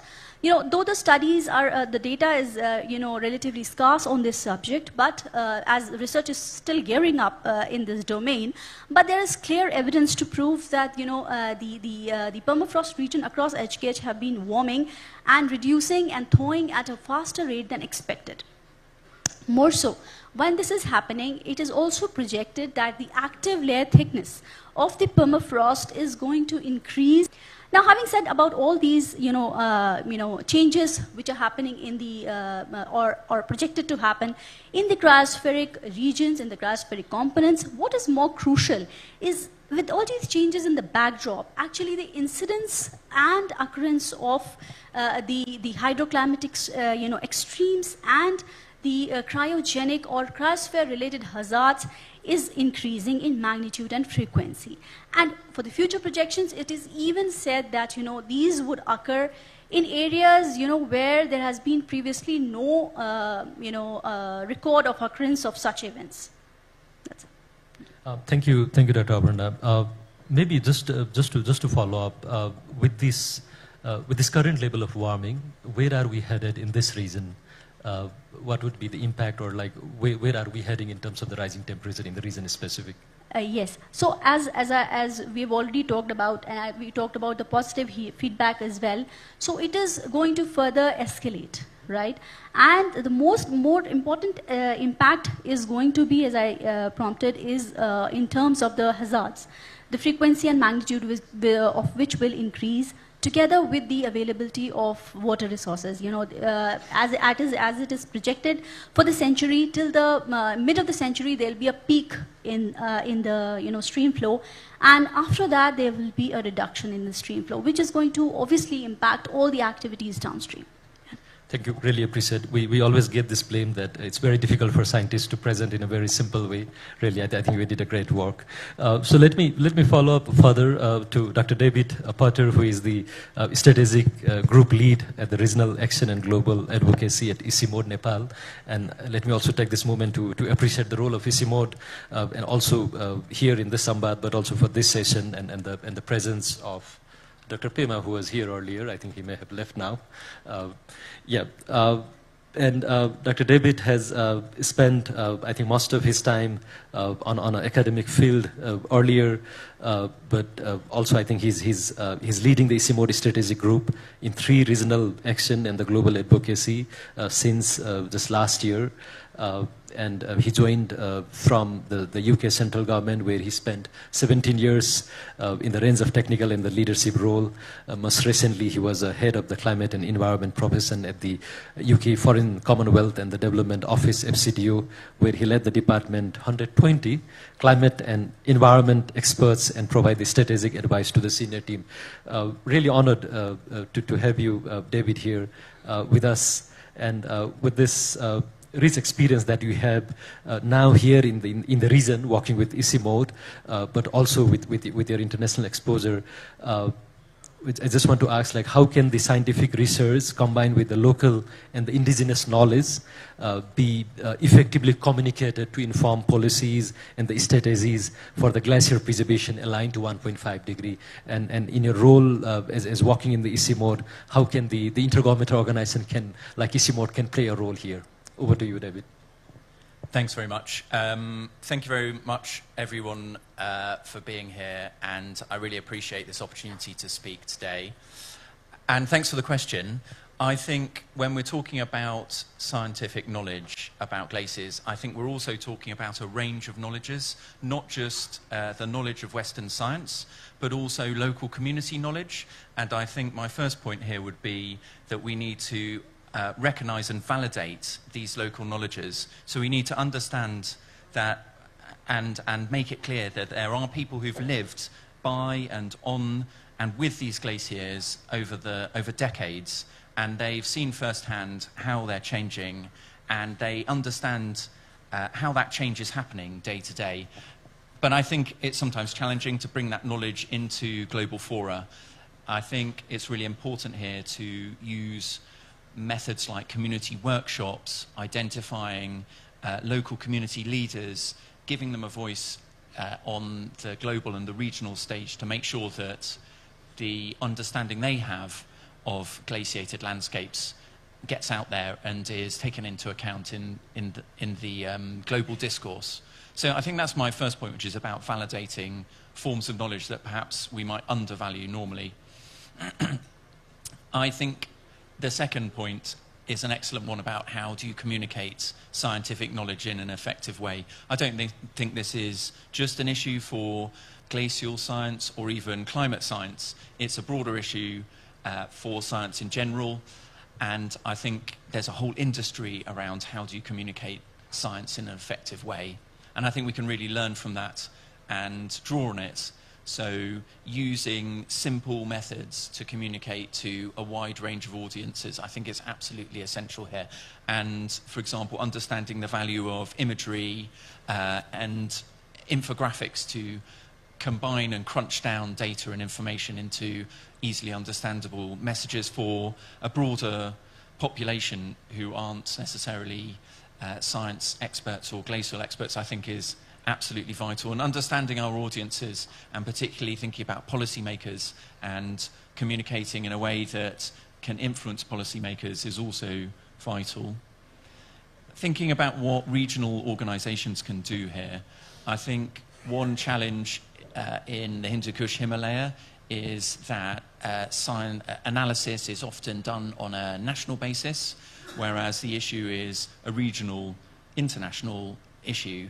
And I think the role of regional organizations is a really important one to help break down those barriers and particularly support data sharing between countries who might be working with different methodologies, thinking about how we can support these different countries to standardize their methodologies and standardize the data that they're producing. Because I think if we're going to have the biggest impact on the glacial regions, we need to think about the whole area holistically and move beyond national boundaries and national differences in the way that we look at them.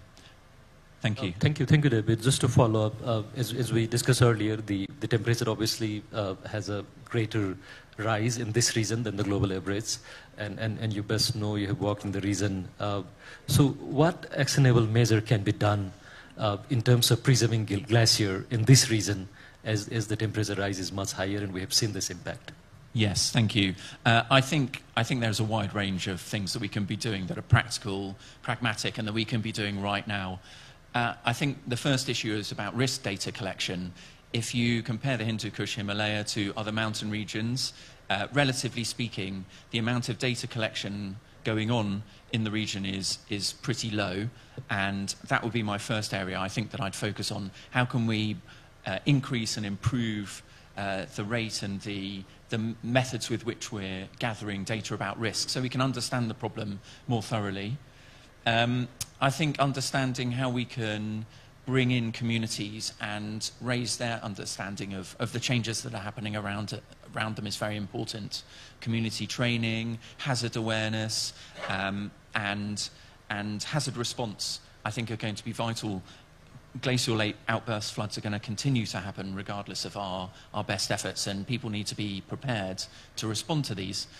Equally, I think communities in the mountains need to know and be prepared to shift their livelihoods so that they can adapt as glaciers retreat and the environments they live in change. So I think training in dryland agriculture methods, for example, that could take advantage of lower water levels in the regions could be a really important area. Ecotourism is another area where communities might diversify.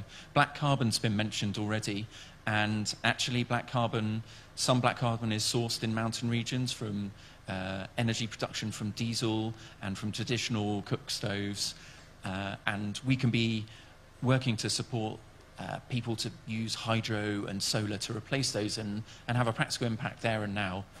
And I think just finally, I think understanding how we can mainstream glacier risk into national plans.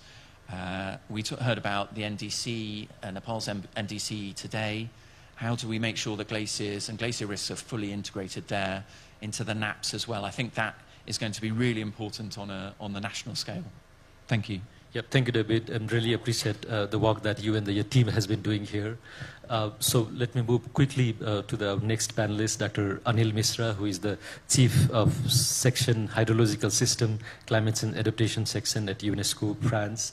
And as we are aware, UNESCO is the lead agency for the International Decade of Action for Cryosphere Science of 2025 and 34, and the co-lead with the WMO for the International Year of Glacier Preservation. So really, we're grateful to have you, Dr. Anil, here with us, who has spent over 26 years of his global experience in hydrology, water resources, and the environment.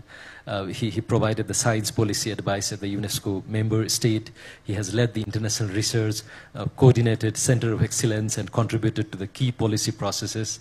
Dr. Misra has also authored numerous scientific publications and organized a major conference in a climate change adaptation, hydrological extreme, and the cryosphere. So again, really privileged to have you here with us at this session. And with the context of this International Year of Glacier Preservation 2025, and in the context of International Decade of the Action of Cryosphere Science, yes. So one is about the year 25, and another is about the decade.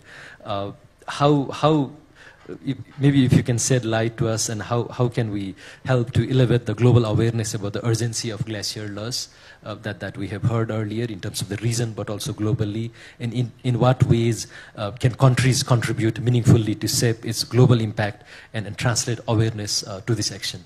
Over to you, Dr. Misra. Thank you very much. Thank you for having me. It's a great honor to represent UNESCO and say a few words. But on a personal note, I grew up in this region, this locality. 40 years ago, I went to school 10 minutes walk from when this hotel was built. So I remember those days. Coming back to the relevance of this session, we need to find a relevance of what we're talking about. And in the context of International Year and the International Decade of Action Cryospheric Sciences, our keynote speaker presented a picture I just want to refer to. He presented that picture that was published early this year in Nature journal and picked up by BBC and many media. And according to that community paper, from 2000 to 2023, glacier mass balance loss was 6,500 gigaton. That translated into 18 millimeter of sea level rise, impacting 700 million people in the coastal areas. And in the same paper, it also highlights 173 gigaton glacier mass balance lost from the mountain region. I don't want to go into the statistics. Our keynote speaker already provided, but this shows the urgency, the very urgency of 1.5 degree for preservation of glacier. And also, mountains, we have in UNESCO the World Heritage Sites, biosphere reserves, what we called living laboratories. And by 2050, 1/3 of those heritage sites with our cultural heritage, with our natural heritage might be gone if business as usual will continue. Now, coming into the uncertainty, we have this uncertainty because we don't have very good measurement. As previous two panelists already highlighted, out of 50,000 glaciers here, less than 28 are monitored. So that shows the gravity and how to address this issue. But also, I'm a hydrologist, and we call stationarity is dead. What does that mean? That means that past is no longer relevant to future. This morning, somebody highlighted September flood in Nepal. We had flood in Spain, in Brazil last year, unprecedented flood. It's not that they did not have early warning system, because what you are supposed to have every 10 years or 50 years, you are having every 5 years. So you are not able to really provide early warning system. And in this context of uncertainty, we have to manage. But there are ways to do things. David highlighted to capture, to integrate with the indigenous knowledge system. I call citizen science. We need to provide citizen and engage citizen in data validation and calibration process. And I'm very happy to tell you that with our UNESCO office, my colleagues are here from Kathmandu office, we are launching climate risk informed decision analysis here in Nepal in the Sagarmatha region to really provide opportunity to identify what are the plausible scenarios in order to manage within the uncertainty. So we really need to go work with the community. And with the now recent development of information and technology with the low-cost sensor, 3D printers, you can really engage with the citizens and address those data gaps, so that you can address, not really waiting for big things to happen. I think that's something that I want to highlight. And this is where UNESCO comes. We really support institution. And I'm very proud to tell that the ICIMOD is mentioned. ICIMOD's constitution was written in Paris in UNESCO headquarters. So we really emphasize creating center of excellences. We have very little UNESCO-related UNESCO chairs in the region. So we really need to promote that. And I would like to also countries to come forward and put those kind of proposals so that we can, really share best practices from different regions. We have UNESCO chair all over the world. We have in UK, we have in Chile or in Germany. So these countries will also have opportunity to share the best practices. And coming from I said in the beginning the relevance of what we are saying, and this international year, which has now already provided, I would say, a major milestone. Member states came to UN General Assembly and they declared International Decade of Action Cryospheric Sciences. So now at UNESCO we are calling for your ideas and input to really identify a milestone. It's not just for the celebration. We need to find challenges that we have to address. And after 10 years, we need to look back and say what we have done. And this year, UNESCO also published, as you know, UNESCO coordinates with UN system, Old Water Development Report, Mountain and Glacier and Water Tower. We have some left in UNESCO install, their UN install, but you can also download from the website. So these documents, these methodologies, tools we need to produce so that we can really provide meaningful tools and methodologies in addressing uncertainty. As we go beyond, and as Arpana said, there will be uncertainty with the floods. You know, this is not only happening in developing part of the world or in the south. Because we have so little data, we need to really share our experiences with all over the world. And in a final note, when we have this opportunity to address, I would like to quote Charles Darwin, who said that if the misery of our poor be caused by, not by the laws of nature, by our institution, great is our sin. Thank you.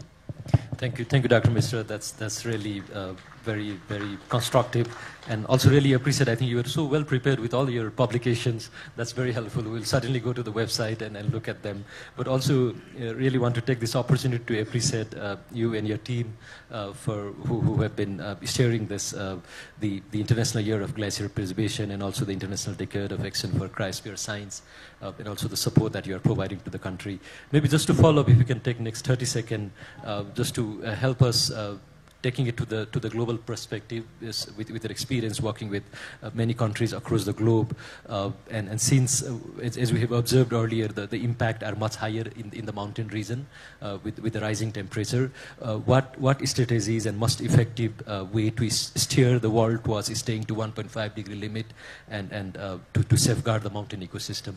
What exactly can be done? Maybe one or two case studies that we have seen from your global experience. You know, we need to face the reality. This morning I was listening that here in the Himalayas, people are paying homage to glacier, are burying their glacier. There was last year in Iceland, they buried their glacier. Kilimanjaro and Mount Kenya will be disappeared soon. So we really need to also look at this reality and develop appropriate adaptation strategies. Of course, the most important tool is to decarbonize. Without that, we are not going to preserve our glacier. We have to be very clear. But we need to adapt, and we need to adapt in the short term, medium term, and long term. Thank you. That's very helpful, and I'll follow up further to Pam on this in the context that you have said about the decarbonization and the more work to be done. But before that, let me introduce our panelist, final panelist. Pam Pearson is a director at the International Cryosphere Climate Initiative, ICCI, and the former U.S. diplomat with 20 years of experience on the global climate, environmental, and development issue. She served in Ecuador, Sweden, Norway, and post-Soviet state, designing the early environmental health program, and was a part of U.S. delegation to the Kyoto Protocol negotiation. That was before 1997. And she resigned in 2026 in protest to the U.S. policy shift on environmental and the global development. Pam, we are really grateful to have you here with your rich global experience, and I think as Dr. Mishra was mentioning earlier also about the decarbonization needs, what kind of leadership is needed to accelerate the transition away from the fossil fuel, which we have agreed in the recent COPs in the UN Climate Change Forum, in line with the science and the timeline required to limit the 1.5 degree in the longer term. We also discussed earlier that maybe for the short term, for the 1 year, the temperature may have breached, but we still have a hope that the 1.5 degree can be achieved. So what actions are required at the global level to respond to this crisis? Over to you, Pam.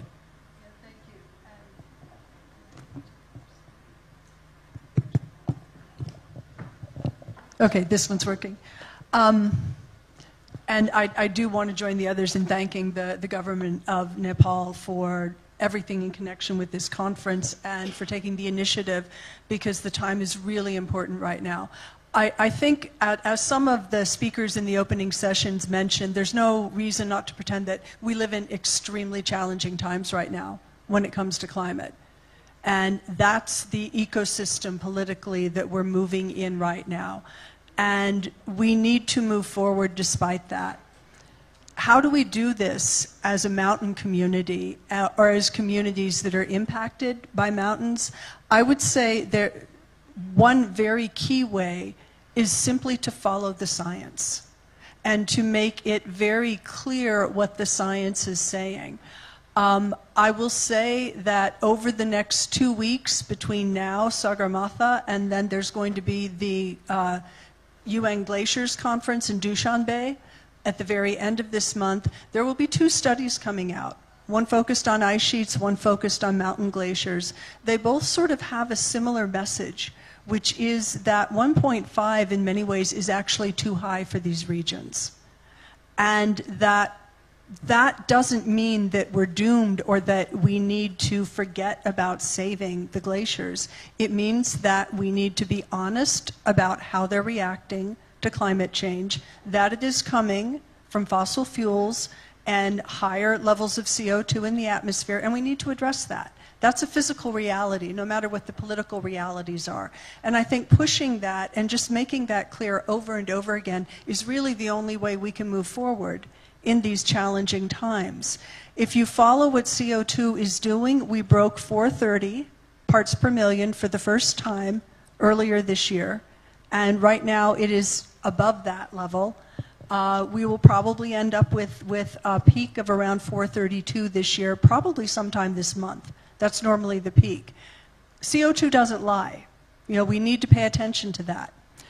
So that's number one. Number two, 1.5 remains within reach, and the science is very clear on that. It is not, we need to keep 1.5 alive, and that's a really important message. But I'm hearing even some scientists saying 1.5 is dead. It's not dead, we're killing it. These are decisions we're making. These are human policies, and human policies can change.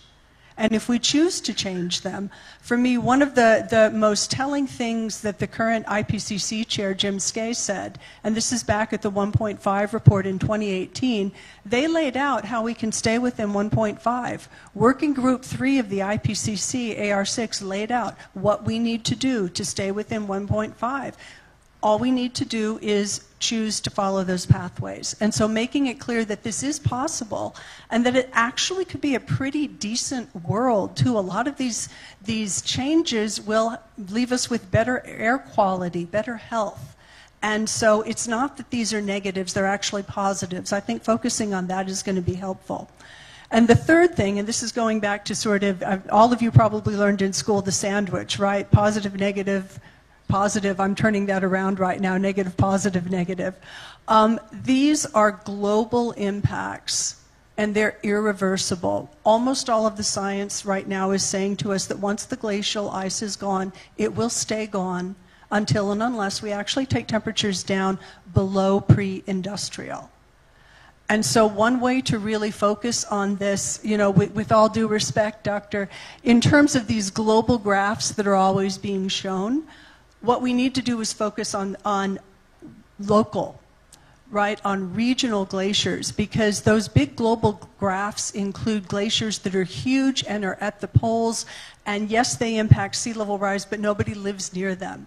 Nobody really relies on water resources coming off the huge glaciers that ring Antarctica. And so it's skewed to actually look better than things are. If you look regionally, then at even 2 degrees, almost all glaciers are gone in places like Scandinavia, Iceland, the Alps, the Caucasus, where the COP29 president is from, Azerbaijan. So 2 degrees is not really a safe level. And here again, that is the science. We need to make that clear. We need to make it real for the people who live close to these glaciers, and then just take the steps that we need to do, which we know what those are, in terms of decarbonization and other kinds of things, like black carbon, for example, that you raised. Those have special power close to glaciers. Thank you, Pam. I really appreciate, I think, the way you simplify the message and communicate. 1.5 degrees is not dead, but we are killing it. And I think there is much to be done. And the kind of geopolitics that we are in now, the kind of different world that we live in, the science has been clear, and it has been very clear from the beginning, and we have also heard from our panelists. But there isn't maybe a political will to do this. With your diplomatic hat previously and with your rich experience on this, as a scientist, as also on a diplomatic field, what is missing, what needs to be done? I would say that probably the most promising thing that I would see is putting this community together, the mountain countries, who are seeing what's happening with glaciers, with the low-lying countries, the coastal countries, the countries of AOSIS. That covers such a huge amount of countries. And as a matter of fact, one of the cute factoids that you can take away is if you look at the UN member states, 164 of them are either mountain countries or coastal countries. And so the melting of glaciers and the melting of the ice sheets really affect all of us.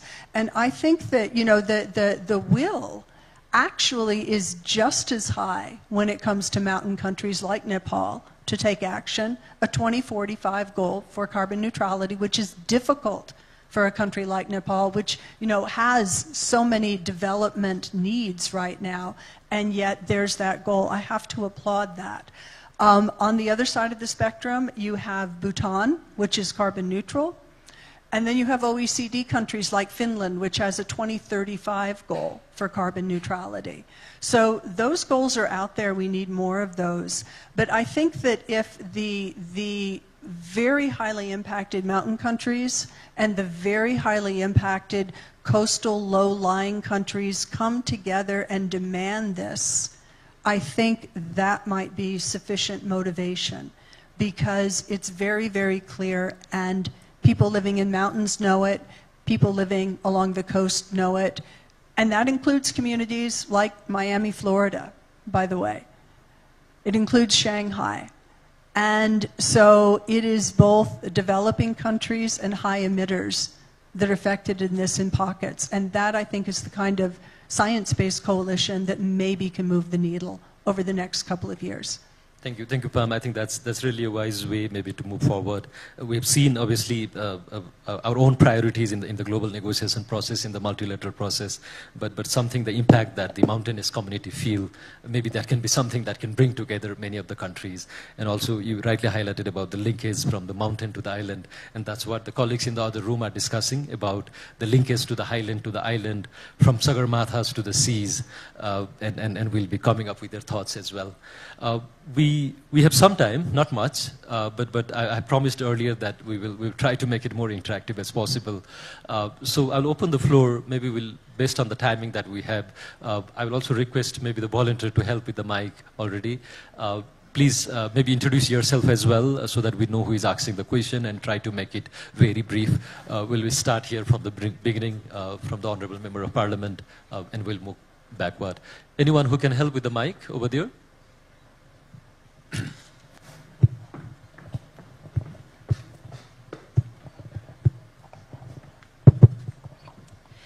Good afternoon, all of you here.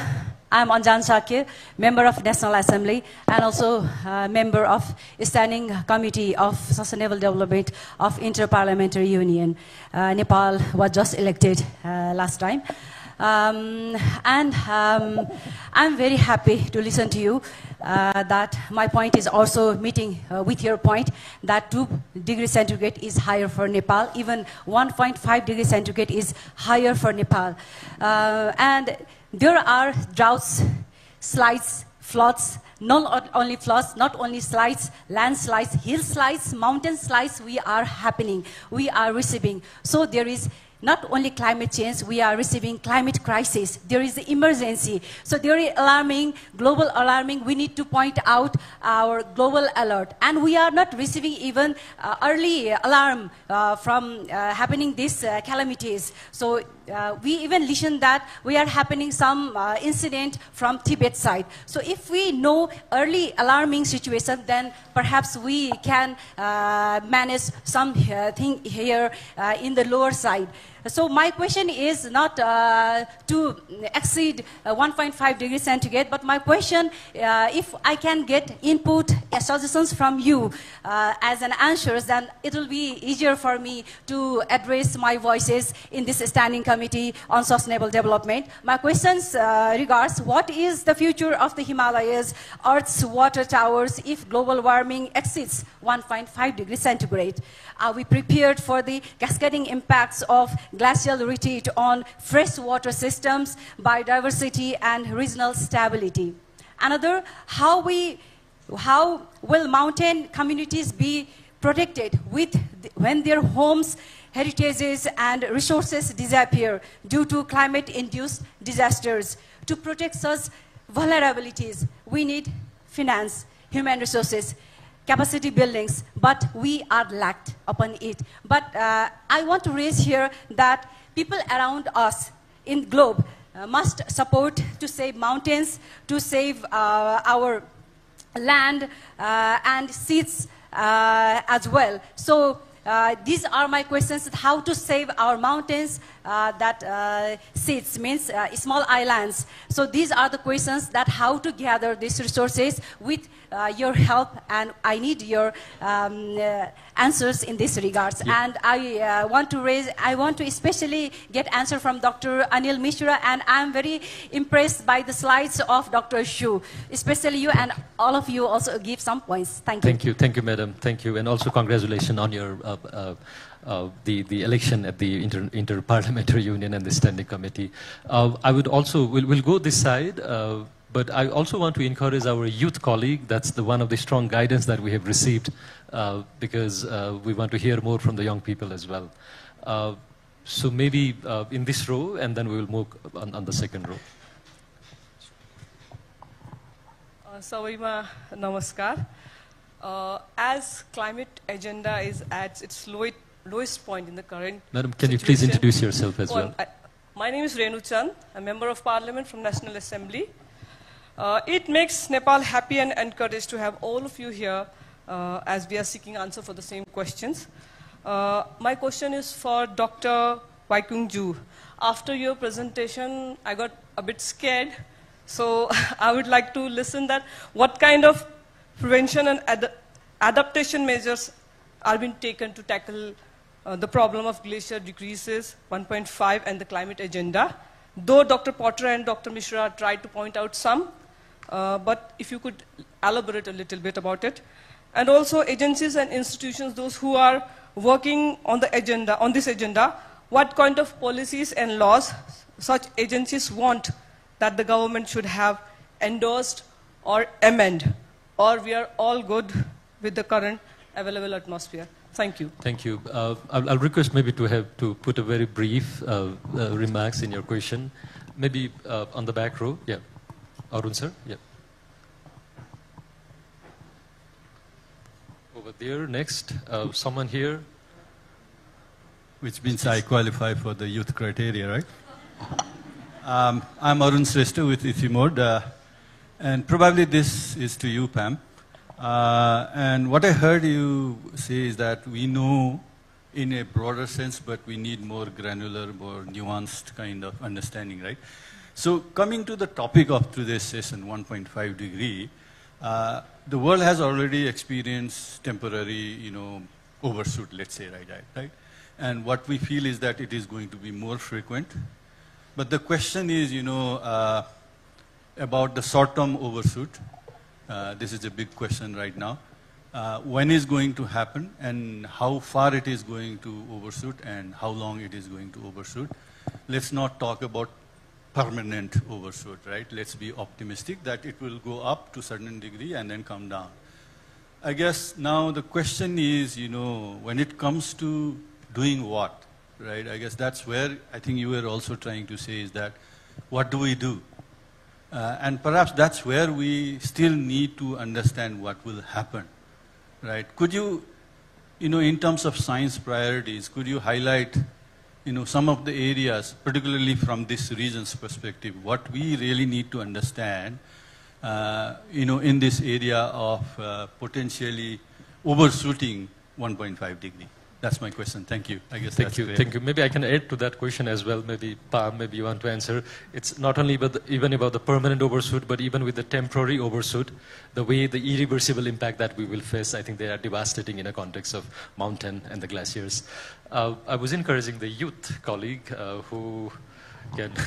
So, okay, maybe the mic over here, not still, but then we will move towards this side.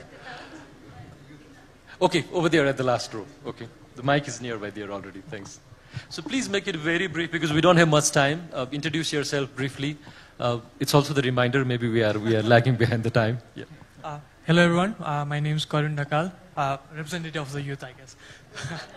So I wanted to ask the panel about where are we in terms of cross-border and cross-institutional knowledge sharing that actually reaches the ground level citizens whose life at the helm. Thank you. And what can be done? That's great. That's very short and sweet, very clear. Maybe here. Okay, hi, namaste. My name is Srishti Gautam. I'm the National Coordinator of World's Youth for Climate Justice, where we youths work to connect climate, law, and policy. My question to the panel is that it is an open question. I'll want to ask that we youths are often discouraged whenever we want to take some actions in climate action, but if you can share some good practices that are in your country or in your region that you can see so that our youths also get encouraged and can learn from those examples. Thank you. Thank you. So we'll take maybe three more, maybe over here one. I really need like the mic to move very fast because we don't have much time. Okay, Kriti, over you. Then we'll go over here so that can the next mic go over this side? Yep, thanks. Thank you so much for the and then over this side. detailed presentation and the insights. While we're talking about glaciers, because of the Melamchi crisis that we had a few years back, I'm worried about the permafrost. The permafrost melting leading to the Melamchi crisis and all. So what is the scientific scientific expertise when it comes to permafrost mapping and the understanding of the future hazards that it might pose to the mountainous communities. So what is the level of scientific alertness or scientific expedition when it comes to permafrost? Thank you. So I think the mic is already there. Yes, hi, my name is Aditi Mukherjee. I work with the CGIAR.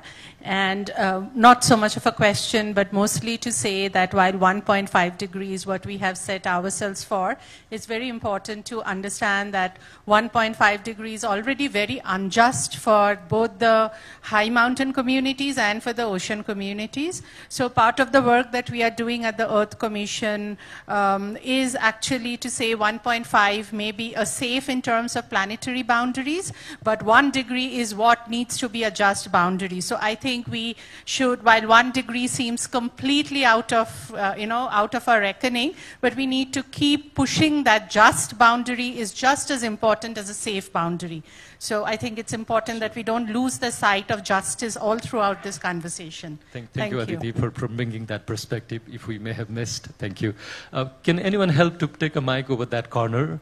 But in the meantime, maybe Dheeraj sir is here over. Yeah. Okay, so Shreya and then, okay, please. Sorry. So we'll take 3 more now, final 3 more. We can't go more than that. Yeah, thank you, Manjit Dai. Thank you to all of the panelists. My name is Shreya Kesi, youth activist, youth advocate, working with Clean Energy Nepal now. I have 2 questions. One on, are there any multilateral policy or governance forums dedicated to the Himalayan region? I think listening to the conversation so far, I think maybe not, but has there been any discussion, anything on the plans? And I had this opportunity of joining the Arctic Circle forums that happens every year in Reykjavik, Iceland, and I was about questioning this part of question to myself. So I would like to take this opportunity to ask to the panelists, maybe not dedicated to anyone who has a knowledge about it. And another one we heard from Simor, UNESCO, from the Chinese Academy of Sciences and more. Has there been anything done intentionally to engage young people in any way, maybe in the way you see, maybe in the theory of change, how the organization works, anything that has been done intentionally to encourage, to engage young people in this dialogue and work of cryosphere and mountains? Thank you. Thank you, Shreya. So over that corner. Thank you. Thank you. My name is Norbu. I'm from Bhutan. Thank you for the engaging conversation. I heard your presentations well, and most of your presentations were deep science, strong science, and very strong evidences. And I'm sure you would have made this presentation in many, many conferences. My question is, where does this strong evidences stop? Because obviously we are not doing enough, even with that evidences and strong science. And the other part of the question, which I'm more interested in hearing, is as you witness strong data and evidences unfolding in your labs or in your computer, what is the emotions that come to you? Are you angry at the powers that be for not taking enough actions? Or do you feel a sense of hopelessness? Maybe if you can share your personal relationship to this evidence and not doing enough at the global level, at the regional level. Thank you. Thank you very much. Over here, we are really running out of time. Yes, I'm not sure how our panelists will respond to all these raised questions, but they will try. Yep. I'm Prabhat Rajdahal. I work as a research fellow at Policy Research Institute. It's the think tank of the government of Nepal. So whenever we talk about climate change, glacier melting, we always talk about different models. Professor also showed us different model outputs. My question is, are these model outputs reliable? Can we count on them to make effective policies? How have these models evolved over the course of time? I'm being a modeler myself. These models sometimes can be a hit and miss, like those RCC projections. So how far are we, in terms of modeling? And can those model outputs be used to make policy? Thank you. Thank you. Dheeraj sir, over here. Yeah. Thank you. Then we'll take one last from your youth, and then we'll close the question and answer session. Thank you, Manjit ji. I'm Dheeraj Pradhananga. My question is very straightforward. I'm trying to make it short. While we are talking about the global perspectives, we are talking about climate urgency and climate crisis, we are still struggling data sharing in this region. For example, when we talk about highland, lowland, and something is changing in Tibet region is also impacting Nepal and downstream India and Bangladesh, but still there is a data sharing problem. So here we have a CACHE, UNESCO, and EC mode. Can you do something starting with at least sharing data per cascading hazards or any hydroclimatic data so that we can address at least immediately now so that we can talk other big issues gradually. Thank you for the opportunity. Thank you, sir. So we'll take one more, but I'll request the panelists to prepare for 1 minute response for each of the question. First Diksha. Yep. Hello everyone, I am Diksha Baral. I am the National Network Coordinator of Nepalese Youth for Climate Action. And my question goes to Dr. Anil Mishra, sir.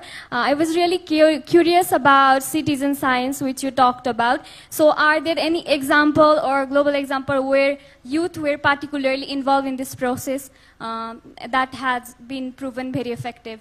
Thank you. Thank you. Okay, so one final, so that the response are reduced to 50 seconds now.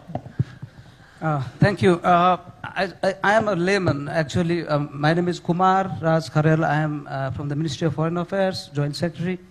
I have a very layman's question. You know, most of the conversation here concern around technical and expert level ideas, but my very general layman's perspective is, I think our economic model is based on consumption. In order to grow economically, we have to consume more.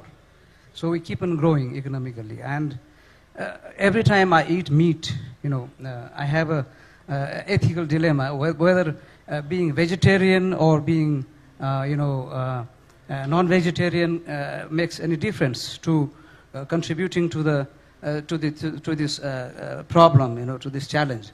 So just that simple. Sure.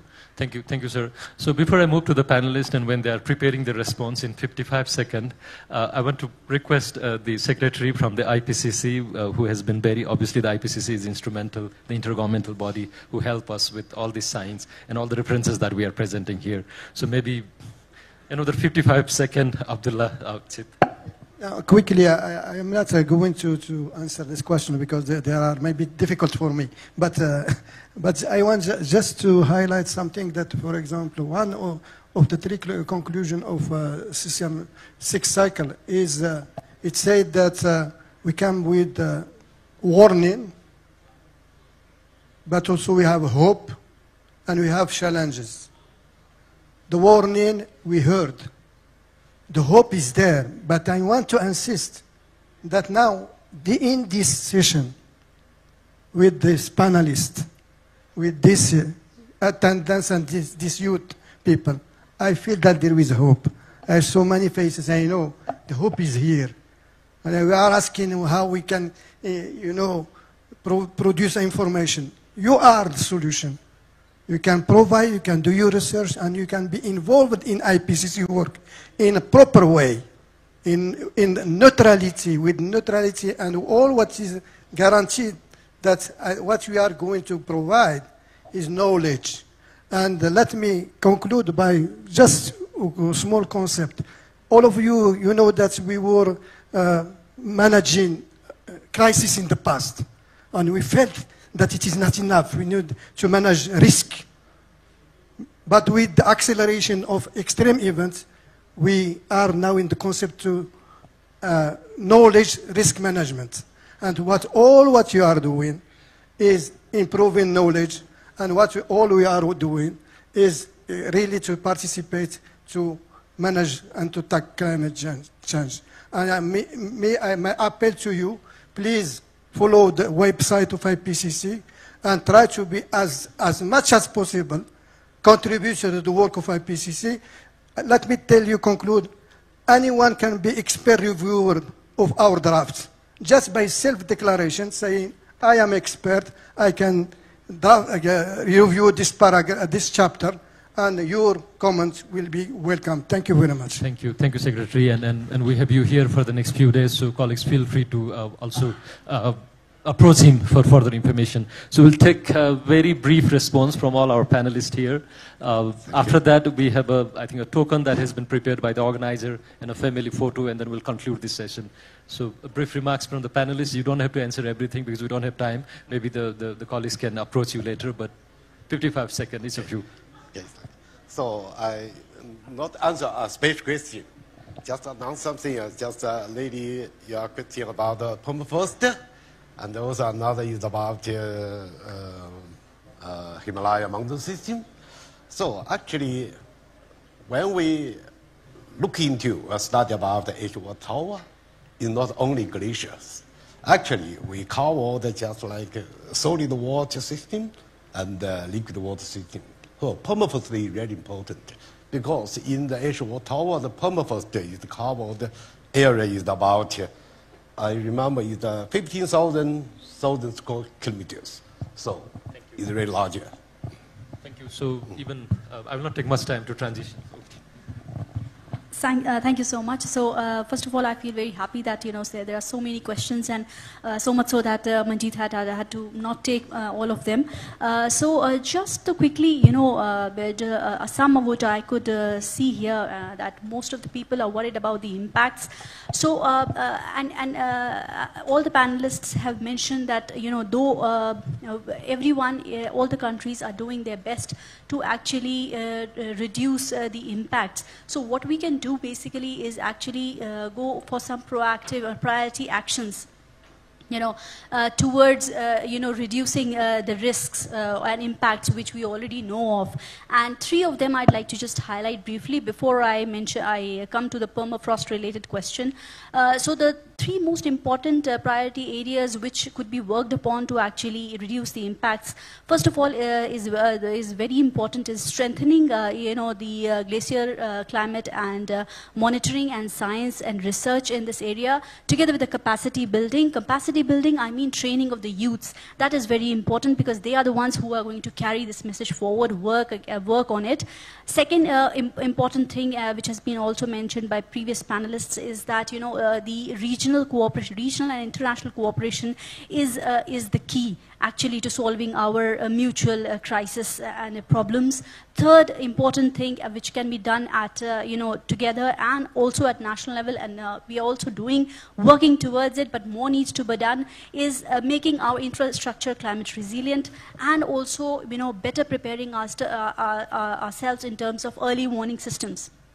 Now, quickly, I'll just touch upon the permafrost related questions where the lady asked about, what needs to be done and how we need to actually go about it. So, as I think Dr. Anil mentioned, that the main hurdle there is also that there is a dearth of borehole temperature data across the HKH region. And that is one of the critical, inputs to any modeling related to HK, the permafrost extents or their impacts of climate change on them. So that is, as I told in my earlier intervention, that is being geared up. The research is being geared up in this direction. And the point that the last point which I'd like to make is that we all, the fact that we are sitting here, we are discussing this, is the ray of hope for me. Yeah. Thank you. Thank you. I think if I was a young person sitting here thinking about the impact on glaciers, I'd be angry, I'd be furious, because the effects on the glaciers would have very little to do with me.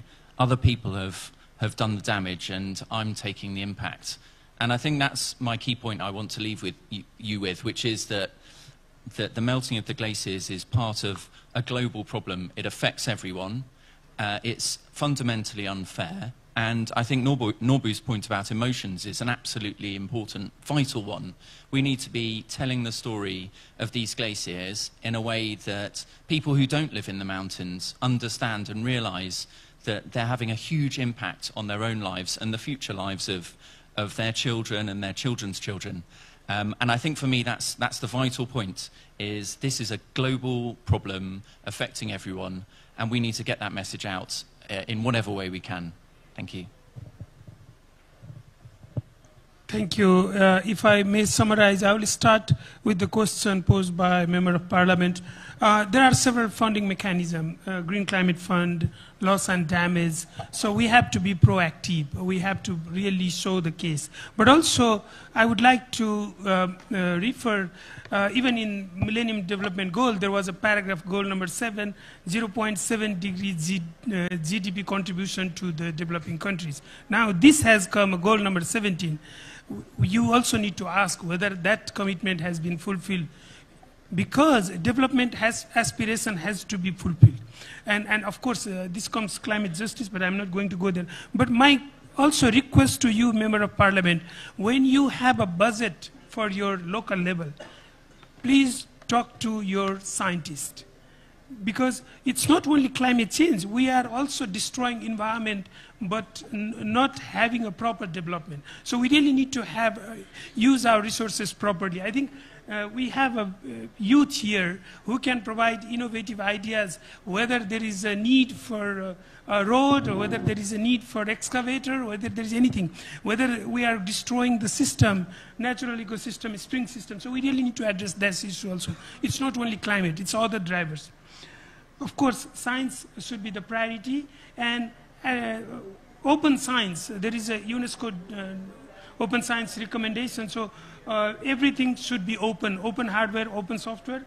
I will also, I'll probably talk to you about citizen science, how to engage citizen science in the scientific endeavors. I think that's not enough to respond to everything, but I would be happy to bilaterally respond to your question. Thank you so much. I'll be very fast. And, you know, emotions, they're real. We have to keep on working anyway. I was trying to find a good quote. They're out there all over the place. You know, weep and then keep trying. I think that's really the situation that we're in. But this is hard. Why are we not taking these steps? Because it is hard. And one of the things that helped me appreciate that, there are very strong economic forces. Okay, and there's a lot of short-termism. I think we as humanity have sort of lost this multi-generational thinking, and we're thinking 2 or 3 or 5 years ahead, and that's all. But to give an idea, every single time that humanity has developed in its energy system, we started out with wood, and then moved on to coal. But wood didn't disappear. We built on top of it. Right? We're still using as much wood and dung as we ever did. Same thing is happening with recyclables right now. It's growing exponentially. The problem is we're still using as much fossil fuel. So this change that we're talking about is huge, because for the first time in human history, we're not talking about adding on to our energy system, we're talking about transforming it. So of course it's hard. But that just means we need to work harder. And my final note is, one of the nice things about being in the first panel like this is, I think all of us are here for 3 days. Come find us, because you had lots of questions, and we're here to answer those questions, and that's where we can have a deeper conversation. So please, come find me, come find them. Thank you, Pam. That's really a very nice way to conclude. I would like to take this opportunity to really appreciate our keynote speaker, Dr. Baiking Ju, our panelists, Dr. Arpana Sukla, Dr. David Potter, Dr. Anil Misra, and Pam Pearson. We obviously don't have much time. The more we stay in this room, we are taking our coffee time, which is already started outside. The next session will start at 4:30. But I just want to take a moment to reflect. Obviously, there is much to say from this session, and there are colleagues who are taking notes. I think also the colleague from ISIMOD, and really appreciate the support that we have received for this session. 3 things. The impacts are growing, and the impacts are much higher in the mountainous region. I think that's what we heard clearly. The goal, the target that we have set for achieving 1.5 degree is not lost, and that is still achievable. And I think that's the positive message that we heard here. And finally, the cooperation and working together, joining hands each other, I think that's the best way that we can walk, rather than pointing fingers. So I think in that positive note, I really want to appreciate all. As per the guidance that we are given, our colleagues are already prepared here with the token of love. I'm not sure how it was planned in terms of the protocol-wise, but maybe we have heard much about the youth. May I request our youth volunteer to give a token of love to our panelist and the keynote speaker here. Yes, please.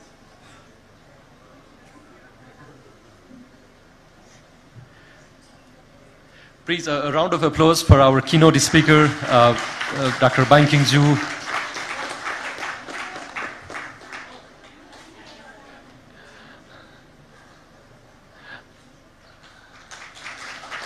That's the recognition to the work that our volunteer team has done over here. Dr. Arpana Shukla, Dr. David Potter,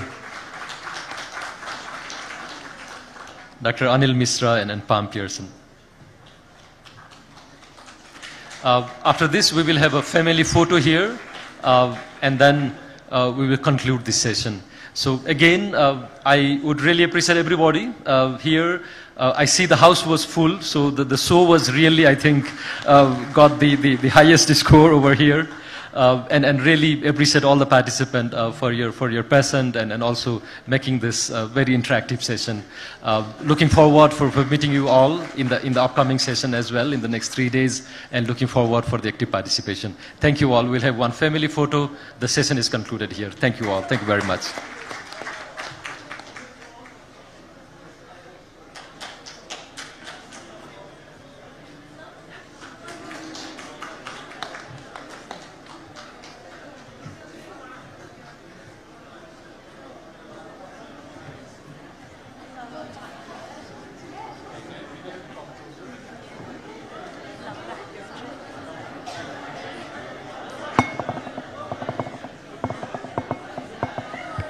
I'm also inviting our colleague who is helping us in our reporting.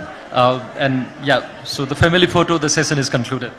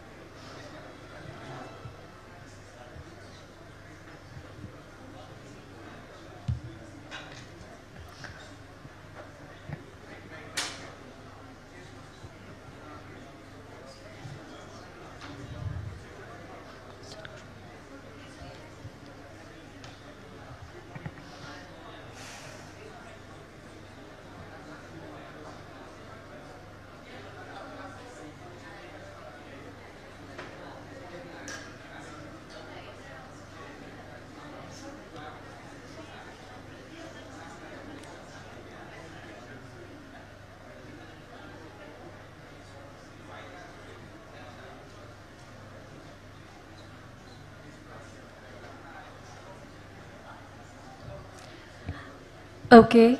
Welcome back, everybody. After a very short break, we're again gathered together in this hall, but I think we still have few participants outside. Therefore, I'd like to request our volunteers to kindly bring in our participants so that we can start our second session.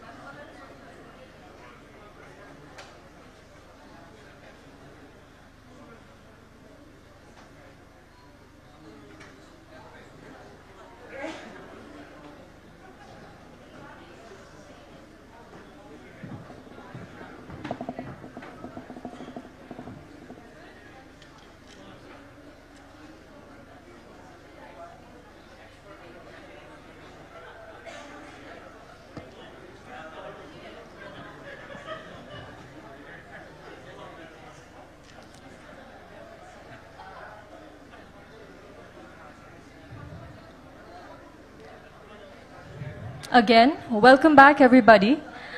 After the first session, we are now entering our second session on the title, Food Security and Climate Resilient Agriculture.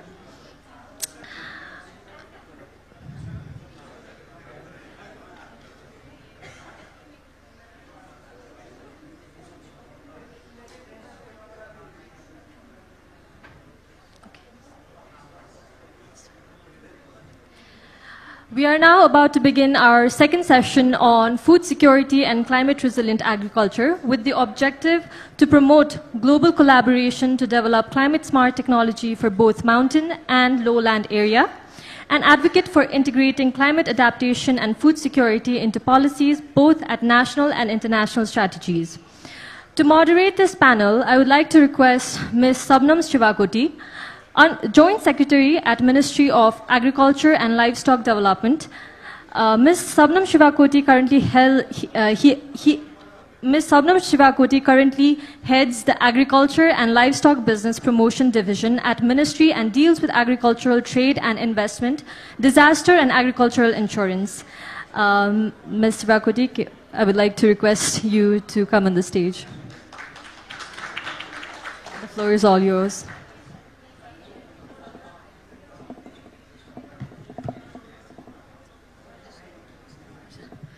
Thank you very much. Distinguished delegates, ladies and gentlemen, a very warm good afternoon. Thank you very much for joining this session on food security and climate resilient agriculture. And on behalf of the organizers, I would like to welcome you all, and I feel very privileged and honored to be moderating this session.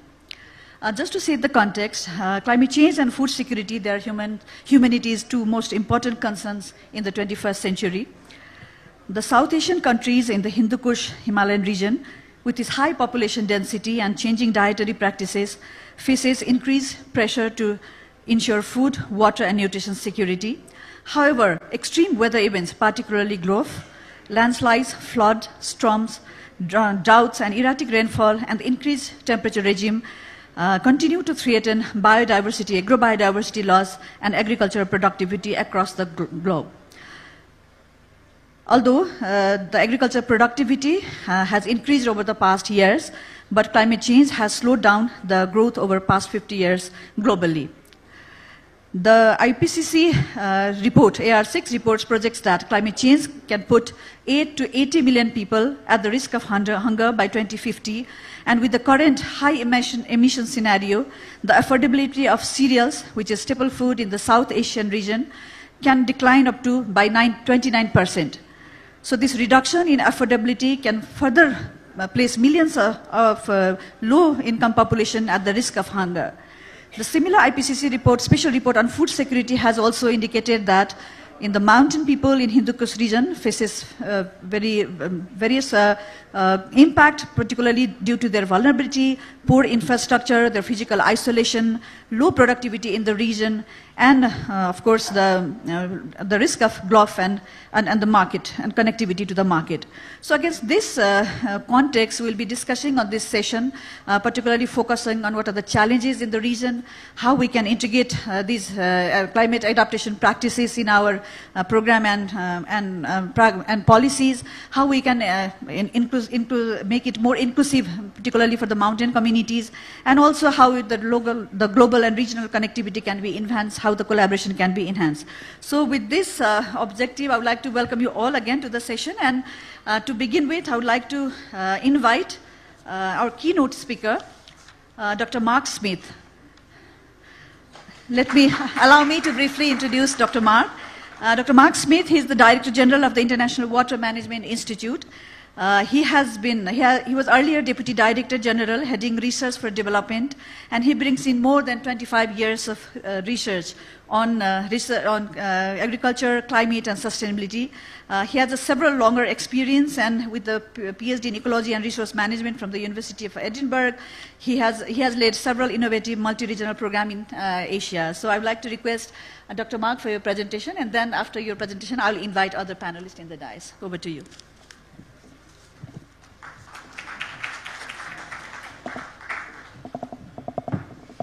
Thank you very much, Madam Chair, for your introduction.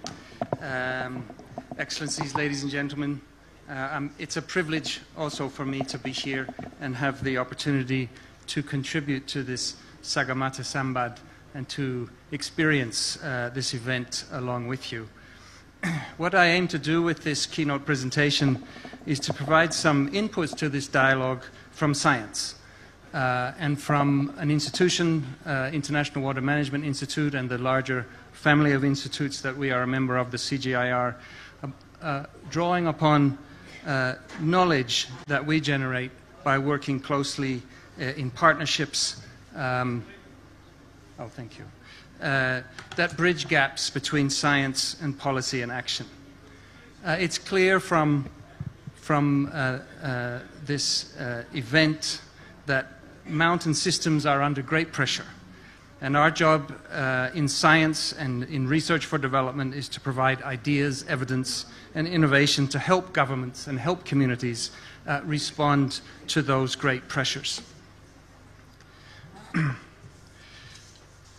This pressure on mountain systems is felt, of course, in numerous ways, and not least food security. I found working with my colleagues in preparing for this event and this presentation, I found these simple statistics on the screen quite shocking, actually, that 30% of the population in this region face food insecurity, and some 50% face some form of malnutrition. And these threats to food security are getting worse, not better, as the region deals with, as the chair just outlined, as the region deals with rapid socioeconomic and environmental change, and now climate change as well on top of that. And in Nepal, food security is a reality for communities, especially as you see on the map on the screen in Western Nepal, where it can reach, food insecurity can reach as high as 60%. And it's telling to consider why. If we look at the components of food security, the building blocks, the basic framework for understanding food security that we use, those components are under pressure because of systemic change, change across the whole system: migration, urbanization, infrastructure, markets, local food system disruption, and climate change. These are weakening, as you see on the screen, on the right-hand side of the screen, those basic components, weakening the availability of food, access to food, utilization of food, and the stability of the food system. So when we consider resilience, we need to reinforce this system, put in place governance and capacities, infrastructure and ecosystem health that will help communities and national systems to counteract these pressures, to turn that downward spiral of the system into one that's able to withstand shocks and stresses and rebuild. In the scientific community, we call this system the social ecological system, bringing together the people and the ecosystems and nature and the environments in which we, and resources in which we live and in which our economies function. So climate change is a major direct and indirect driver for the shocks and stresses that mountain regions are facing. And given then this context also of food insecurity, our objective must therefore be to build resilience in agriculture and food systems to climate change in these mountain systems. So I will use the rest of this presentation then to lay out what we're learning about building resilience in food systems. And first, as I do that, I want to put water at the center. That reflects who I am, what I work on, what my institute works on, but also the fundamental reality that the principal ways in which we experience climate change are through water: floods and droughts and extreme events and shifts in monsoon seasons and changes in water flows. So that fundamentally, climate change is water change in many of its dimensions. And climate change is reconfiguring the water system. And as we like to say, water is then the claws and teeth of climate change. So that the IPCC concluded in its 2021 assessment report, and we have Dr. Aditi Mukherjee with us in the audience, who was the lead, co-lead author for the water chapter of that assessment report. They concluded that water-related risks are predicted to increase with every degree of global warming. Every degree of further warming further increases the risks that we face in relation to water and that we must respond to and manage. And in the South Asia region, of course, the effects of climate change are compounded by the changes in the cryosphere, the loss of glaciers, the retreat of glaciers, leading to the phenomenon projected by ICIMOD of peak water in the middle of the 21st century, in the basins that are fed by the water towers of the Hindu Kush Himalaya, increasing flows to